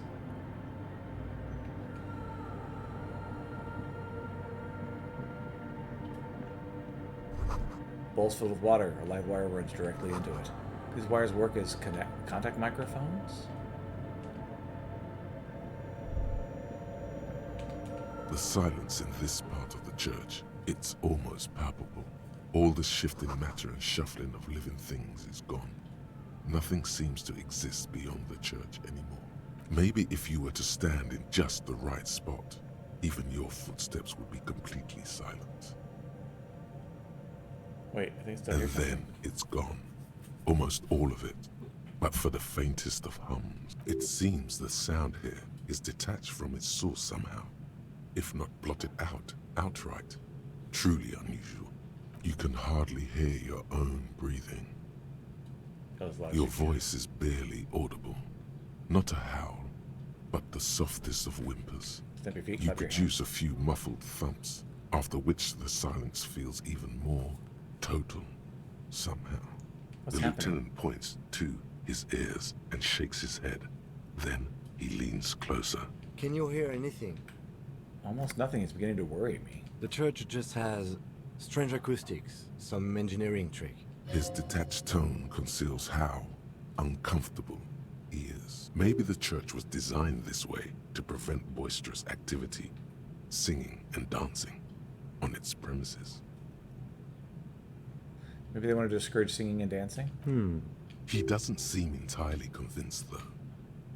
Look up to the The bell tower. orderly rows of ceiling panels become barely visible, then disappear completely in the darkness of the tower overhead. Try to see beyond the shadows.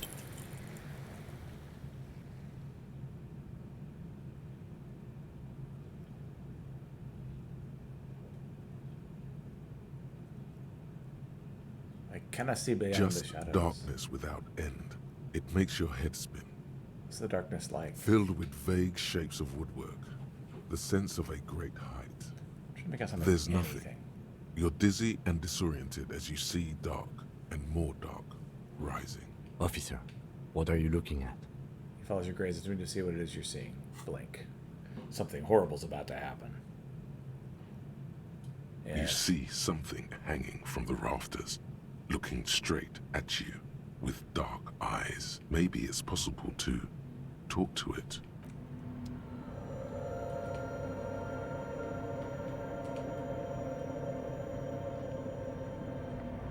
Is that a man? Looks more like part of the carpentry of the building came alive and is now studying you intently. The Crab Man. The man leaned forward a little, fixing you with a steady, unreadable gaze, then speaks. Habitual alcohol use has made you into a scared little pussy, Holmes. But don't worry, everything's gonna be alright. You come to the right place. That accent is Villalobos, a peninsula in Mesk and a district in general. There's a sizable contingent of Villalobos-speaking Mesks in Revachol. The right place for Here what? you can receive the mother's love. And when you're ready, she will take your hand and lift you out of the despair at the bottom of that bottle. This man is obviously a habitual narcotics user. Do we really need to question him? I'm put off by this religious stuff, he thinks. And maybe the ceiling climbing, too. It's all very hard to square with the lieutenant's own view of reality. Hey, and what was that about the bottle again? You haven't even drank that much lately. Lay off it already. Shish. Yeah, I guess I have been a bit of a problem. And it's getting out of hand lately. Está crudo, way. I see deep inside you. Your body and your spirit are suffering greatly from overindulgence. And you don't even know it. Oh, I'm very in touch with myself. Not all of it. I was like you once. You don't know all the havoc El Vino is wrecking on your mind and your spirit. Necesita parar, homie. You know, actually, since we're here, you may want to pay attention to what the ceiling climber is saying.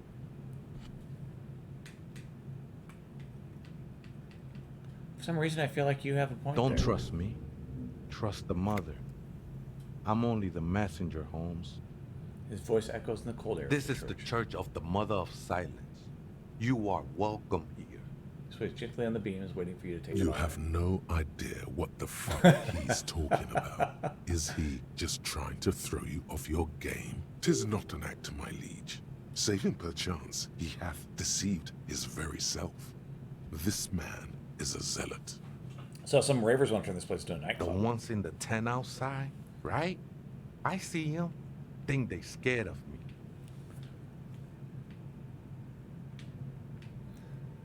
So what do you think about the nightclub, that Why is? not? They wouldn't bother me none.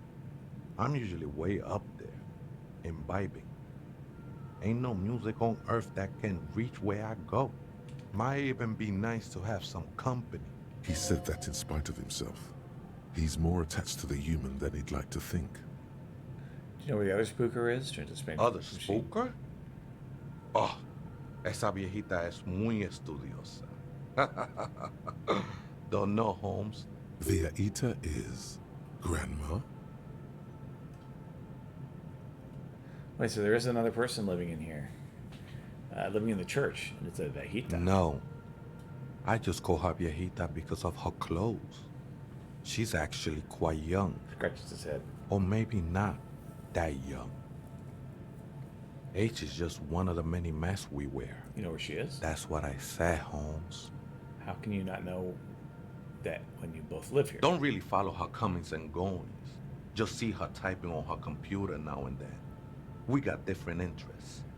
Nothing else to tell me? How she looks, what she is, who she is? I'm afraid not, Essay. You just have to wait until she comes back, or search through her radio computer. So you must be the crab man? Never known myself to be a crab. But if that's the name you got for me, I won't stop you from using it. Sorry, just... Hey, it's your neighbors came up with the name, not I always thought of myself more like a flame, flickering along the rafters and beams. It may be that I gotta work on my technique. That's not the only technique he's working on. Look at those carved sculptures. And is that a satchel of tools over there? Hey, did you also carve these sculptures? Sure am. Whittling wood used to be something I just did to busy my hands. Now I use those same hands in service of something greater than my own restlessness. All right, let's consider the context and meaning here.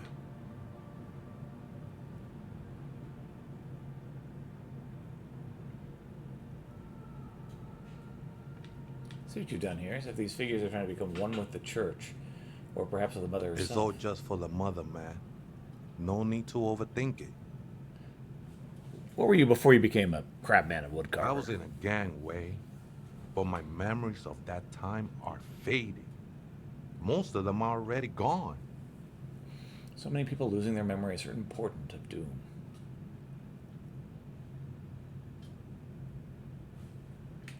Lost my memory too, but I like it. It's like I get to make a whole new me, start from scratch. That's not really the point, I say. He frowns. You gotta give yourself over to service.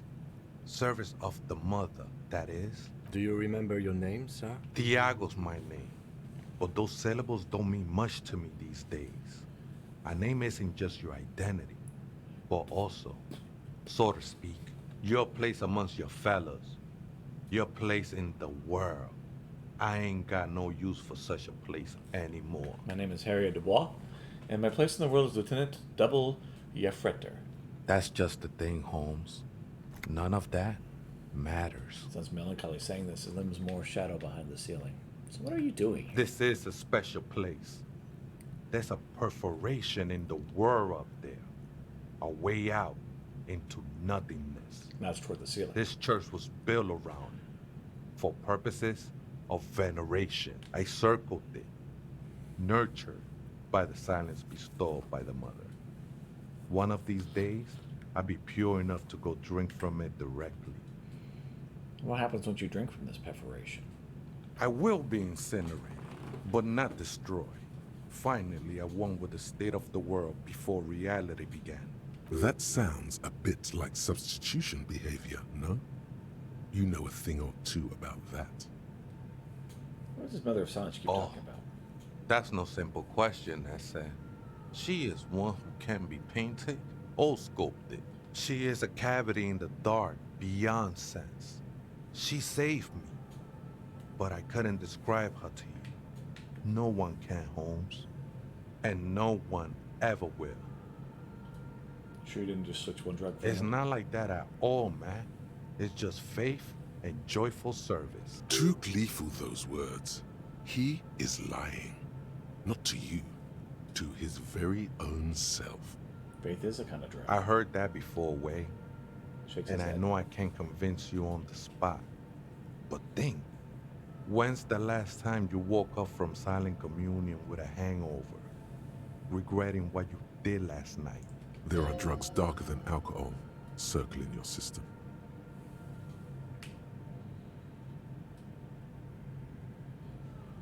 I think love might have been my drug of choice, and I think I'm still hungover. She took you for a good spin, huh? Don't worry, bro. That love is but a drop compared to the ocean of the mother's love. The mother will eat all of you and never spit you out.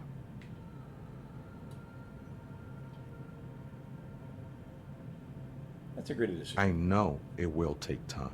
Don't sweat it. I know it will take time. Don't sweat it. I still don't understand what you're doing in this I'm a church. seraph, Holmes. I sing the mother's glory.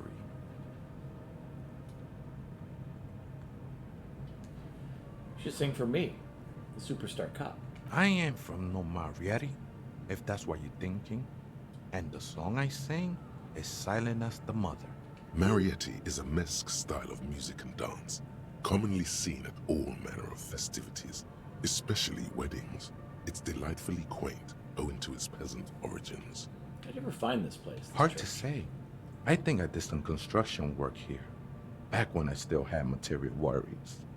Up there, I realized what the true purpose of the church was. Been spending a lot of time here ever since. The past is nothing to me now, Way. It didn't belong to me. Right. The sinewy figure lingers on the wooden beams, blending into the shadows. Been here a long time. You know why the church was abandoned? Police raid a while back. He responds, his voice suddenly flat. Did you witness it? Not really. Or at least I don't remember much of it anymore. Well, the I mother's didn't love do has that. done its job. That's what's so great about the mother. It lets you forget about everything. Okay then, thanks. Why does art inspire you so much? It does, yes. What is Excellent question. Art is a diverse range of visual, literary, auditory, and performative creativity. It's an expression of imagination and technical skill. Additionally, it's history, criticism, and pure enjoyment. In short, art is the highest form of human communication, representation, narrative, emotion, and agency intertwined. I mean, would I fit in the art world? I mean... Have you looked in the mirror lately? You have the exact features of a savage art critic, with that beard and those clothes, disheveled and prophetic. Perhaps you should try to critique architecture too. Hold on, is architecture also art? Of course not.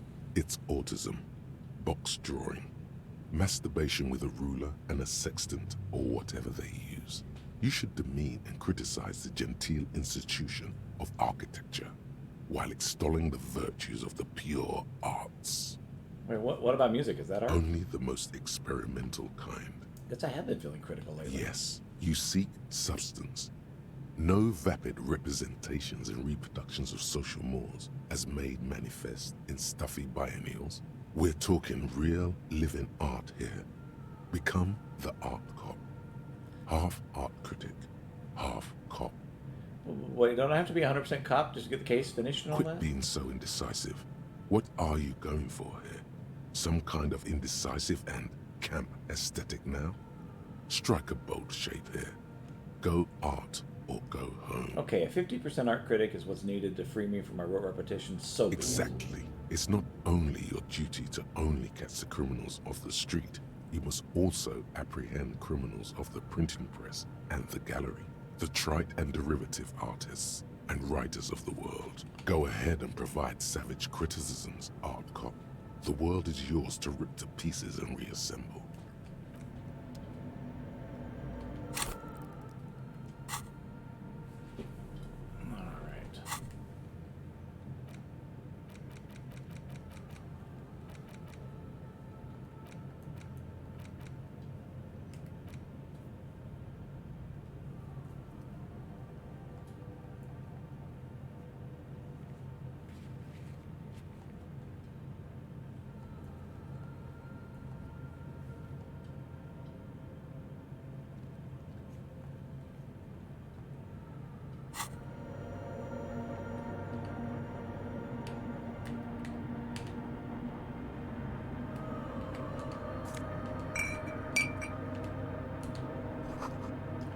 Frost has drawn flowers in the glass, obscuring the view.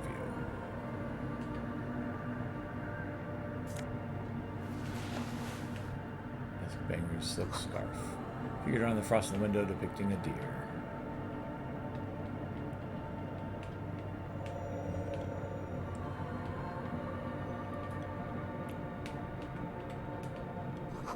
Spider spun its web around this wood-carved pillar.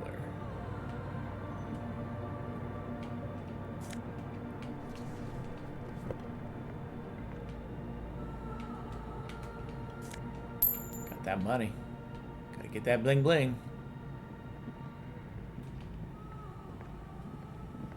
A machine stands in the corner, watched over by the figures on the stained glass window. It's turned on and quivering with soft electricity. A radio computer. And it's turned on. I'm cautious about the machine. These machines sometimes harbor traps, he thinks. Alarm systems and the like. Let's be careful. We should leave. I doubt this place bears any connection to the case. Yes, but what is this strange thing? A radio computer. We have one down at the station. Patiently. No, I don't know how to operate it or what it's used for. Let's go. This is the Ream Prefect radio computer, a model number RC7024, equipped with a Feld mainframe and a Ream-compatible interim printer. The Ream Prefect is the governmental version of the commonly used Ream Civic model. Although mostly based on the same technology, the Ream Prefect is equipped with with better noise attenuation circuits. Let me just investigate. You see fluorescent play and print buttons on the keyboard. A hatch connected to the central compartment is wide open. The lieutenant says nothing. Look inside the You see the machine's glowing frame reflected back from his diamond-shaped glasses. You're free to proceed. Behind the hatch sits a cube-like crisscross of filaments, smoldering in the dark like fireflies. Silver tape on the side says, in black marker, log, February to March. This is the machine's filament memory. Press play to access its contents. A bar of fabric right above the keyboard starts producing a soft hum. The sound of static seeps through the machine's planar magnetic driver. The static gets louder, slowly filling up the abandoned hall until a voice speaks out, crackling and old, cutting into the air. Good afternoon, Fortress accident on Saint-Brune. This is the East Insulindian Repeater Station 1. Please repeat. Is this the personal log? This is a human interface. A retired person sitting behind a switchboard somewhere. What's the personal log? The filament you have inserted into the core. You mean the glowing thing, tape on it said log February to March? I don't know. That's what I'm asking. Is this the personal log? I don't know, maybe. If you are unsure, could you please take a look? How do I do that? Open the hatch on the compartment. Don't touch the wires. A current is running through it, but the core is safe. There's a filament inside. I need to know what it's called. It just says log Feb to March, nothing else. Good. Please repeat the password. Let's look around. There's no use trying to guess the answer. Maybe he knows something.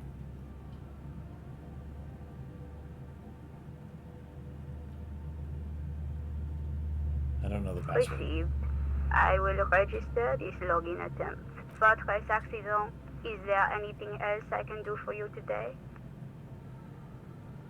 Fortress accident sounds familiar. The company on whose name the terminal you're currently using has been registered to. Any other information about this company? One moment. You're gonna flip through a catalog before she reads out the strenuous care. Fortress accident. SCS produces revolutionary interactive call-in radio games. That's what the catalog says. That's not bad. Wow, so conceptual. I wouldn't know. I'm only here for passwords. And what is that? The interactive call-in radio game? Any other questions? Static returns a response. You hear her ask when the connection finally improves. So what are you, a machine or are you alive? Yes, I am alive. I am 74 years old and my name is Yvonne. She repeats passwords. Programming people are paranoid.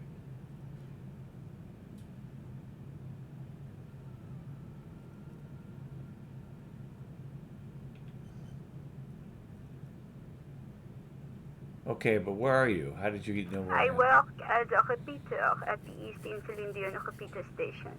It's my job to know where you are, Fortress accident. As for me, well, Some static. I am then. sitting in my cubicle, surrounded by a wall of radios.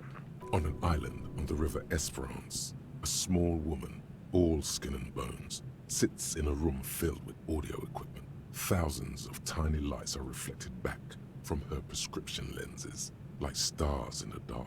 Doesn't it get lonely, sitting there all by herself? Doesn't it get lonely doing this job? Lonely? First time you hear her chuckle. Why would it get lonely? I get to talk all day to people like you over a warm cup of tea. That's why she does this. Now, please tell me if there's anything else I can do for you, Fortress accident. Thank you, but I'm finished with this call. Goodbye, Fortress accident. She says as her voice disappears in a world of The static. machine's keyboard is still illuminated, revealing fluorescent play and print buttons. Leave.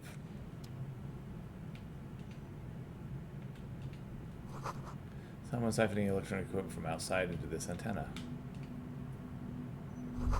Portable Harman Wachowski tape recorder. Possible it's recording something?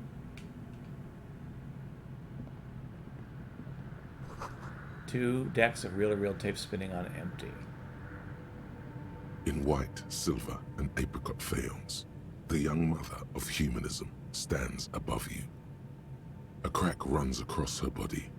She is impossibly tall, oval-faced and sad. A dark and radiant majesty. This is her innocence, Dolores Day. Cradled in her arms are a pair of glowing lungs, clearly visible from underneath her flowing dress. Your knees touch the floor. Kneel. The floorboards are hard and cold. There you kneel among the snowdrifts, diffuse light falling on your hands from beyond the glass. The world is silent, but for the creaks and cracks of the massive wooden structure behind you. It covers you from the wind outside. Open your eyes. The woman looks down at you kneeling. She towers among her followers, architects, laymen, courtiers. There is a sad smile on her lips and a glint in her green-blue eye of what? Compassion? Remorse? She acknowledges the passing of someone who is still alive. You. It is compassion. As that soft word passes through your mind, the lieutenant draws an X-shaped cross from shoulder to shoulder. Your fingertips touch your chest 4 times. Then you rise from your knees into the apricot-colored light of the window. Above you, the woman still smiles her distant smile, sundered by the crack in the glass. And I know this was the mother of humanism. Despite the damage you've done to yourself, the title appears lodged in your hippocampus. This is her innocence, Dolores Day. The innocence of humanism, internationalism, and the welfare state. Perhaps the most famous human being ever to have lived. No amount of Commodore Red can wipe her sad smile from your brain thing. It has survived the deluge and haunts you still, and will haunt you forever, as it haunts all men. What exactly is an innocence? I've heard of this. The highest category of historic individual, an embodiment of the world spirit. A ruler? More, an innocence is elected to office by the founding party, a precedent that has taken place a mere 6 times in the entirety of history. The legal system of the Real Belt is built to accommodate innocent rule should it coincide with our time. An innocence is infallible. The decisions made by one are not decisions. They are inevitabilities. What would have happened anyway? Only accelerated, packed into decades instead of centuries. An innocence is a continuous, compressed event, a sacred human being. It is an honor and a glory to live when one is in office. We're in office now? No, we are alone.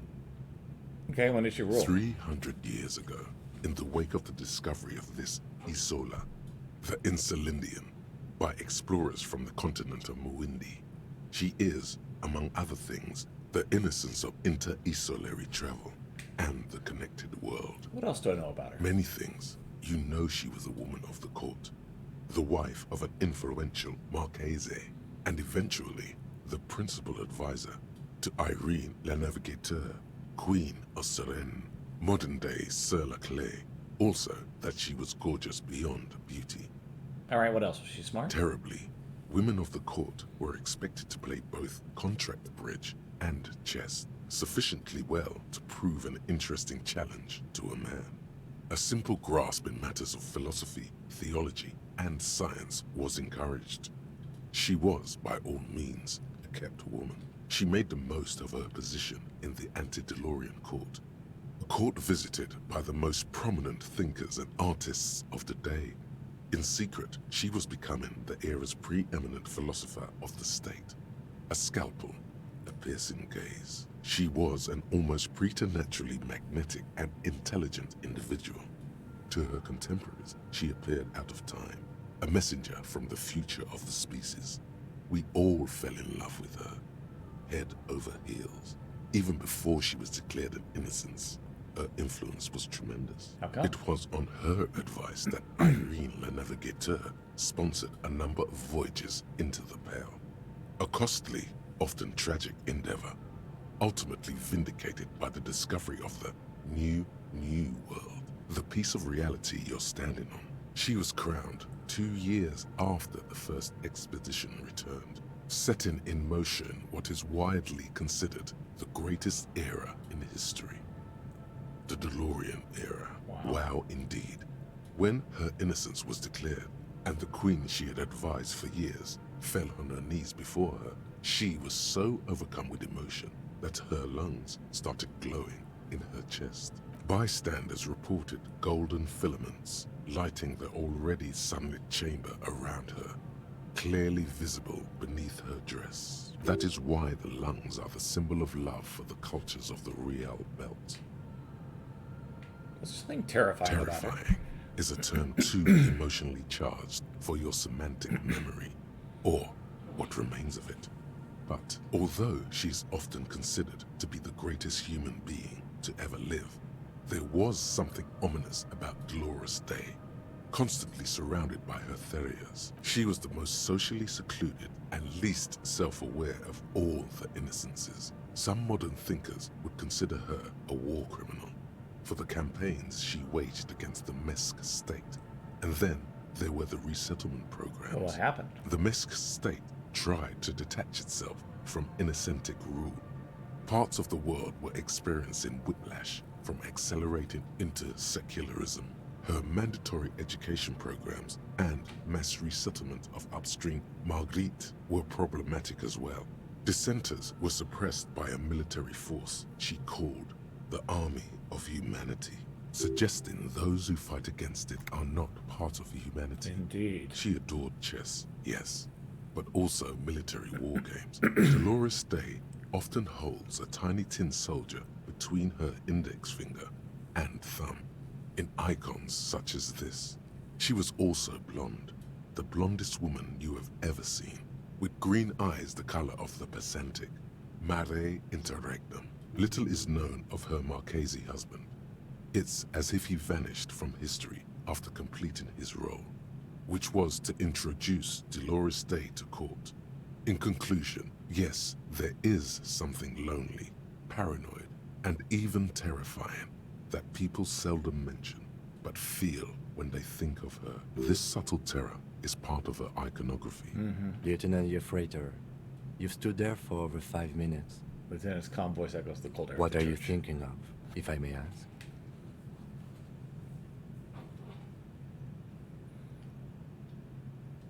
Why did we tolerate this bourgeois woman that long before we shot her? She introduced us to the idea of public education, retirement, and modern diplomacy. Takes his glasses off to Either way, this church, we shouldn't linger here. This isn't a good place to get lost in. Reconstruct the cracked glass. A jigsaw of broken shards falls into place in front of you. A ghostly reconstruction of the stained glass window. Before it was shattered, there was an older woman beneath the younger one. And a text, a light motif below them both. What shattered this mosaic? Unknown. A motor carriage? A gunshot? Someone falling into it? Or maybe just hooligans looking for something to break. Who's the older woman? The escutcheon on her throne says, Irene the Navigator. She is depicted as an older woman wearing thick-rimmed eyeglasses, holding a golden Reichsapfel in one hand and a scepter in the other. This is the queen her Innocence Day advised. Above, she herself is whole. Small figures of wise men, common men, worshippers walk up the stairs to stand at her feet. Secret servicemen, Theriers, stand in a row guarding her. It must have taken years to produce this work in all its dizzying detail. The motto, what does it say? Below both women, in luminous black letters, Après la vie, mort. Après la mort, la vie de nouveau.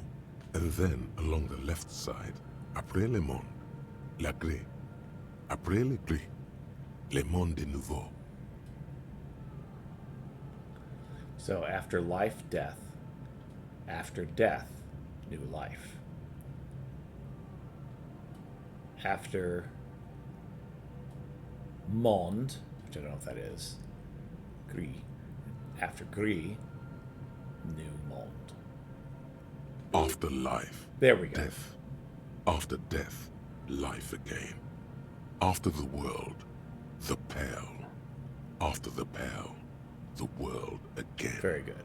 This is the great leitmotif of humanism, a summary of the effect of the discovery of this Isola, the Insulindian, on human thinking. A tremendous sea change akin to finding life after death. Lieutenant, this used to say after life, death, after... Death, life again. He nods. After the world, the pale. After the pale, the world again. This exaltation is common in Dolorian sacralism. In the early years, it was even incorporated as the RCM slogan. No more. What is the RCM motto now? Justice, union, prudence, and force. I like the other one better. So do I. Step back. The mother of humanism towers above you, a wax painting on a cracked pane of glass. Nothing has changed in her expression. This is Dolores The old Day. woman in the village was right. This like? must be the Dolorian Church of Humanity in Martinez, or the small Pinewood Church in some records. You know this It's place? a minor landmark, not easy to find. Most maps misplace it. Lowers his voice. It was built not long after Revachol's founding, 300 or so years ago, by first-generation settlers. On the coast of an uninhabited archipelago where only animals had roamed before, in the wild reeds. What else do you There used to be 7 stave churches on the coast. Les Sept Sœurs, they call them. The 7 Sisters. Only one remains. The rest were burnt in the revolution or used for building materials. We should be respectful here, although the building appears to be deserted. I do not believe we'll find anything connected to the lynching here. Something else, perhaps? He looks at the machinery laying Respectful. Is the lieutenant a follower of Delorianism? There it is again. A small pang of guilt. It's time to ask him what happened here. Do you know why it was abandoned? I have a theory, yes. There was a police raid a while back. I heard the place was shot to pieces. After The old pause. woman in the village was being tactful with us when she didn't mention it. She has more respect for the RCM than many around here. Who conducted this raid? Well, your station was involved, I hear. Although I can't be sure. How come the lieutenant isn't sure? Is this confidential information? You're not 3 sure? precincts were involved in the raid, and people say Precinct 41 was one of them. I don't remember being. I am pretty sure it was a clandestine operation. I don't know anything more about it, why it was conducted, or who participated. I try not to pry into extra-district matters. If I was here, I should find out what I was Good doing. luck. You will not get information on a confidential operation from your station secretary just by calling. If you really don't remember, it might be better to keep this one forgotten. It happened a while ago. It's unimportant to our business in Martinez now. Kim, were you a follower of Delorianism? Yes, we all are. Her name, body, and rule are synonymous with humanism. The laws we enforce are Delorian in origin. The woman looks by in silence, smiling enigmatically. I didn't think you were spiritual. It's not spiritual, it's constitutional. The Delorian system does not demand faith, only accordance. Turn away.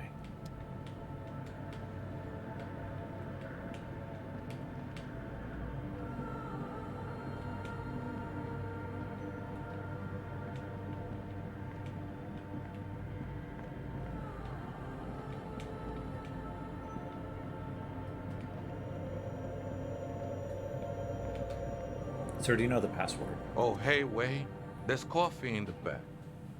Oh, wait. I meant the mother's love. Have you by any chance heard the Vegeta say the password to her radio computer? Too many times, essay. You need it for something. Surveys are a good way to fish for personal information, especially in the name of public safety.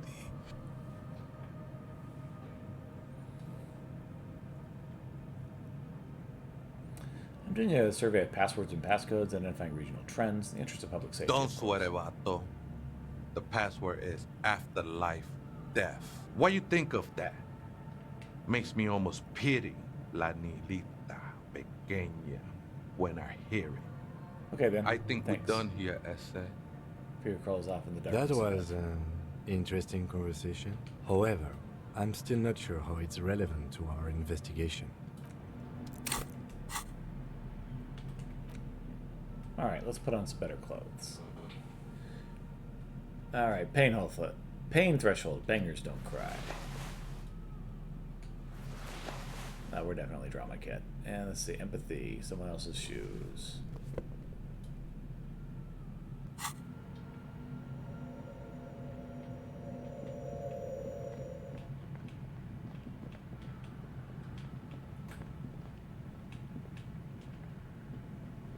The machine's keyboard is still. Let's The play again. speaker comes to life.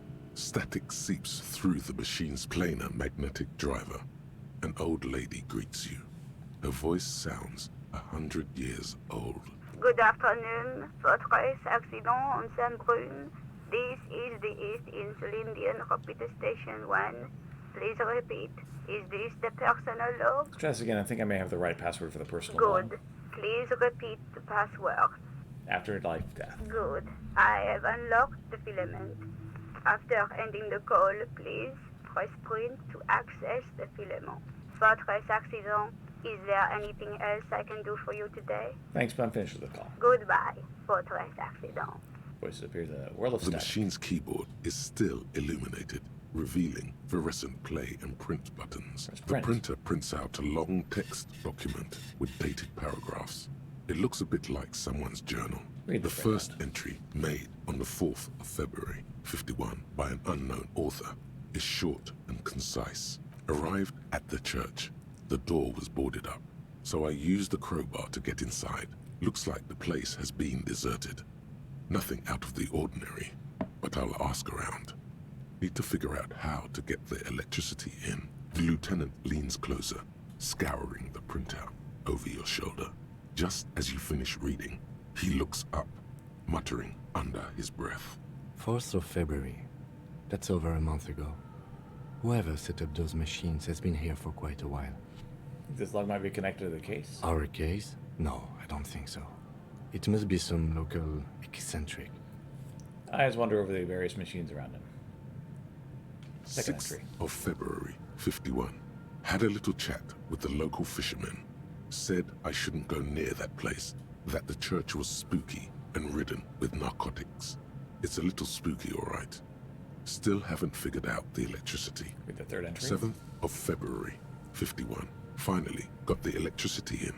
Next on the agenda, a new antenna. I'm thinking ESCA series, something advanced. Why would you need an antenna? Why would anyone need any of this equipment here?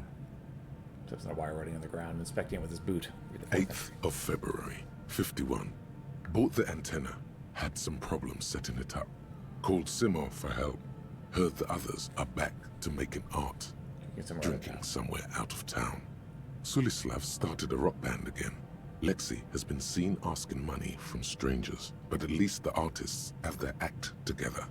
They're qualified labor. They can get work anywhere. Graphic design, ads.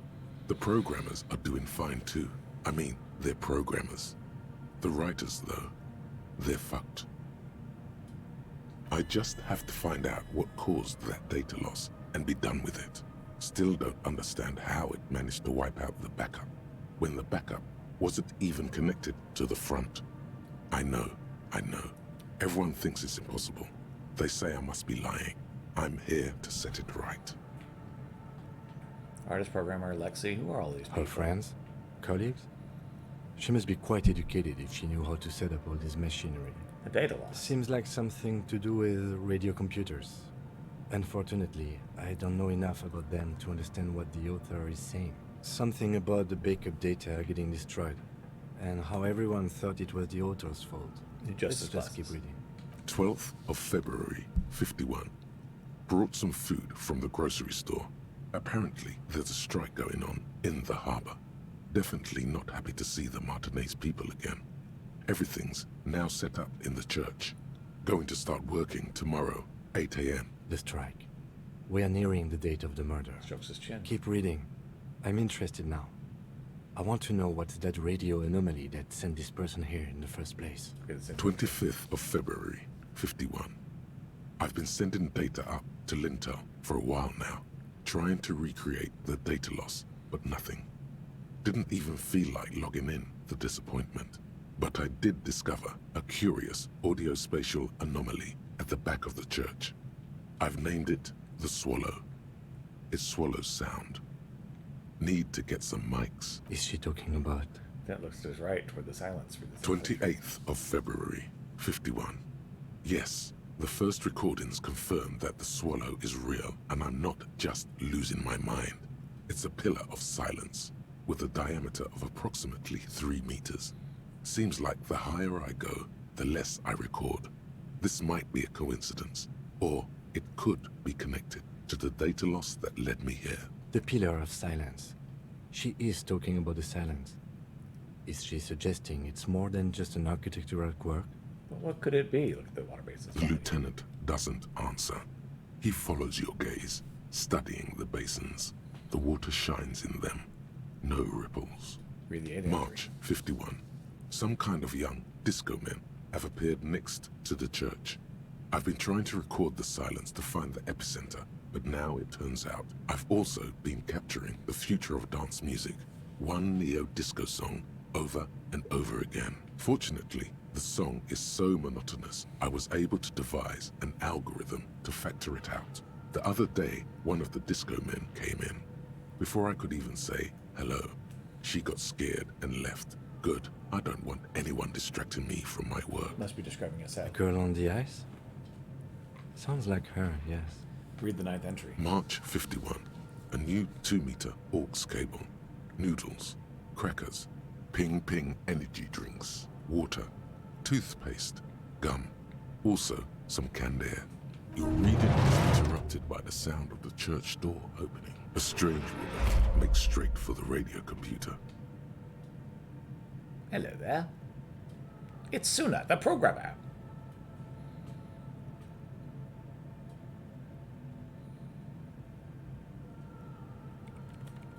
Breaking into my radio computer, I see. Glares at you. She holds on the off button for several seconds. The machine Yes, reboots. you are breaking in, but not into her radio computer. You're a master circuit bender. I do apologize for the intrusion, madame. We are with the RCM, you see.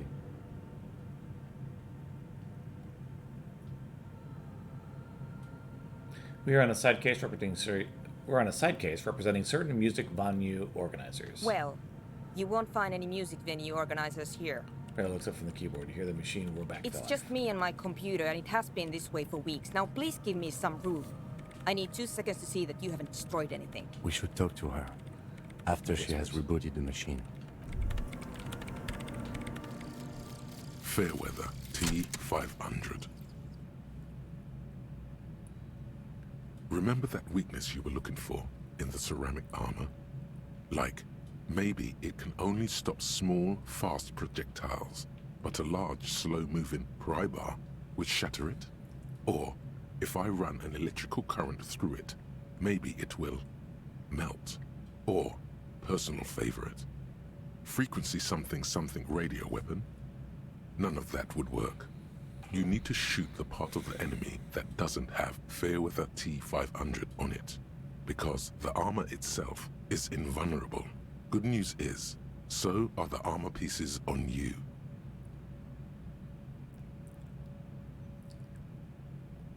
+2 eye-hand coordination against enemies in FT500 armor.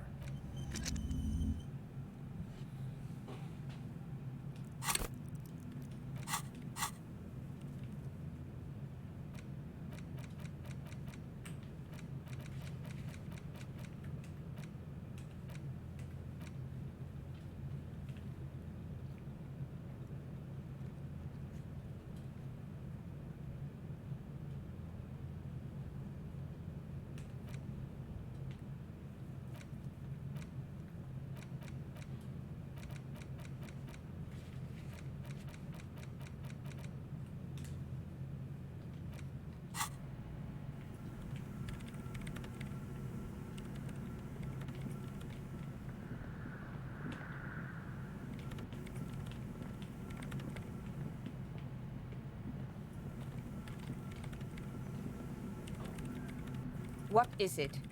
I'm still hunched over the keyboard, gently illuminated by the pring machine. I didn't break anything, No, did I? you just printed out my personal log and wasted some paper. Does not look like a big loss to you. Sorry, but who are you and what are you doing? I am Soona Luukkanen Kilde.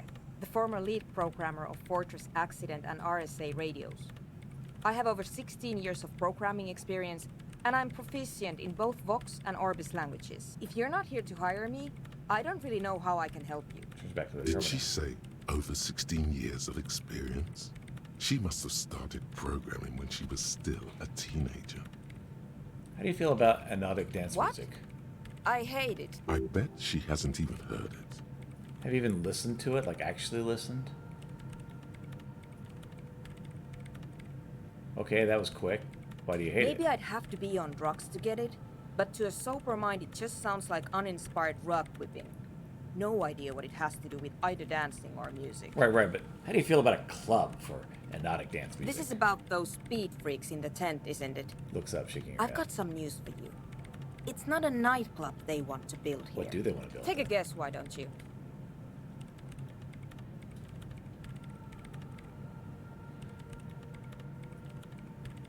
Youth Center would be nice. I can't believe they got you so easily. Go have another talk with those up-and-coming entrepreneurs, will you? Thanks. Good luck. I'm not coming in there. So what are you doing in the abandoned You church? really like those questions, don't you? Hint of amusement in their tired eyes. I'm a police officer. It's my job to ask questions. I'm conducting scientific research here. You can't throw me out. He says, ready to standing route again. What I'm research? looking for the location of a 2mm hole in the world. Wait, what? She's looking for a disruption in the radio waves. That's what her personal log said. The lieutenant raises his brows, but doesn't say anything. The hole connected to the data loss in your journal? Yes, that's what led me here. There's But I no person suspect to- it might be something a bit more complicated than that. A hole in the world. What does that mean exactly? Exactly. What does it mean? Something Up to frantic now, about her. it has been impossible to say what it is because it's impossible to measure nothing. What do you think it is? What qualities does nothing have? How do you measure something that does not exist? She's suddenly absorbed in the conversation, waiting for your Easy. answer. You measure it by the world around it.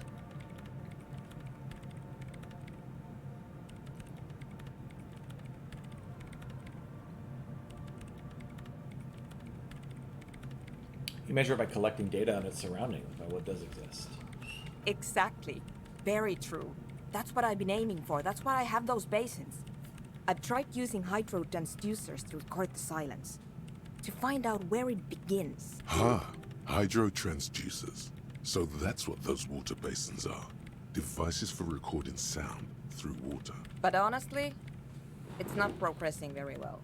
Gross silence, staring at the circle of basins. Staring at the circle of basins. Looks like some ancient ritual. So the research isn't going well? Why not? Because it's just trial and error. Trying to locate the swallow, the exact point in space. And I don't have a... You know what? It would be really helpful if you could just stop talking and let me work. Any idea where the hotel could, or where the hole could be located? Somewhere underneath those roof beams, I assume. She glances up, eyes trying to pierce the pitch black heights above, but without much success. Why there? There's this place at the back of the church. A place where all audible vibrations seem to cease. I've named it the Swallow. And the higher you go, the less you record. The Pillar of Silence? Are you sure it's not just an architectural quirk? Maybe. But it's oddly close to the physical coordinates of the data loss that led me to this place. Oh, this is where the Crabman I lives. know. I don't think Crabman might be somehow responsible here. No, I don't. She sounds mildly annoyed by this line of questioning. Her hands typing hundreds of commands into the machine. That's all I wanted to know about the scary 2mm hole in the world for now. Great. Thanks. Why are there so many machines I in this brought place? them here. These are my machines. Please don't touch anything. Why do you need an antenna? I use the AR-1 as my RAIN prefix processing unit. RAM Prefect, that's your radio computer, Mhm. right? And the antenna, it's the processing unit? You really don't know anything about radio computers, do you?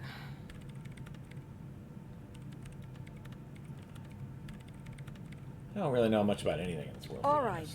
Well, all radio computers perform operations up on air. So in order to gain more processing power, you need to invest in a good antenna.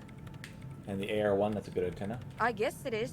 So far, I've been quite satisfied with it.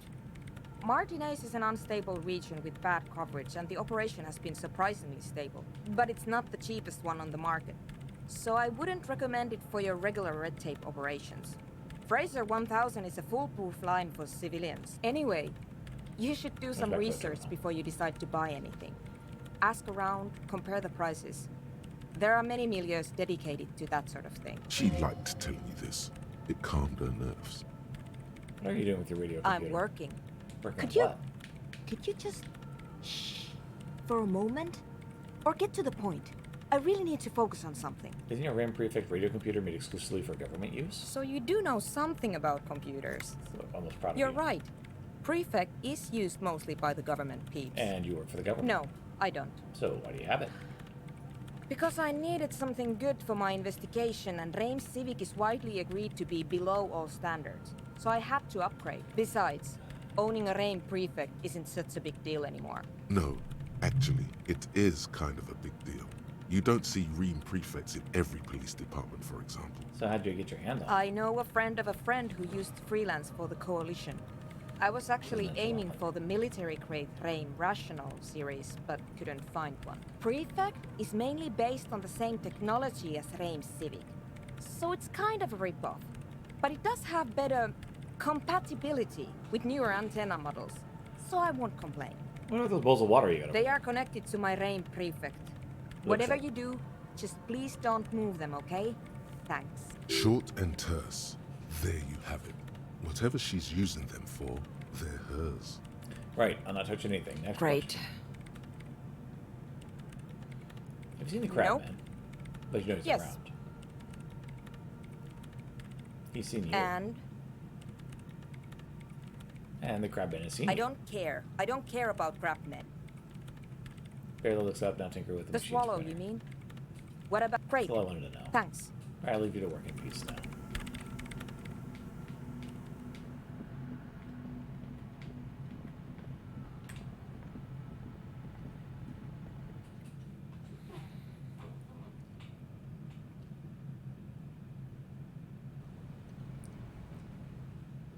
So we're gonna save. And we'll pick this up tomorrow. I am 45 minutes over on time, which goes to show that I'm actually enjoying myself. So hopefully I'm able to continue tomorrow and have a good time. Should be in the afternoon. The morning I'll be spending doing stuff with my